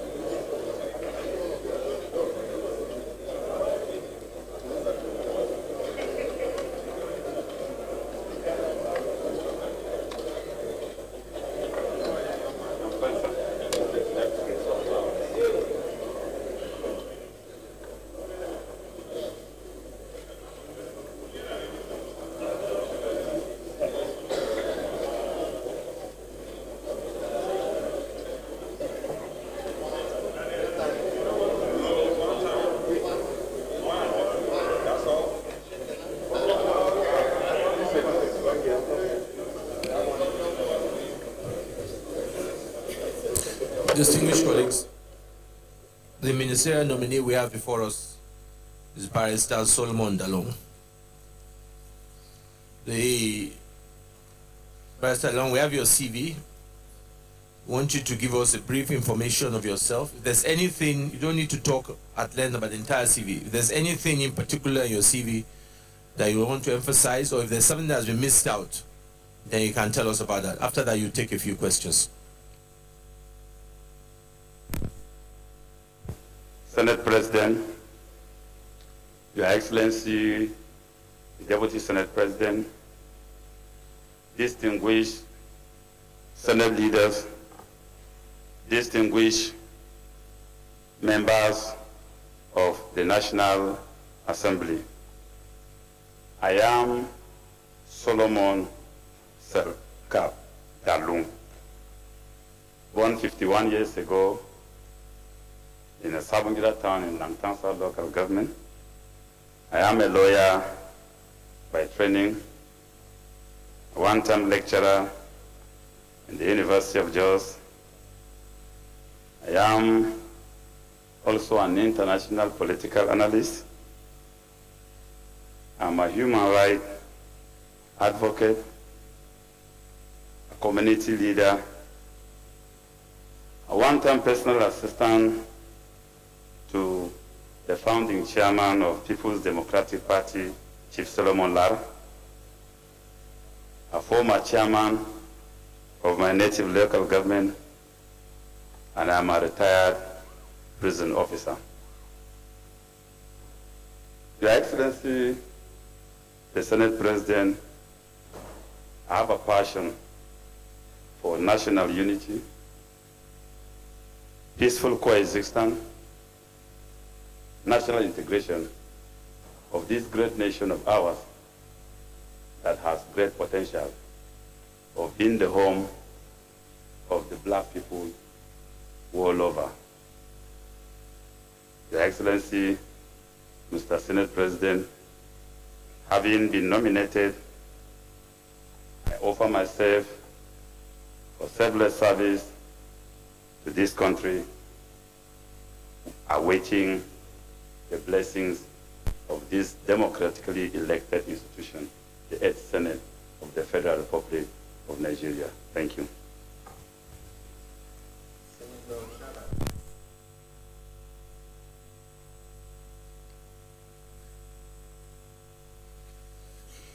Thank you, Mr. President. Thank you, colleagues. Barrister Solomon Dalung, you are a human rights advocate, a community leader, and former corrections officer in the prison department. My question is, the statistics of the inmates in population in Nigerian prisons as of 30th April 2015 revealed that out of 65,000 inmates, 41,000, that is about 80%, are on remand or are on awaiting trial. What practical steps would you adopt to ameliorate the plight of the awaiting trial persons who, under our law, are presumed to be innocent until found guilty? Senator Nyako.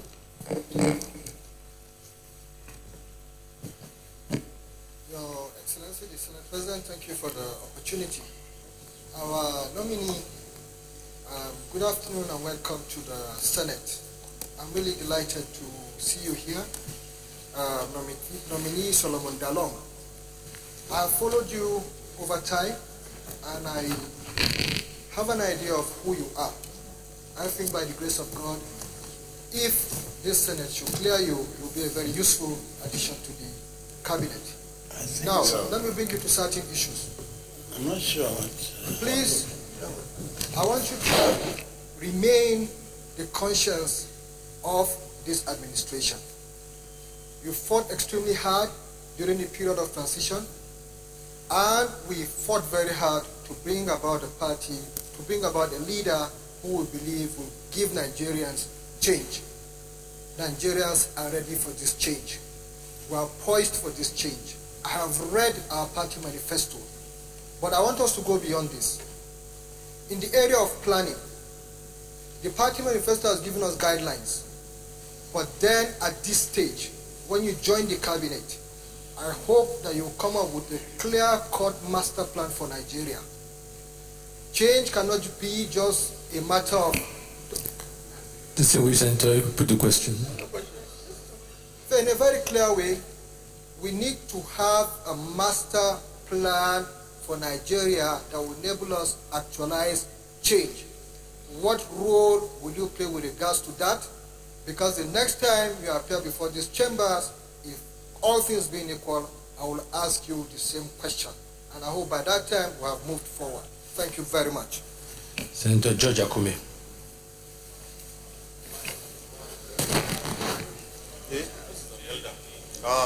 Mr. Chairman, you don't query the chairman.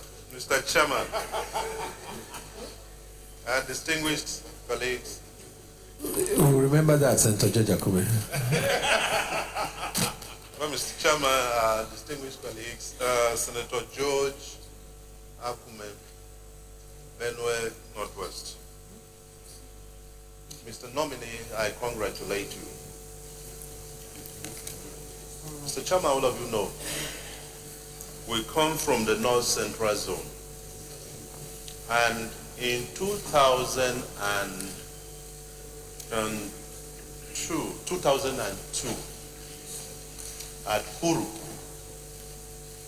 the presidency organized a retreat on ethno-religious crisis in the zone. Taraba was included, and Bauchi. Far-reaching conclusions were reached, and implementations were carried out. Unfortunately, it looks like we're back to square one. Mr. Chairman, I just want to restrict myself to 3 states, which, for want of a better expression, I call the triangle of crisis. Plateau, Nasarawa, down to Benue, and up there. So you have Jos, Lafia, Makurdi, Jos. Killings, destruction of properties, and of course, rustling, cattle rustling, and so on and so forth. You are an activist. You are also a committed patriot. Nobody doubts that whatsoever. Now, Barrister, you've seen the quantum of destruction in these places. I want to leave out the Northeast because there is some form of a Marshall Plan for the Northeast, and they deserve it. In these states, excluding Kwara, well, excluding Kwara. This is you have to put the question. Well, Mr. Chairman, I just wanted to inform some of my colleagues because the feeling has always been that there is no problem in the North Central Zone. It's just for emphasis that I want to put this. Northeast, we also embrace Taraba because I know what they have also gone through, so they are all there. Mr. Nominee, what measures would you suggest to the government to ensure this crisis cease, given the fact that those of us from this area, from time immemorial, can place this on record that we never had any problems whatsoever with the cattle rearers and the farmers. I knew the Fulanis when I was very small. They would camp, my father would give them a place. And we do support, this is my little suggestion, a small Marshall Plan for these 3 states. Thank you very much. Senator Hope Uzodima.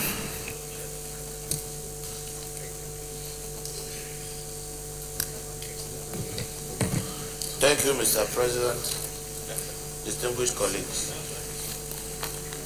Mr. Nominee, let me congratulate you for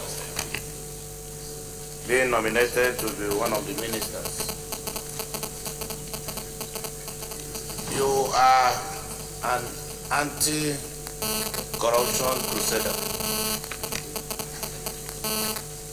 What is your perception of corruption in public service?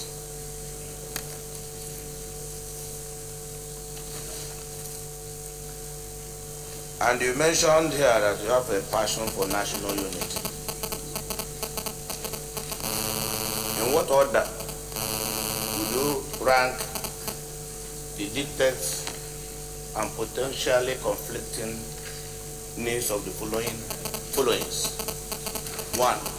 Religion, ethnicity, nationality, gender, and the geopolitical zones, vis-a-vis attempt to enhance national unity.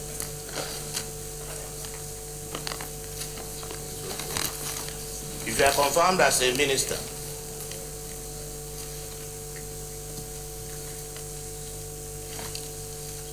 what is your understanding of the responsibility of the National Assembly relating with the executive as it has to do with the oversight functions?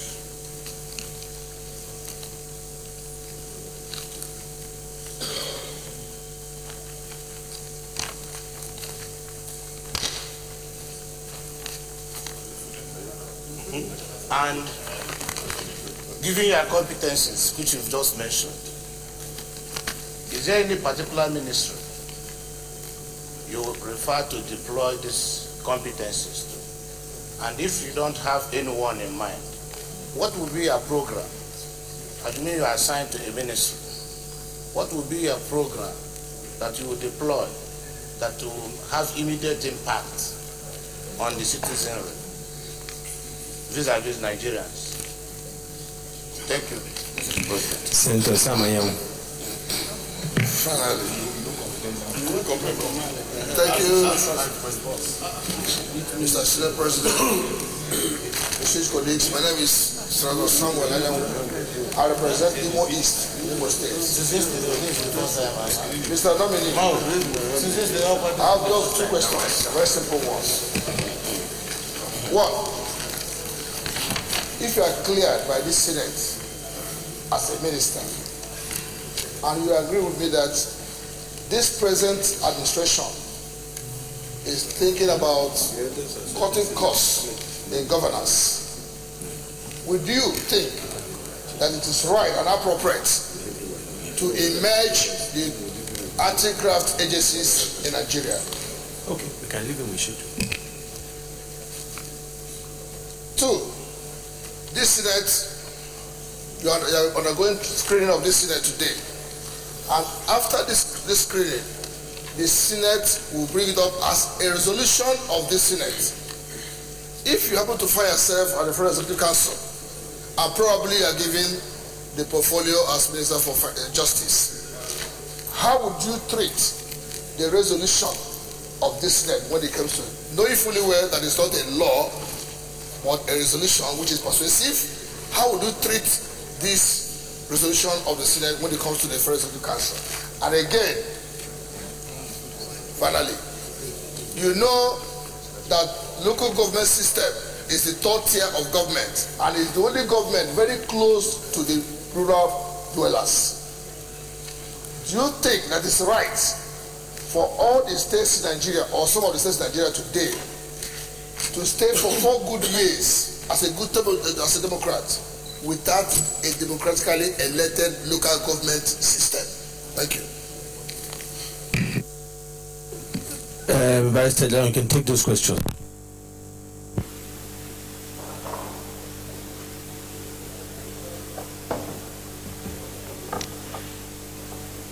The President, distinguished members of the Senate, I will start from up to down. I will take first the issue of prison congestion. Indeed, prison congestion is a very serious problem looking at the criminal administration of criminal justice in Nigeria. And it has a very long history. Even when I was in service, it was still a problem. And this has to do with the administration of justice as it relates to what happened in our courts and then the attitudes of our lawyers. Indeed, there is the presumption of innocence of an accused person. But if you look at the manner with which most accused persons are detained, sometimes they are detained in prison over the time with which, if convicted, they would have served. Now, which way out? I think there is a need for us to come up with a comprehensive policy that would review the issue of congestion in our prison system. The various chief judges of the state high courts and then the chief justice of the federation must admit the fact that we have a problem on our hands. More so that even the facilities available in the prisons are even not enough to accommodate the awaiting trial prisoners. In some instances, you have even the ATM more than even the number of convicted persons living in conditions that are far, far beyond what is even recommended by best known practices of detentions of persons.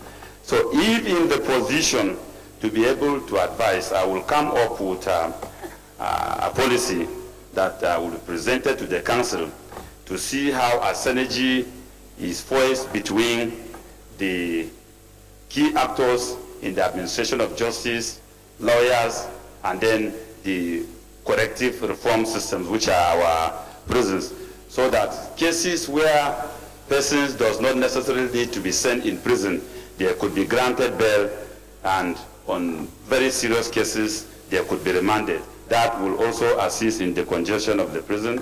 Lawyers must also live up to their responsibilities of perfecting their briefs and standing by their clients once issues come up in court, because most of these problems sometimes arise from the attitude of the lawyers who might not be in court and the accused person is sent to prison.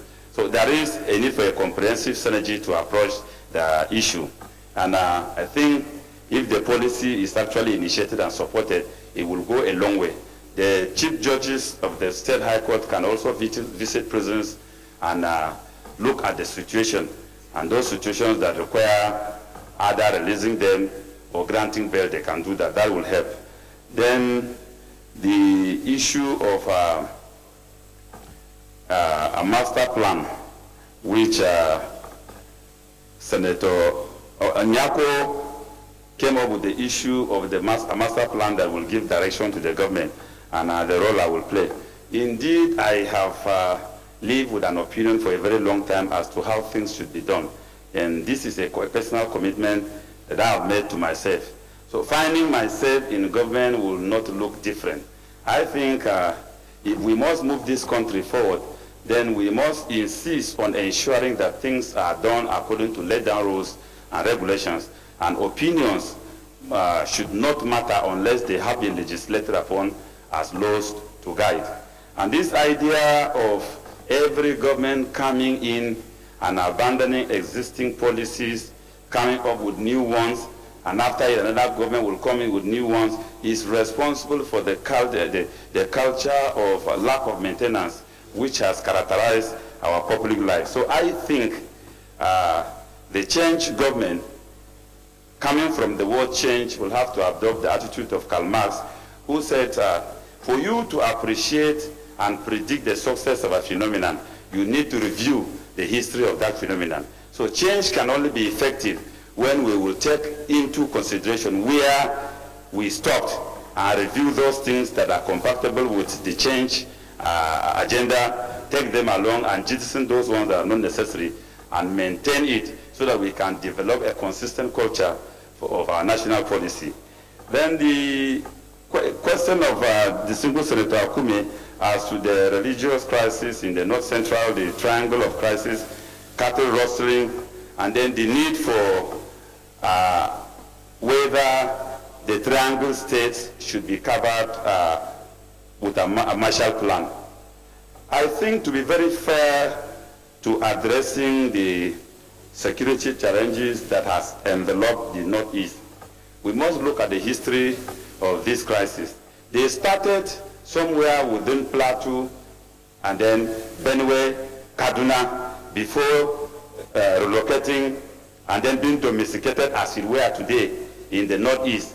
So if we are coming up with a master plan to address the problem and not going to look at or coming up with a master plan that would address where it started, then certainly we are going to do what the Hausa man refers to as plaiting a very fine hair, but with a lice-infected head, and the problem will not be over. So I'm of the strong conviction that this triangular crisis state should be covered by a Marshall Plan, because the fundamental root causes of these things has to do with unemployment, has to do with poverty.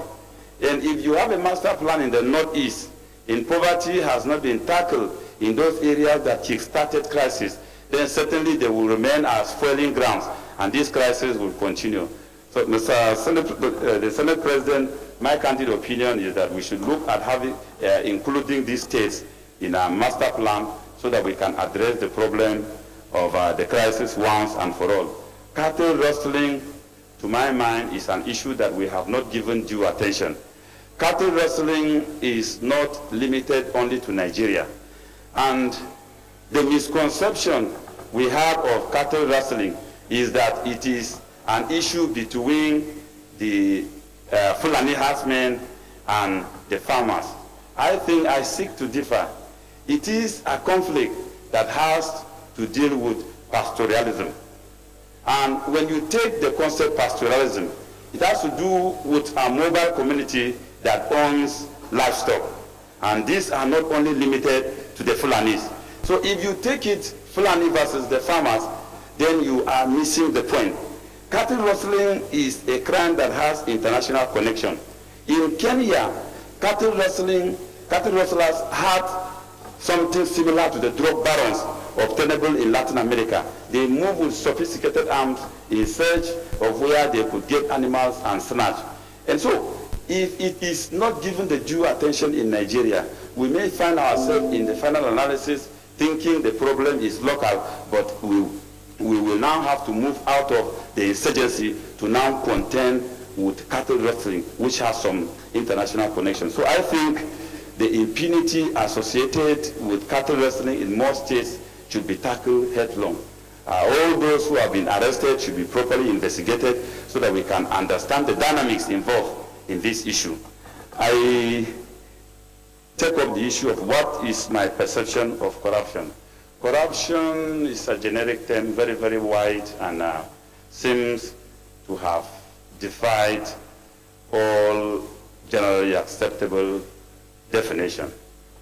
What I can, in my opinion, think is corrupt might not be the same perception with another person. But I think the guiding principles will have to be the legal order now that define acts that are corrupt. And for us to find a definition of corruption, we must look at the existing legal order. What does the laws refer to as corruption? What are those acts that are referred to as corruption? Otherwise, we will smuggle morality into law. And if morality is smuggled into law, then it is a very dangerous trend. We will have people bringing their own personal opinions into it, and the war against corruption will end up in a wild goose chase that we may not get the desirable results. So I reduce my perception of corruption to what our laws define them to be. My passion for national unity and then the relationship between the National Assembly, and if I find myself in the Ministry of Justice, how do I handle resolution? I think my passion for national unity integration is born out of the conviction of the experiences this country has gone through. As a young person, I was made to go into the trenches in the 60s.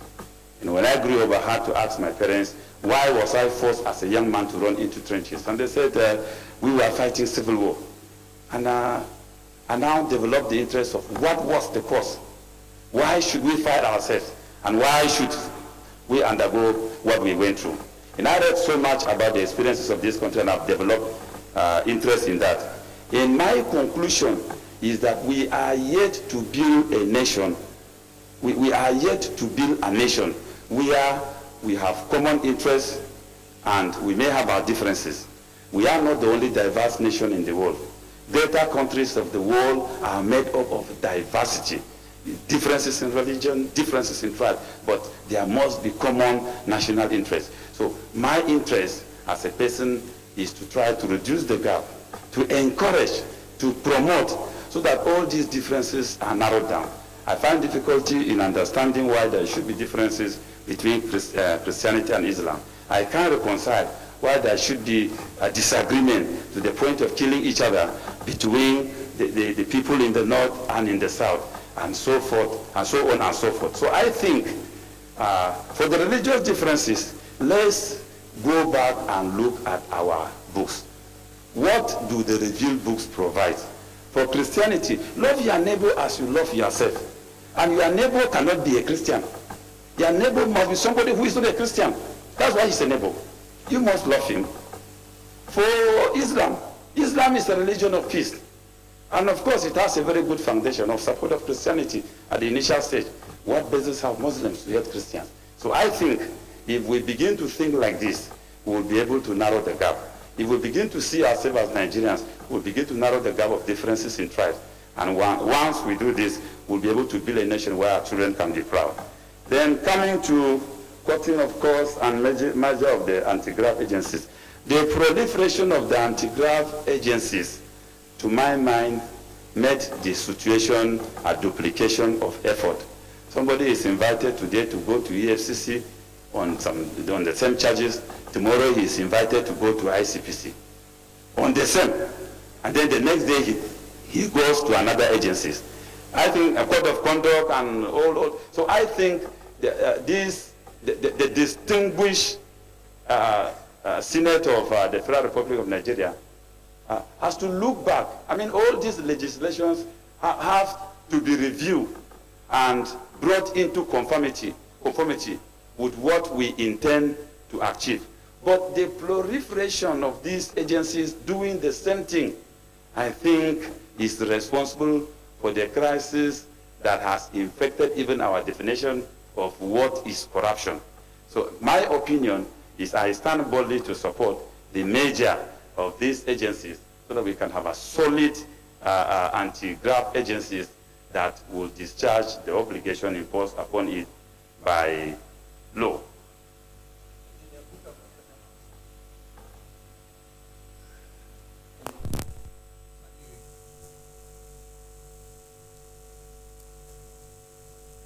Thank you, Mr. President, for giving me this opportunity to ask my brother,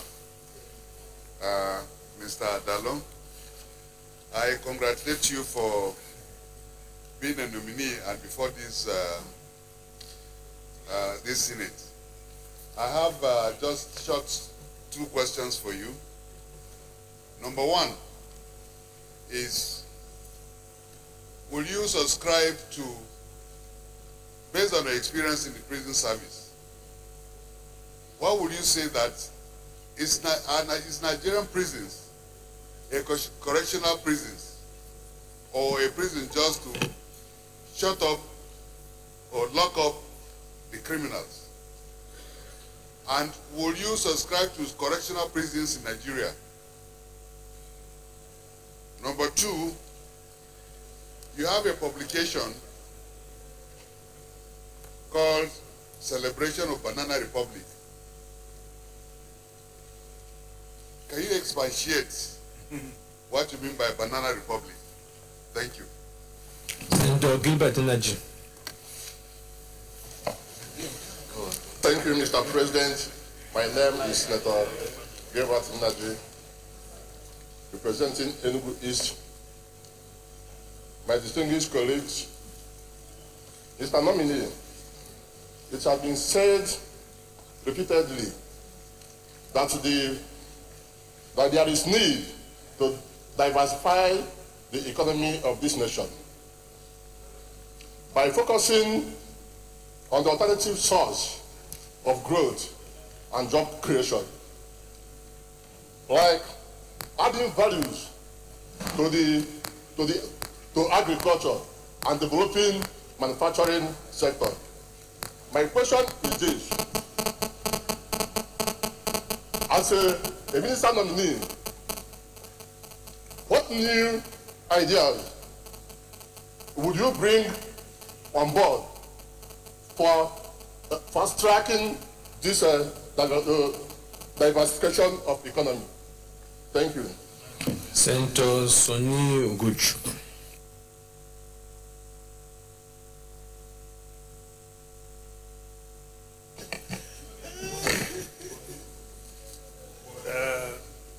Mr. Nominee, as I look at what you presented to us on your CV, I see here human rights advocate, international political analyst, anti-corruption crusader, and corrections officer. That means you are really looking at the society with the intention that there should be a new order. And you are coming from the party that says that they want to create change. And the party that says that they want to bring change. I want to ask you this question. Is it possible for change, especially the battle on corruption, to take place just by one man's disposition or by institutions that exist in the polity?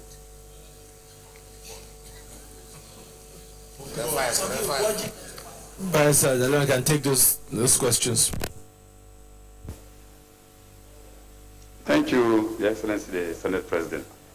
Well, diversification of the economy, the question from the single senator from Enugu North, what new ideas? In Enugu East, sorry. Well, I think the over-dependency on oil had indeed made Nigerians lazy people. It has produced people thinking that since we have an established source with which we can get anything we want, and so there is no need for new ideas. This is reflected in the way our local government system and state government handle the issue of IGR. Going by the IGR of most states, you will discover that minus the federal allocation, the state will follow. This now poses the challenge that we have to look outside. And looking outside is to look at other alternative means of developing our economy. The agricultural sector is standing there with a lot of potentials for job creation and creation of national wealth. You have the solid minerals, which has not been, have been neglected for some time, and the solid mineral sector was responsible even for laying the solid foundation of the Nigerian state. I am from Plateau and from Jos. Of course, most of the lands in Jos have been devastated as a result of tin mining, meaning that solid mineral was at one time a foreign reserve earner for this country. These have been neglected.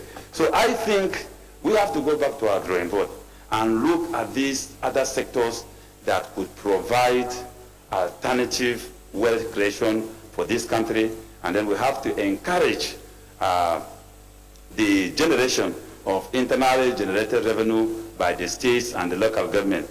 Sadly, when I was the chairman of my local government, the IGR was too poor. I inherited a local government where we collected only 40,000 naira in a month. And 49,000 naira cannot even pay, cannot fuel the traveling expenses of the chairman. And so we have to develop some ways of facilitating how this can be done. So I think if we look into these two areas and other areas, we will be able to make progress. Then back to the issue of whether the correctional senators, the single senator Senate asked whether our prison systems are correctional or punitive.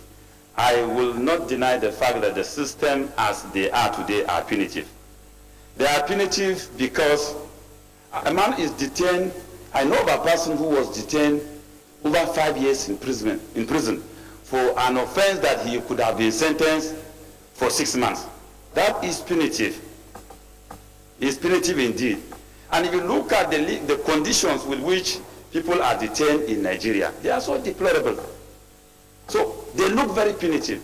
So the prison system as they stand today are more or less punitive. The condition of service of even the prison officers are nothing to write home about. When I was a young prison officer, I do know that when you escort either an awaiting trial or a convict to a court outside the prison, you are entitled to sleeping night allowance. These things does not exist. The leave grants are even not there. The prison cells themselves, if you go there, they are nothing to write home about compared to what is obtainable in other places. So the Senate President, I think we borrowed the system of the prison system from Britain.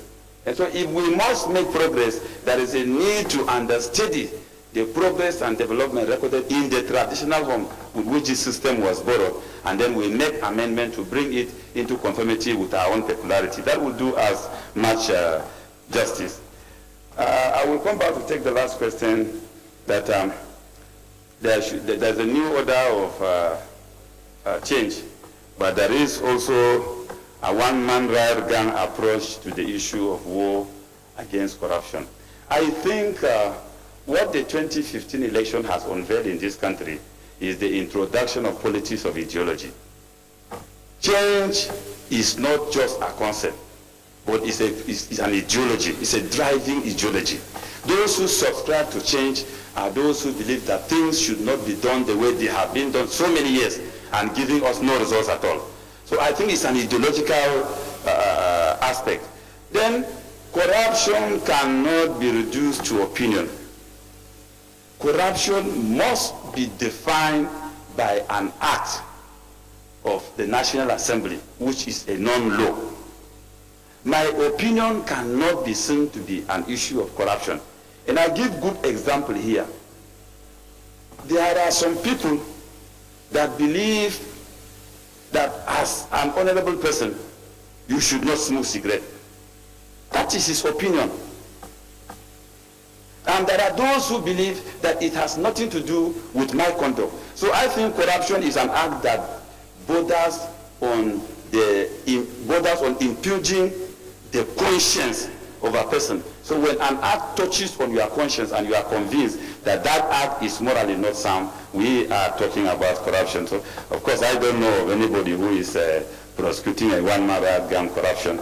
If that is known, we will also advise that it should not be done that way.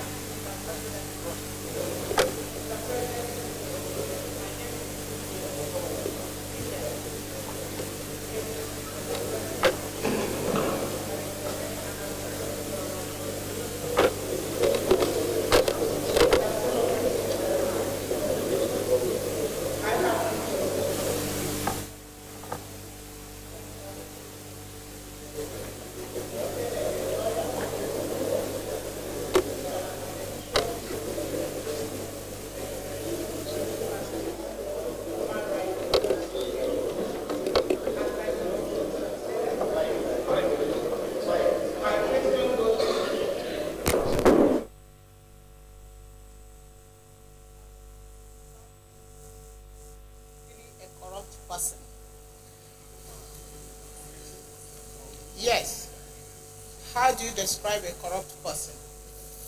And what mechanism will you put in place to ensure there won't be any corrupt practices in your ministry as a minister?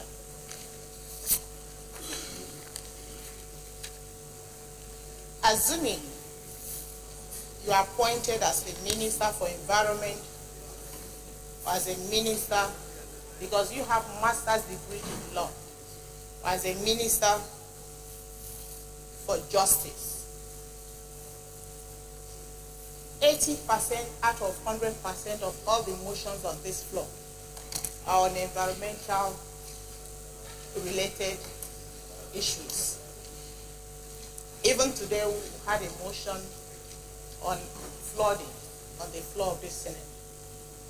So we have a lot of environmental degradation in this country.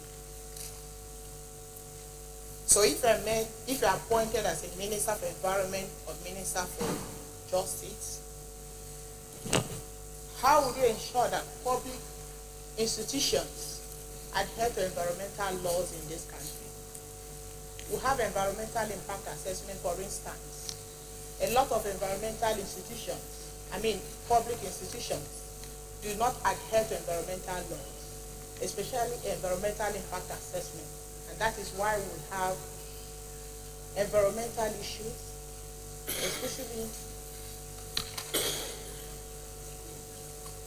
people building on floodplains, people violating environmental laws with impunity, especially public institutions.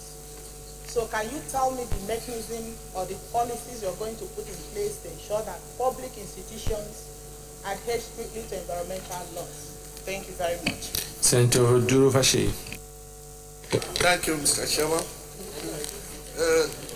I'm Duru Fashe from Ekiti North Central District. Mr. Nominee, I want to take you up on foreign affairs. One is in updated daily with disturbance accounts of human treatment being meted to Nigerians, which sometimes result in death in other countries, particularly fellow African countries, many of whom have benefited immensely from our benevolence in times. How do you intend to make Nigeria the centerpiece of our foreign policy in this dispensation if eventually you are appointed Minister of Foreign Affairs? Mr. Dalung, you take those questions.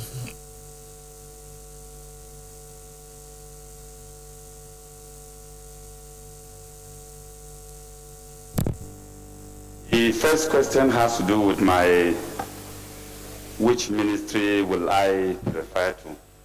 I think I am nominated by the President of the Federal Republic of Nigeria, and the power to assign portfolios also resides with the President. So whatever I would prefer in my mind goes to nothing. It is where he finally decides to assign to me that is important. So that is what I will say on that. Then what is the legal regime required to regulate the social media? Well, the social media has been a new innovation, and there seems to be no, for now, legislation regulating the social media, whether from our municipal laws to international convention. But it is a very serious aspect of our laws that we need to consider, because it has taken the center stage of either circulating information that are not correct, yes, circulating information that are not correct, smearing integrity of people. It has made it very easy for somebody to even annex your previous picture with an event, and your image is damaged, and there is no room for you to defend it.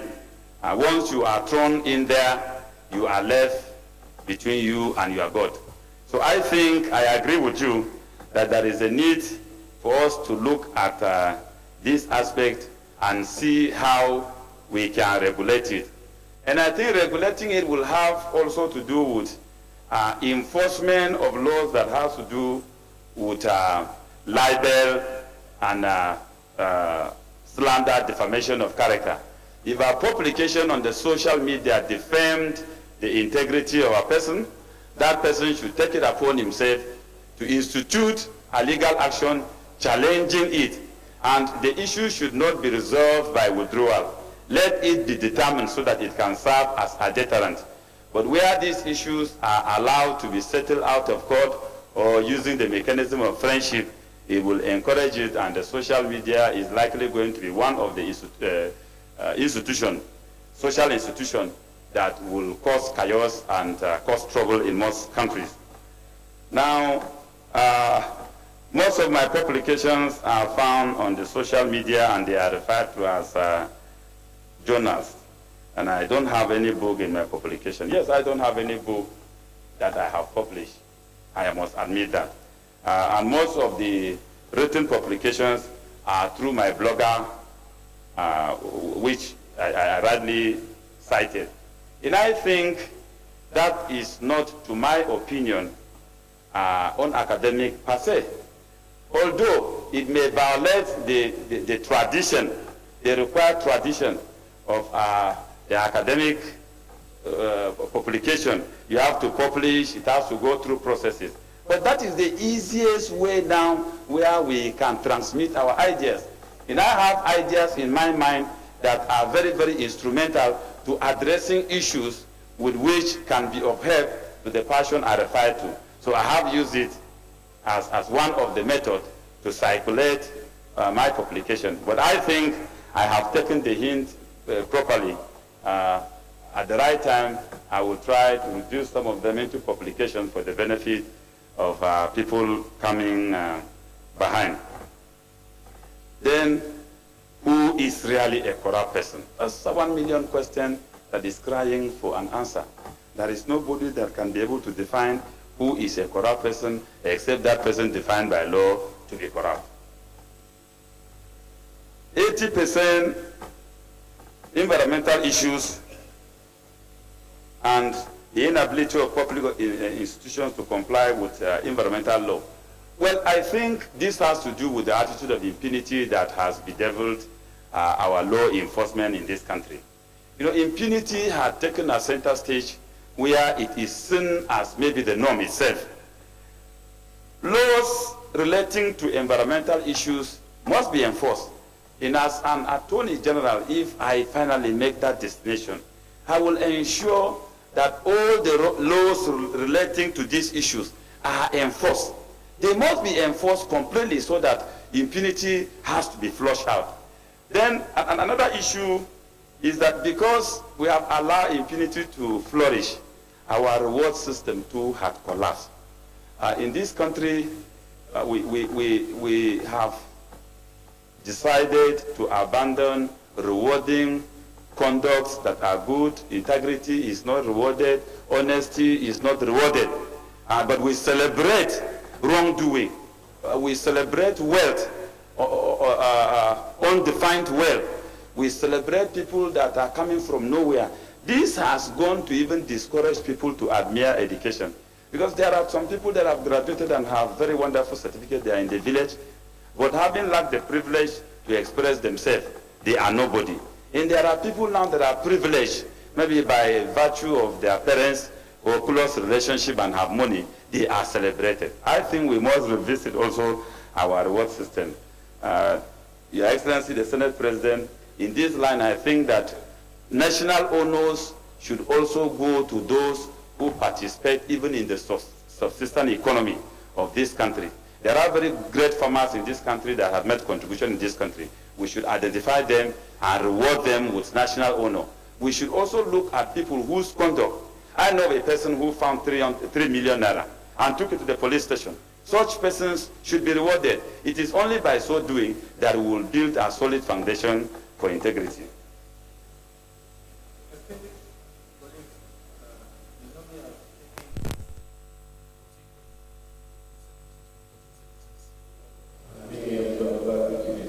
Is it the Senate that the nominee takes his leave now.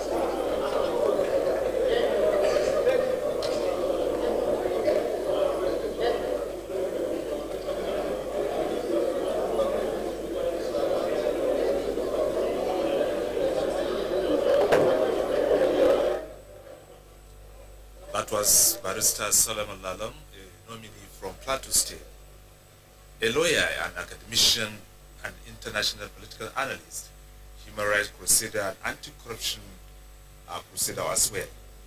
He's also a community leader and corrections officer. He once served in the Nigerian prison service.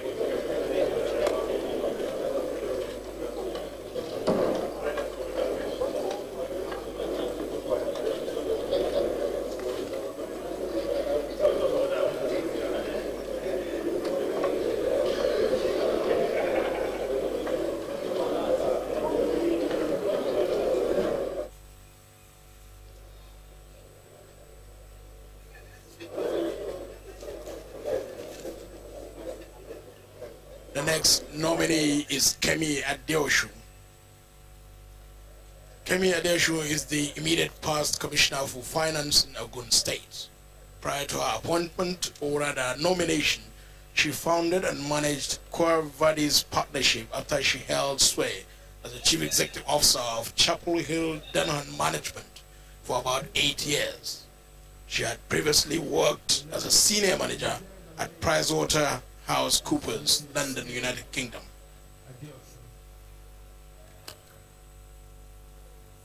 Order. Mr. Adeosun, you're welcome. We've all received your CV. But we just want you to give us a brief introduction of yourself. You don't need to talk at length about what's already in your CV, but if there are areas you want to highlight, or if there are parts that have been missed out, you can talk about that. After you've spoken, then we'll get you to answer a few questions. Your Excellency, the President of the Senate, Your Excellency, the Deputy President of the Senate, distinguished principal officers of the Senate, distinguished senators. My name is Kemi Adeosun, and I'm the ministerial nominee from Ogun State. I'd like to just briefly say how honored I am to be here in this hallowed chamber today. Just last week, I was renominated to serve as the Commissioner for Finance in Ogun State. And for me, that was a great honor, having been the first woman to have occupied that position. To then find myself nominated by His Excellency the President as a ministerial candidate is an unbelievable honor and privilege. And for this, I'll be eternally grateful both to His Excellency the President, and the nation. As I stated earlier, I'm from Ogun State, both by birth and also by marriage. I am a chartered accountant by profession. I have an undergraduate degree in economics and a postgraduate qualification in public finance. I have 26 years of experience in the private sector and in the public sector, both in the UK and also in Nigeria. And so I understand what it means to run a business. I understand what it means to meet salary and try and make a profit, but I also appreciate the critical role of the public sector. What I believe is that we need innovative, creative solutions and practical solutions to solve our challenges and to support our policies. And this is why I believe I can add value. I believe in this country completely. Despite the challenges in our economy, the GDP slowing down, the oil price falling, rising unemployment, we do have significant resources, we have talent, we have energy. And I want to promise you that if confirmed today, I will apply everything I have to ensure that I'm part of restoring this country to where it should be. I believe that Nigeria has everything it takes to be a top 20 global economy, and I would like to contribute my part or my quota to that effort. Thank you very much.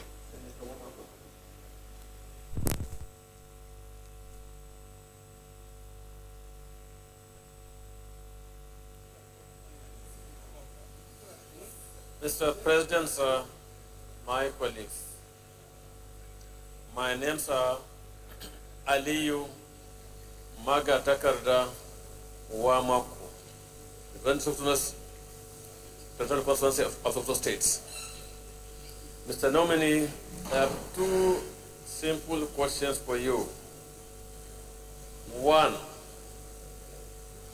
your attainment in Ogun State focused on IGR.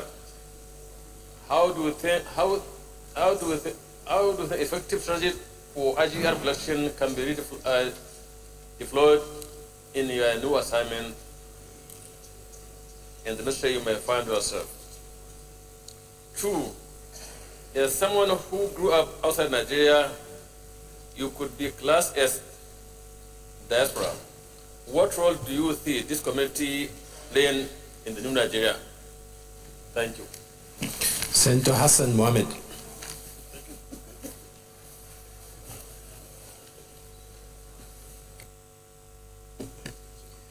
Thank you, Mr. President. My names are Mohammed Hassan. I represent Yobe South. My question to you, Madam, is on the economy. A few weeks ago, at the end of the meeting of the Monetary Policy Committee of the CBN governor came out to say that we were heading for an economic recession in 2016. Now, he said unless some proactive steps are taken, we will be there. So in your view, what do you suggest are those proactive steps? Secondly, what are those symptoms that you consider us getting to this recession? That's that. Secondly, the policy on Treasury single account. You know, so far, the sum of 689 billion has been withdrawn from the banking system. That has led to serious liquidity pressure in the system. In your view, what would you suggest that, you know, knowing fully well that public funds are a major source of finance, major source of funds in the banking system. So what would you suggest, in your own view, that will help the liquidity position in the banking system? Thank you.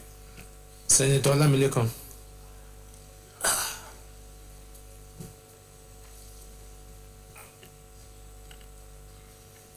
Thank you, Mr. Chairman. I remain sincerely yours, Adeola Solomon Olavilekon, representing Lagos West Senatorial District. the biggest senatorial district in Nigeria. Yeah, in terms of Order. Mr. Chairman, distinguished colleague, let me join other distinguished colleague of this Salute Chamber in congratulating Mrs. Kemi Adeosun as one of the ministerial nominees.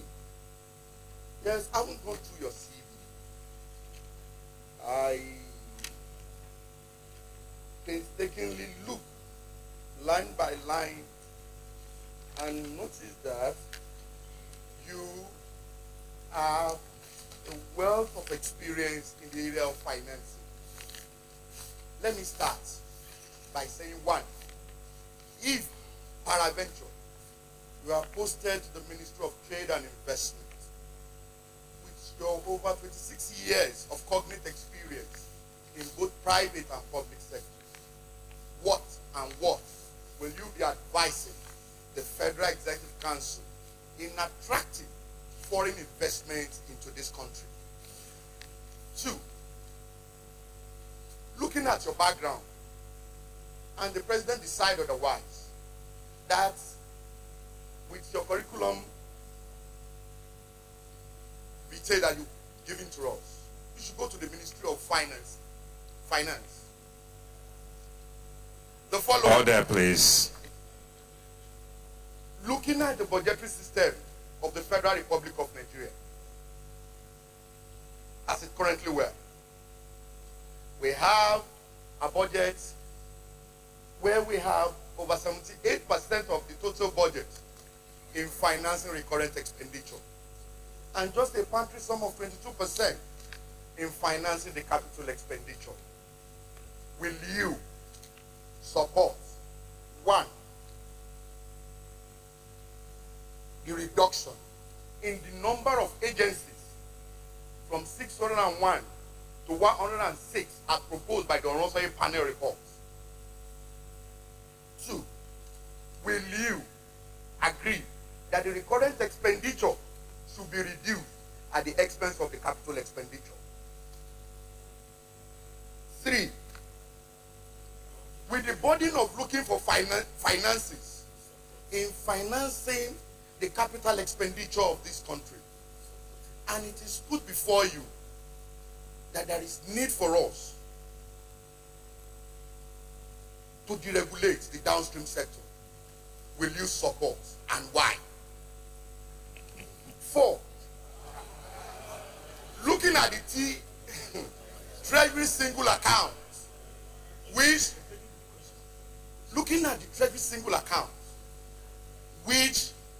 in what has contained in your CV, that is something that you have already started implementing as a state. And looking at the line of the budgetary expenditure of the federal government, which is divided into three. One, there are agencies of the government that are fully funded by the nation budget. Two, there are agencies of the government that are partly funded by the federal budget. And three, there are agencies that are self-financing. How will you implement the Treasury single account? Five, I put it before you, Mrs. Kemi Adeosun, going through your CV and your duty as the Honorable Minister of Commissioner for Finance in Ogun State, I noticed that while recommending for the state various sources of financing, what is ascribed to be the cheapest source of financing, that is approaching the capital market, you are silent on it. Your state have not taken advantage of this market. Is it that your position is that you don't support that state or the federal government should approach this market in financing their capital expenditure, knowing fully well that the interest element charge cannot be compared Put the question. with that of banks? Sir? Put the question. Yeah, these are my questions. I'm putting the question. The last question. Put the last question. The last question. Will you support and recommend to the Federal Executive Council the use of capital markets in financing the budgets of the Federal Republic of Nigeria? Lastly,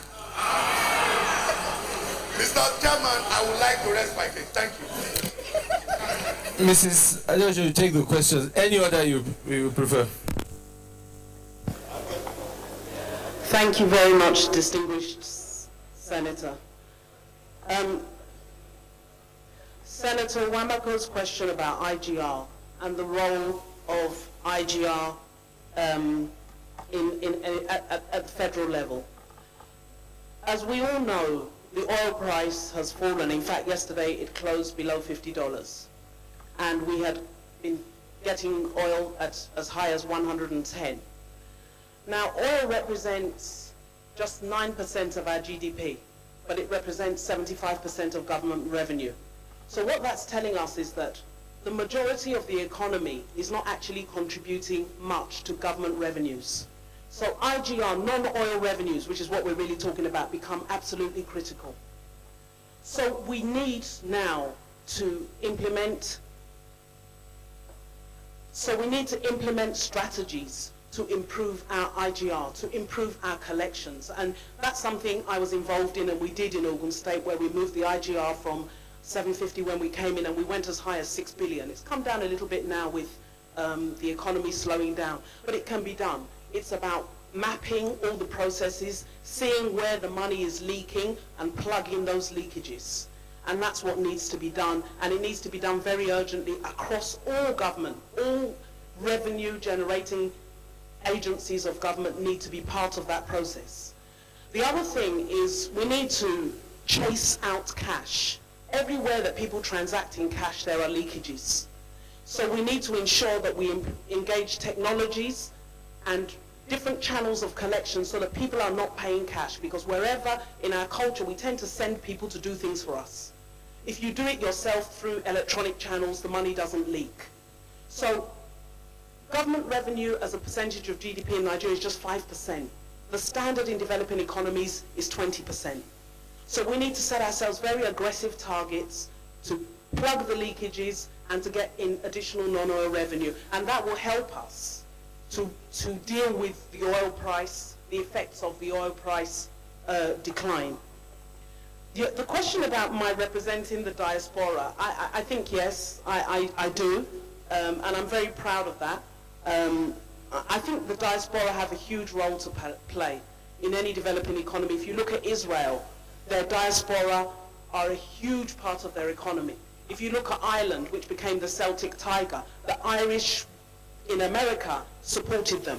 We have Nigerians in virtually every country of the world, and they can support us through diaspora bonds, financing. They can also support us with skills, and I think that it's an asset we need to harness.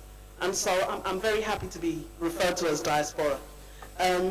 Senator Hassan's question, that the CBN governor said we are potentially heading for recession unless we take certain steps.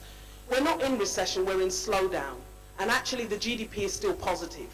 And it's, even though oil's contribution is negative, the GDP is still growing. So that tells us that the non-oil sector is growing. And if we can harness that, we can actually come out of problems. And where is the growth? The growth is in agriculture, the growth is in services, the growth is in trade. So if we put policies in place to support that growth, we can avoid recession. And what are the policies that we need to look at? We need to consider most of the growth, and it must be inclusive growth, because we need to create jobs. That's a huge commitment that this administration has made, that it will be inclusive growth that creates jobs, that creates wealth. And the biggest creator must be the private sector. We cannot continue to grow the size of the public sector. It's got to be the private sector. So we need to look at what are the constraints, what are the things that are causing businesses not to grow. The biggest challenge, I believe, is our infrastructure. We need to invest heavily in infrastructure to generate business and to link areas of the nation that have advantage but can't turn it into money, can't monetize it. And that infrastructure is power, that infrastructure is rail, that infrastructure is road. For as long as it is cheaper to move a container of tomato paste from Amsterdam to Lagos than it is to move it from Kano to Lagos, we are not going to be competitive, we are not going to create jobs. And the constraints are around infrastructure. So we need to stimulate our economy by investing heavily in infrastructure, and that will get the growth, and that will hopefully help us to avoid recession. On the TSA, we actually introduced TSA in Ogun State in 2011. We had over 500 bank accounts, and we were borrowing. We would go to the banks for overdrafts. When we consolidated our accounts, firstly, we found over 2 billion naira. Some of it had been dormant for 10 years, 20 years.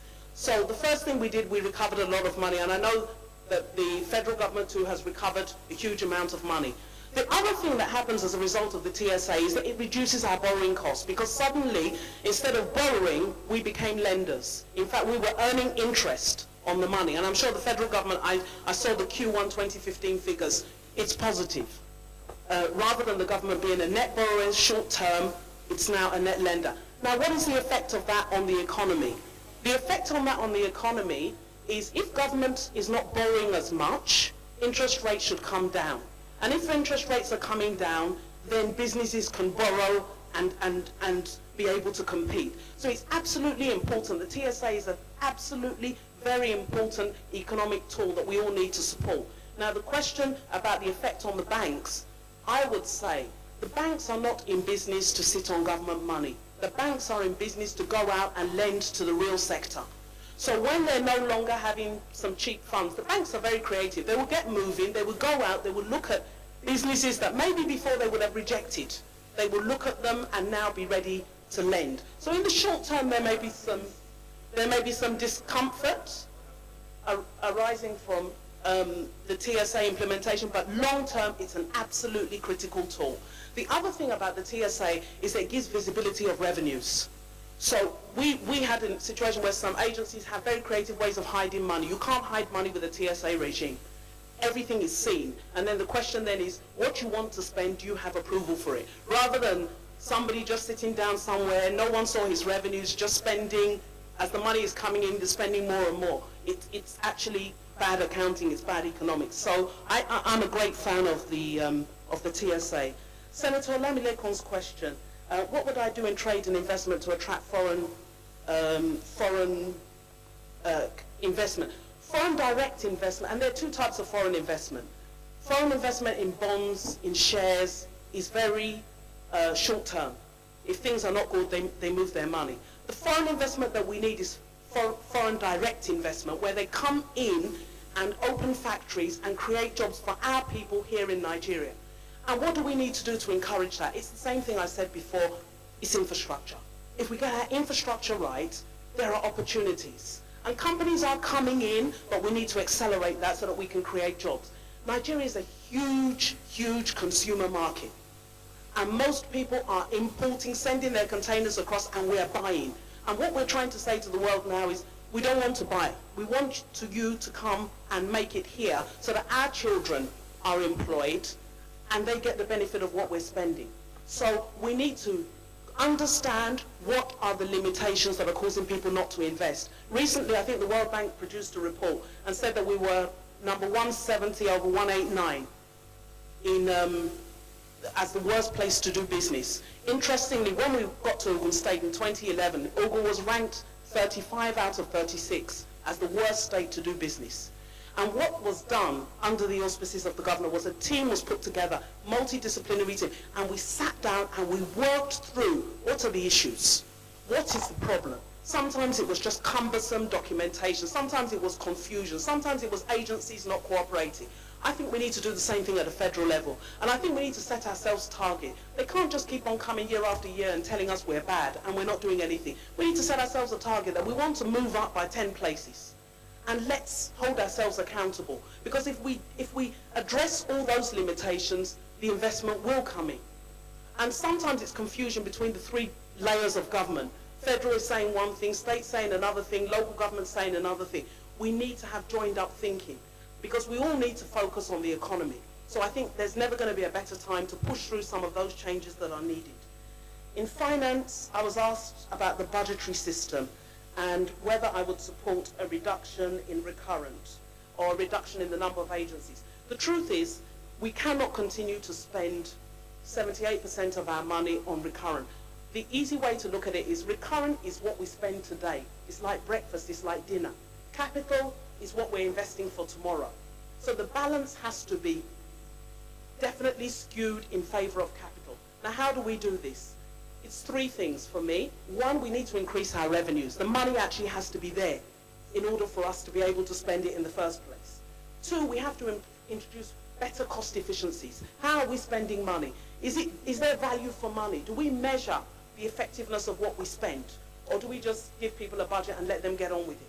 So we need to improve things like audits. We need to improve things like compliance that will ensure that the money that is spent judiciously. I think the third thing, and whether it's achieved by a reduction in the number of agencies or recurrent, is that we need to look for other sources of funding. We have to accept that government cannot fund everything. So we need to do partnerships. Public-private partnerships are going to be hugely important tools to deliver the infrastructure that we need. We need to recognize if we're waiting for government to do everything, we won't do anything. So we need to change our funding model for capital to achieve a better mix between recurrent and capital.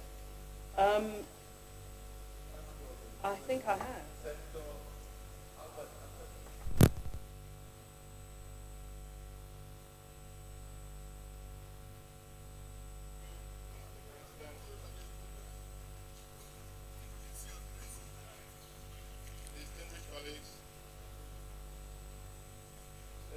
My colleagues in saying congratulations to Mrs. Adeosun.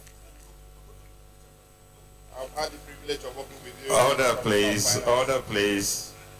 And I know the valuable contributions you make towards the management of facts. And on the basis of what we have seen on your CV, you are nothing more than a financial expert. So I'm only going to concentrate my three questions in the areas of finance. 70% of our population, active populations, are unemployed in Nigeria. And studies have shown that by 2020, Nigeria will have minimum of 100 million unemployed Nigerians, which of course you know is a social crisis. How can we, or how can you advise government if after the confirmation by your convention in the Senate, you are posted to Minister of Finance? What will be your advice to the government, and what economic policies will you prefer to help government solve the massive unemployment crisis in Nigeria? Then another issue is in budgeting. There have been comments made on a zero budgeting system.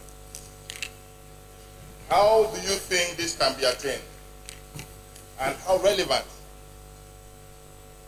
is this for such a large and complex economy as Nigeria? Then on efficiency, you have said something about it. How will you advise this government through efficiency on cost reduction without necessarily compounding the unemployment crisis we have in Nigeria today? So I thank you, and once again I conclude. Thank you very much. Sen Ibrahim Umar Kurfi. Thank you very much, Mr. President.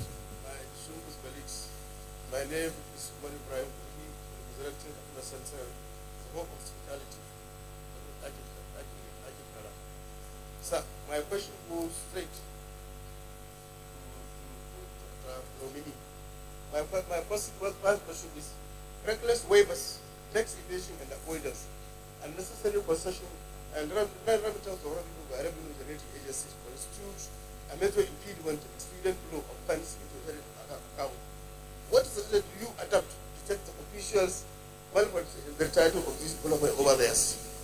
Second, the deliberate failure of the Federal Minister of Finance in provision of effective supervisory mechanism over subsidiary Order, please. identified as a major setback responsible for some malpractices that constitute effective sabotage. Order. Distinguished Senator, I think you have to go a bit slowly. No, I can't hear you. I doubt the nominee can hear you too. So, question. Yeah. Put the question. I will throw the question. Slowly. Put the question slowly. Yeah. Reckless waivers, tax evasion and avoidance of payment, unnecessary concession and non-remittance of revenue by a revenue generating agency constitute a major impediment to expedient flow of funds into the federation account. What? Eh?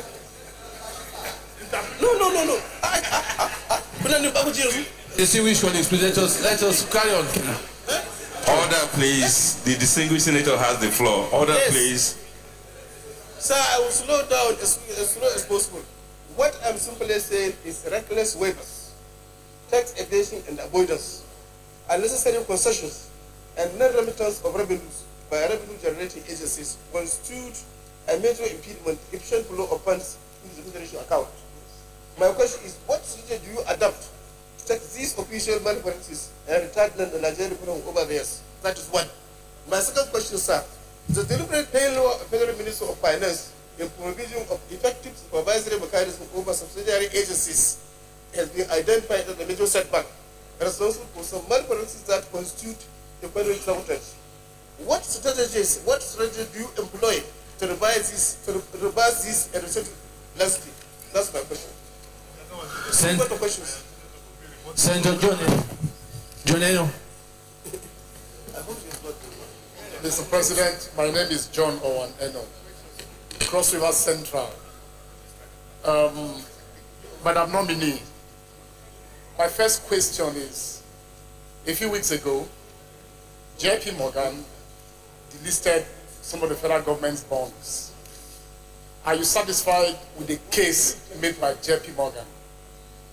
Are you satisfied with the combination of monetary fiscal policies that the CBN is pursuing in this regard to be able to respond to this? That's number one. Number two, you've spoken about the need to expand the tax base, revenue base, all that. Earlier on in the day, the former governor of Lagos State came here and talked about when he became governor, how many more people were brought onto the tax net, about 5 million, and says there's a balance of about another 5 million. How challenging really is it to expand the tax base as a major source of expanding the revenue base for the country? The last question has to do with AMCON. As a financial expert, I'm sure you saw through the process of the setting up of AMCON. A few days ago in the House of Reps, AMCON came under hammer in terms of how it's conducted, in terms of how its deep involvement in toxic assets and all that. What do you think is the problem of AMCON today as it is? And what would be your advice going forward? Thank you. Thank you very much, Mr. President. Chair. I'm Senator Abdullah Adamu, representing Nasarawa West Senatorial District. The Right Honorable nominee, over the last 25 to 30 years, on the mid-80s of the 20th century to date, there has been pressure from different directions on Nigeria to formally devalue its currency.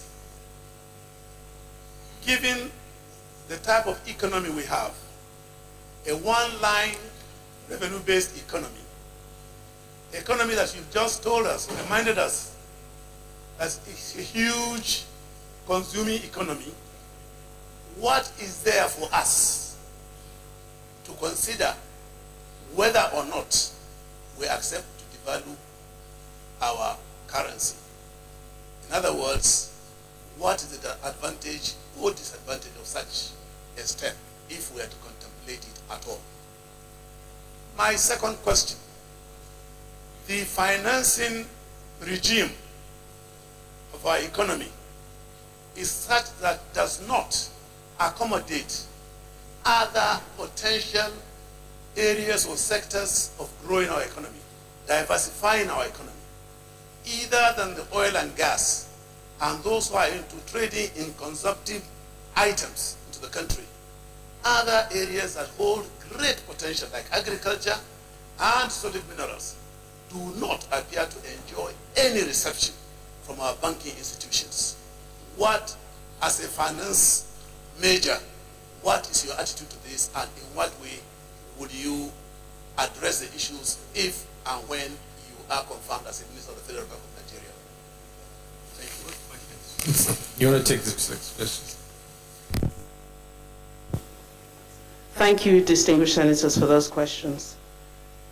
The question about unemployment, I think, is probably the most important question that we're all facing today. And the rate of our population growth, or the projections of our population growth, are such that we have to get a grip of the unemployment challenge, because otherwise there'll be very serious social consequences. In my own view, the best way to achieve this is by growing the economy. And understanding that there are two solutions to unemployment. One is a job, and the other is entrepreneurship. And we need to focus on both. I'll first of all speak about jobs. Jobs will be created when the economy grows, and all those things I discussed about growing infrastructure, improving the ease of doing business, will create jobs and opportunities for our people. But beyond that, there is entrepreneurship. I think one of the biggest assets we have in Nigeria is actually the entrepreneurial spirit of our people.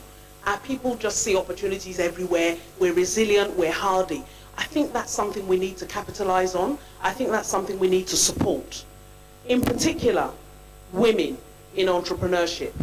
In America, when they've done the analysis of their recovery has been at small business level, and it's been women driven.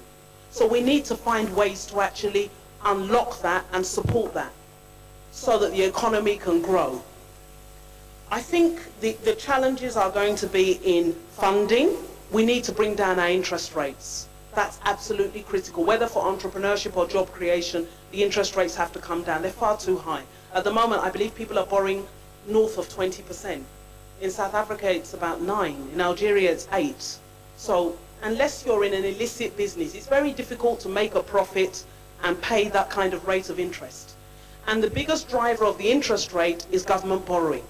So we also, as government, need to look at our role in driving up the interest rate and see how we can help to bring down interest rates by looking at other sources of funding or other denominations of funding. You asked about zero-based budgeting and how relevant it was. With the deficit that we're facing on the fiscal side, we have to reconsider everything. What zero-based budgeting simply does is start from scratch.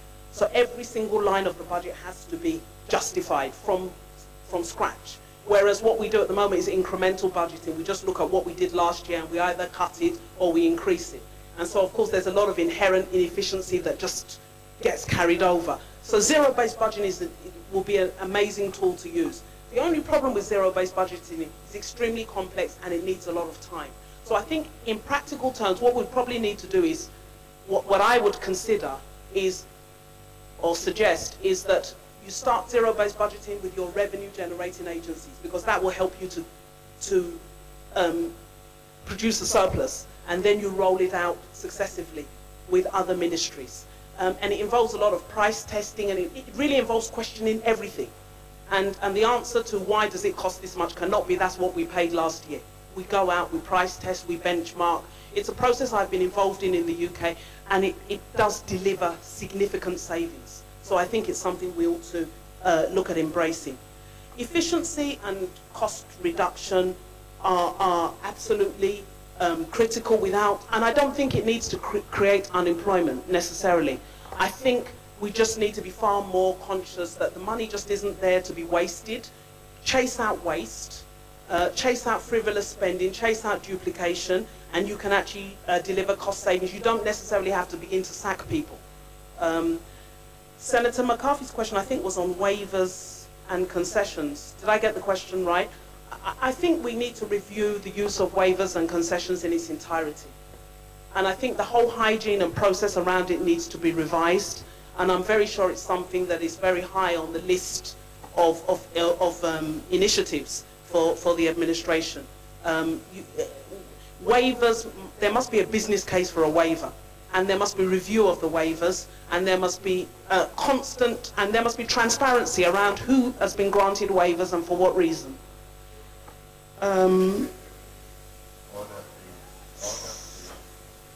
There were two questions on foreign exchange. I think, if you don't mind, I'll try and merge them together about the exchange rate.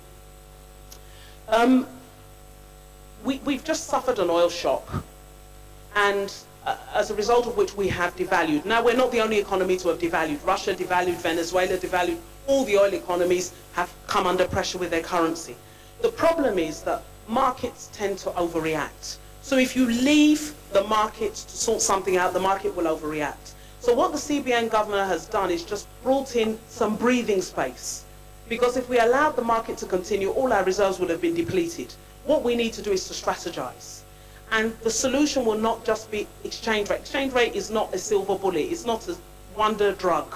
It has to be accompanied with fiscal policies and monetary policies and industrial policies. So, for example, I'm jumping back to the unemployment question. We need to increase made in Nigeria. Even me, we all need to buy made in Nigeria, eat made in Nigeria, drink made in Nigeria as far as possible to support the economy, and that will also help us to support the exchange rate. So there are pros and cons around devaluation. I think that adjusting the foreign exchange on its own, in isolation, will not solve our problems. And I think what the CBN governor has done is right. It's bought us some breathing space. Then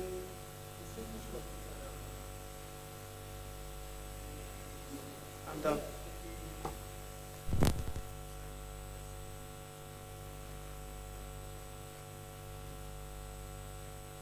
And she's been here for...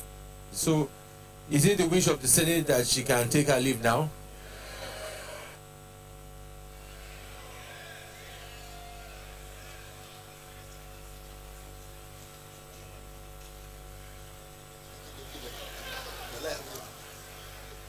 Kemi Adeosun is the immediate past Commissioner for Finance in Ogun State.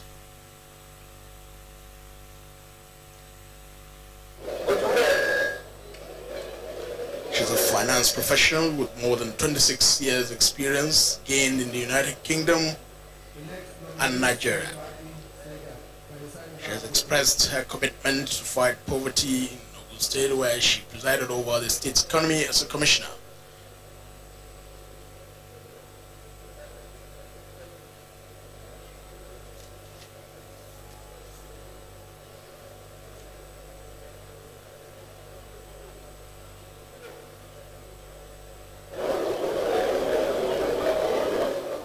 Out of 10 ministerial nominees slated for consideration today, the Senate has so far considered and screened 7. We now have just 3 more to go. Senator Hadi Sirika, Barrister Adebayo Shitu, and former Executive Governor of River State, Chibuike Rotimi Amechi. Coming into the Senate chambers is Senator Hadi Sirika. He represented Katsina North, Senatorial District of Katsina State in the last Senate.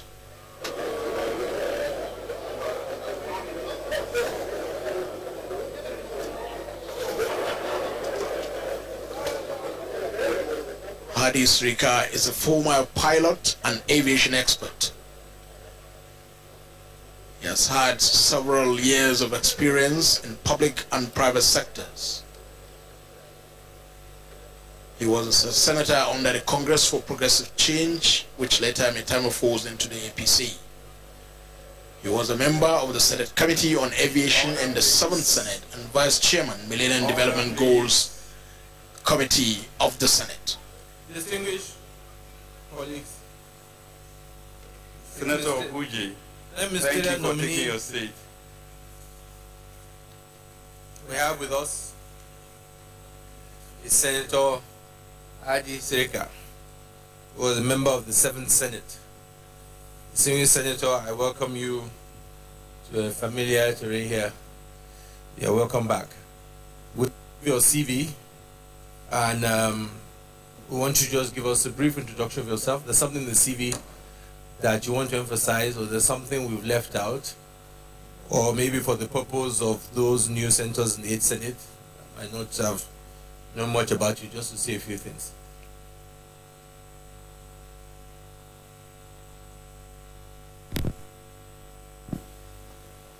Most distinguished senators of the Federal Republic of Nigeria, ladies and gentlemen, I think, Mr. President, my content and character, person and personality has been long deposited in this hallowed chamber.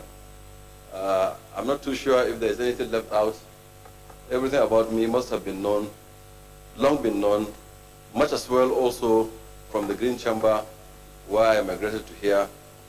Indeed, we're brothers and sisters and colleagues and friends hitherto, and we've worked together. So I think I have had enough deposited in this hallowed chamber, but I thank you for the opportunity. And regarding introduction of my person, as in name, of course, Hadi Abubakar Sirika.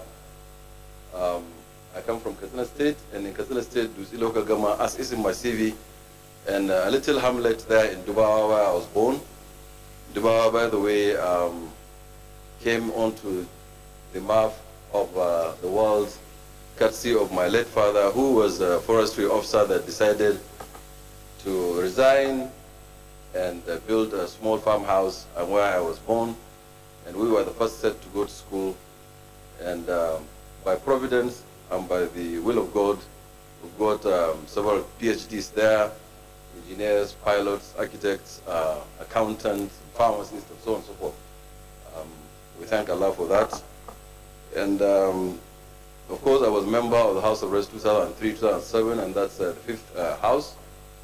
And also a member of the 7th Senate, Mr. President. I thank you very much.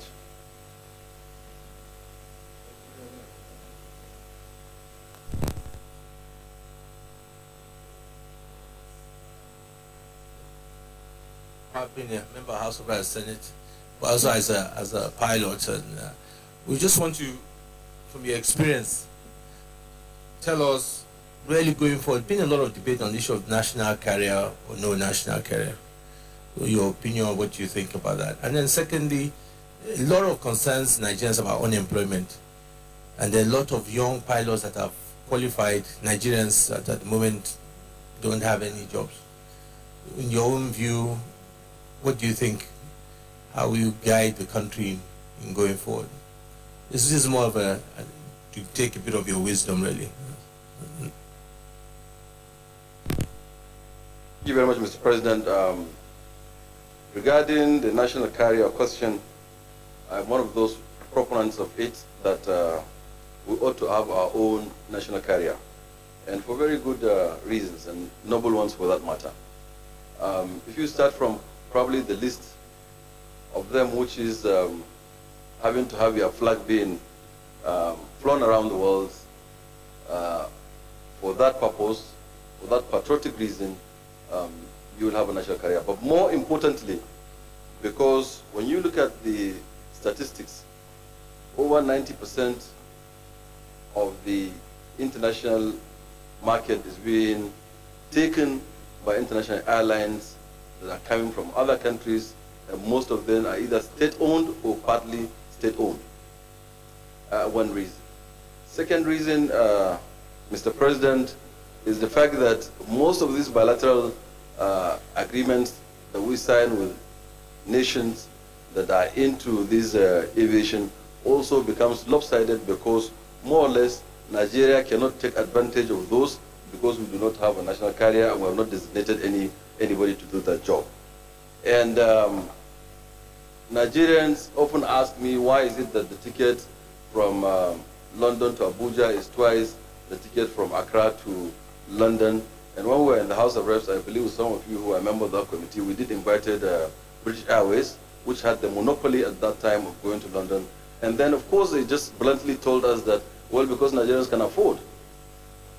If Nigerians can afford, is that the reason why it should be twice as much when the distance is farther to Accra? When the fuel is cheaper in Accra, in Nigeria at the time, and then we pay more or twice? I believe we would address this, and not to preempt what government would do, I'm aware that there has been a committee that was set up by the Ministry of Aviation as it is now to harmonize all those submissions that were done in favor or against the national carrier, and they have turned in their reports. I don't want to preempt the contents of that report, but my own personal opinion that yes, there must be national carrier, yes, it must be strong, yes, it must be viable, and then of course coming to employment of our pilots is all about policy making.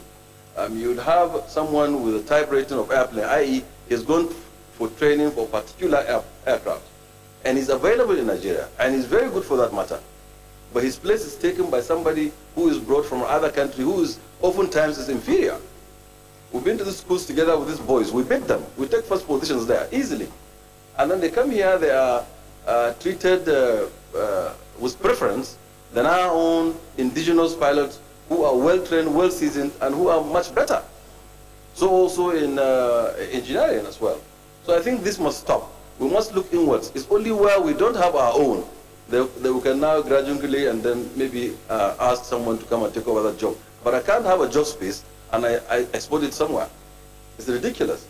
I think going forward we should be able to identify wherever we have our own people who are capable and competent, they take those positions before others. Mr. President.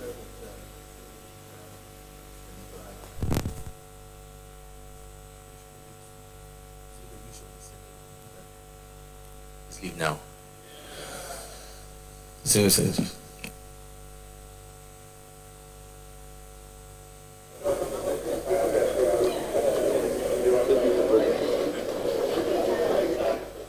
And the tradition of the Senate, being a former senator, in fact, someone who had just completed his Senate sojourn in the 7th Senate, he has been asked to take a bow. Senator Hadi Sirika was in the 7th Senate and was a member of the Senate Committee on Aviation and Vice Chairman, Senate Committee on Millennium Development Goals in the 7th Senate. He's a pilot and an aviation expert, and he has given his views and supported President Muhammadu Buhari's preference and indications towards having a national carrier for Nigeria. And he also spoke on the need for indigenous pilots to be given preference to foreign nationals. Senator Hadi Sirika, one of the ministerial nominees, and in fact a ministerial nominee from Katsina State. Leader of the Senate. Mr. President, distinguished colleagues, I move that we stand down the confirmation of the remaining two to next legislative day. Mr. President, distinguished colleagues, I rise to second the motion that we stand down the screening of the remaining nominees till Thursday, the 15th of October. I so second. Those in favor that we stand down the review of the two that's from you say aye. Those against say nay. The ayes have it. Leader. The Senate leader had proposed and the minority leader had supported a motion for the standing down of the two out of the 10 ministerial nominees slated for consideration today. They are Barrister Adebayo Shitu and former Executive Governor of Rivers State, Chibike Rotimi Amechi. They will likely be considered at tomorrow's sitting, Thursday, the 15th of October, 2015. It is the wish of the Senate now to go ahead and approve the confirmation of the nomination of the ministers. Those in favor that we go ahead and carry to go to next step approving the confirmation of the nomination, say aye. Those against say nay. The ayes have it. Senate is going to be doing now is the confirmation process. In what we have witnessed from yesterday to today is the screening process. There is the screening process and there is the confirmation process. None of them, no nominee will have been considered to have been totally approved by the Senate of the Federal Republic in a committee of the whole until those two processes are administered. That is, screening involves questions by senators and then a response from the nominee. And then the confirmation process will take the form of voice acclamation, either for or against a particular nominee. Like I was saying much earlier, let me know if anybody has any comments. If not, I'll go to the first question. Thank you. Will the Senate approve the nomination of Senator Udoma as a minister of the government of the Federal Republic of Nigeria? Those in favor say aye. Those against say nay. The ayes have it.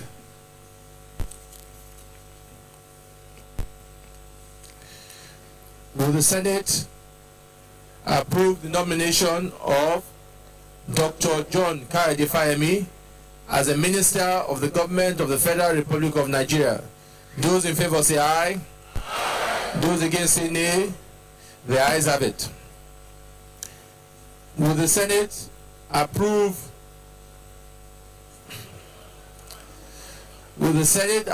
the nomination of Chief Audu Ogbe as a minister of the government of the Federal Republic of Nigeria? Those in favor say aye. Those against say nay. The ayes have it. Will the Senate approve the nomination of Dr. Christopher Ugbonawinu as a minister of the government of the Federal Republic of Nigeria? Those in favor say aye. Those against say nay. The ayes have it. Will the Senate approve the nomination of Dr. Osage Yenare as a minister of the government of the Federal Republic of Nigeria? Those in favor say aye. Those against say nay. The ayes have it. Will the Senate approve the nomination of Lieutenant General Abdurrahman Dambaza as a minister of the government of the Federal Republic of Nigeria? Those in favor say aye. Those against say nay. The ayes have it. Will the Senate approve the nomination of Alhaji Lai Mohammed as a minister of the government of the Federal Republic of Nigeria? Those in favor say aye. Those against say nay. The ayes have it. Will the Senate approve the nomination of Amina Ibrahim Mohammed as a minister of the government of the Federal Republic of Nigeria? Those in favor say aye. Those against say nay. The ayes have it. Will the Senate approve the nomination of Engineer Suleiman Hussein Adamu as a minister of the government of the Federal Republic of Nigeria? Those in favor say aye. Those against say nay. The ayes have it. Will the Senate approve the nomination of Mr. Ibrahim Usman Jibril as a minister of the government of the Federal Republic of Nigeria? Those in favor say aye. Those against say nay. The ayes have it.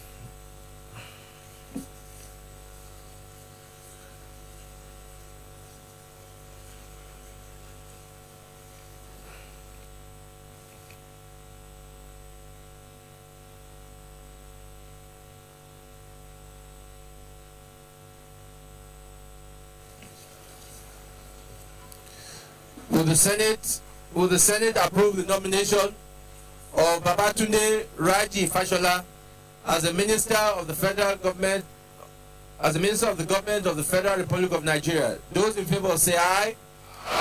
Those against say nay. The ayes have it. Will the Senate approve the nomination of Dr. Emmanuel Ibe Kachuku as a minister of the government of the Federal Republic of Nigeria? Those in favor say aye. Those against say nay. The ayes have it. Will the Senate approve the nomination of Abubakar Malami SAN as a minister of the government of the Federal Republic of Nigeria? Those in favor say aye. Those against say nay. The ayes have it. Will the Senate approve the nomination of Dr. Senator Chris Nwabuzi Ngige as a minister of the government of the Federal Republic of Nigeria? Those in favor say aye.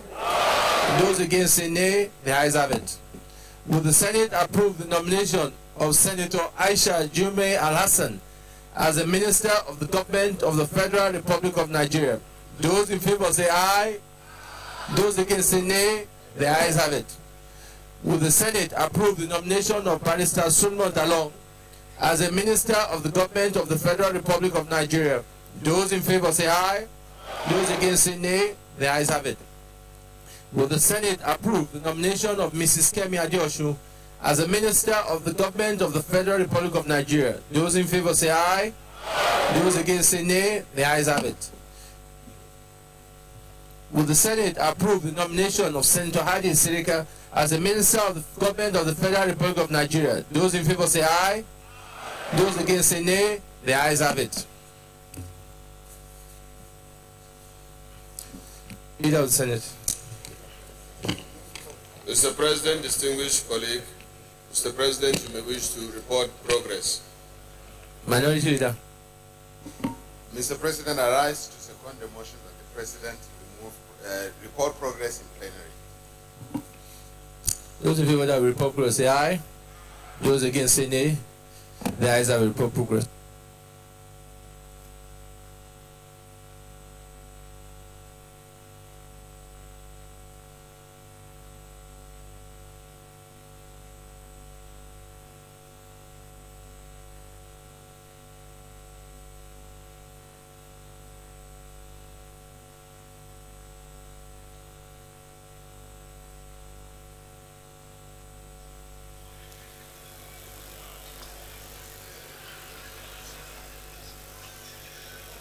And the tradition of the legislature, and particularly the Senate, after the confirmation process in the committee of the whole, the chairman will now have to move to this next seat that where he is seated now to report progress to the entire Senate at plenary.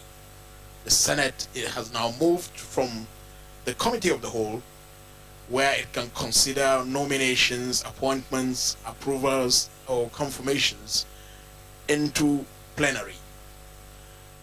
The Senate President is now technically the Senate President, no more the chairman of the chamber when it is in the committee of the whole.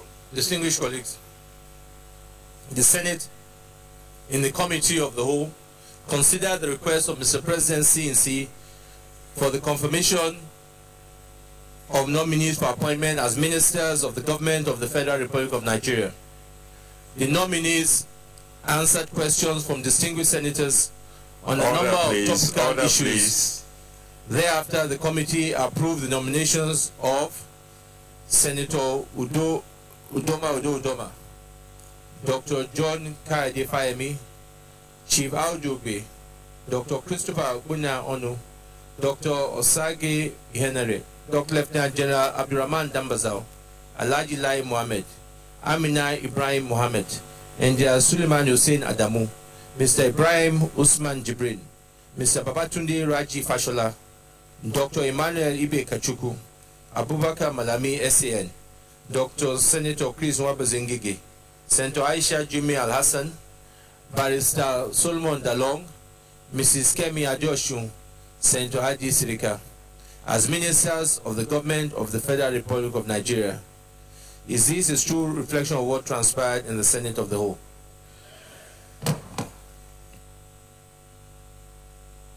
Confirmation.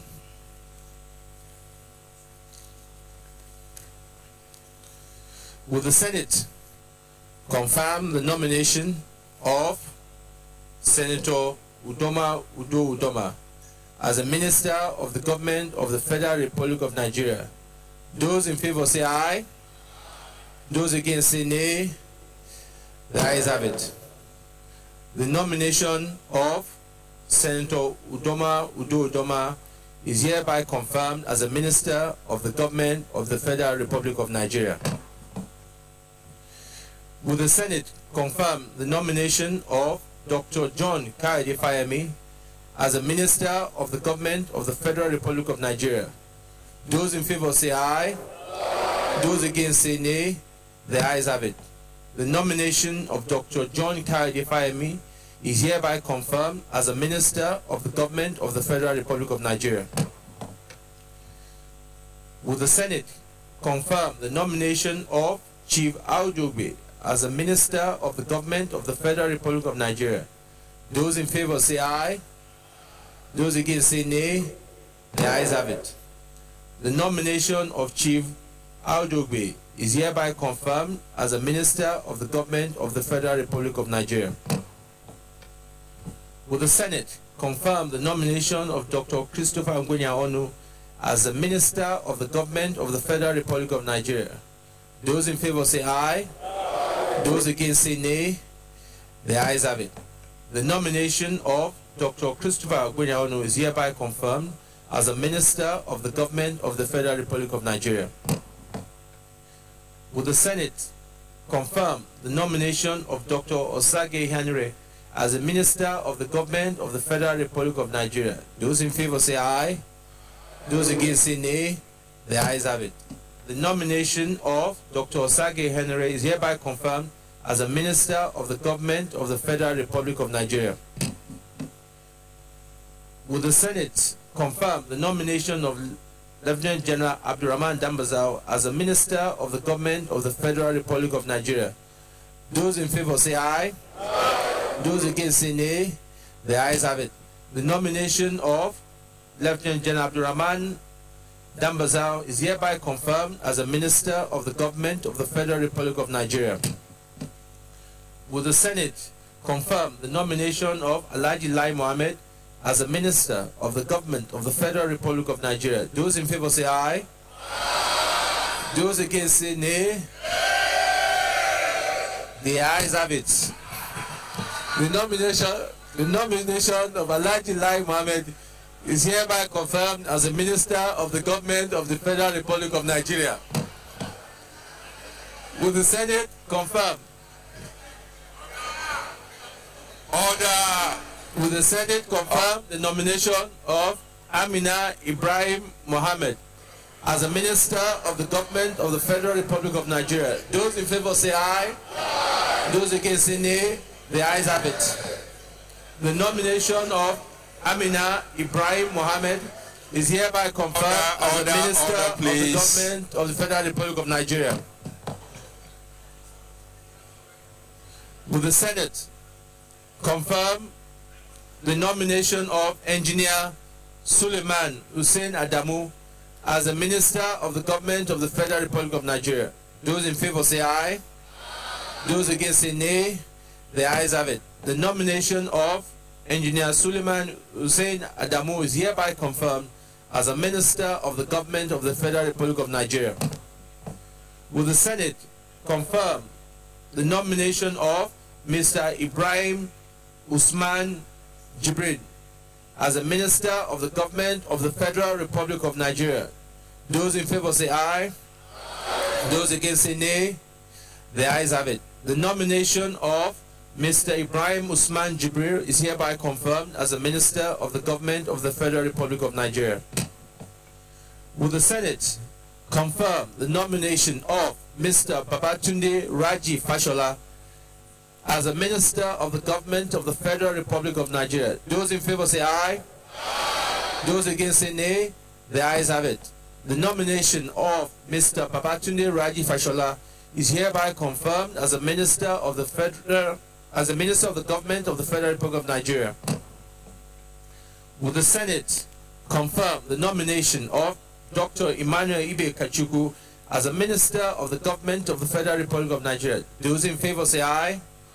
Those against say nay. The ayes have it. The nomination of Dr. Emmanuel Ibe Kachuku is hereby confirmed as a Minister of the Government of the Federal Republic of Nigeria. Will the Senate confirm the nomination of Abubakar Malami SAN as a Minister of the Government of the Federal Republic of Nigeria? Those in favor say aye. Those against say nay.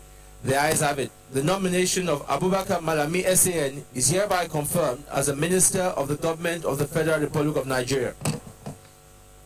Will the Senate confirm the nomination of Dr. Senator Chris Ngige as a Minister of the Government of the Federal Republic of Nigeria?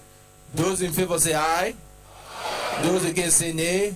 The ayes have it. The nomination of Dr. Chris Nwabueze Ngige is hereby confirmed as a Minister of the Government of the Federal Republic of Nigeria. Will the Senate confirm the nomination of Senator Aisha Jume Alhassan as a Minister of the Government of the Federal Republic of Nigeria? Those in favor say aye. Those against say nay. The ayes have it. The nomination of Senator Aisha Jume Alhassan is hereby confirmed as a Minister of the Government of the Federal Republic of Nigeria. Will the Senate confirm the nomination of Barrister Solomon Dalung as a Minister of the Government of the Federal Republic of Nigeria? Those in favor say aye. Those against say nay. The ayes have it. The nomination of Barrister Solomon Dalung is hereby confirmed as a Minister of the Government of the Federal Republic of Nigeria. Will the Senate confirm the nomination of Mrs. Kemi Adeosun as a Minister of the Government of the Federal Republic of Nigeria? Those in favor say aye. Those against say nay. The ayes have it. The nomination of Mrs. Kemi Adeosun is hereby confirmed as a Minister of the Government of the Federal Republic of Nigeria. Will the Senate confirm the nomination of Senator Hadi Sirika as a Minister of the Government of the Federal Republic of Nigeria? Those in favor say aye. Those against say nay. The ayes have it. The nomination of Senator Hadi Sirika is hereby confirmed as a Minister of the Government of the Federal Republic of Nigeria.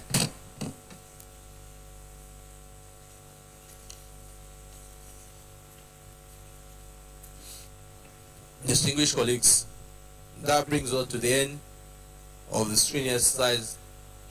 I want to thank and commend all the senators, not only for their good questions and contribution, and also the way we have carried out this exercise. And I'm sure that for the ministers as well, that they know that it is not going to be business as usual. The responsibilities and some of the commitments they've made in here, it's our responsibility to hold them to it, to ensure that the commitments they have made to be part of this change government and give their service and support to our president in moving Nigeria forward. Once again, I thank you, the senior senators of this Senate. I think you have done a good job today and made us and the country, we're all proud of what has happened today. I thank you. On that note, we hereby adjourn till Thursday the 15th October 2015 at 10 a.m. prompt. The presiding officer there, Senate President Abubakar Bukola Saraki, closing Wednesday's plenary session and Senate at the Committee of the Whole.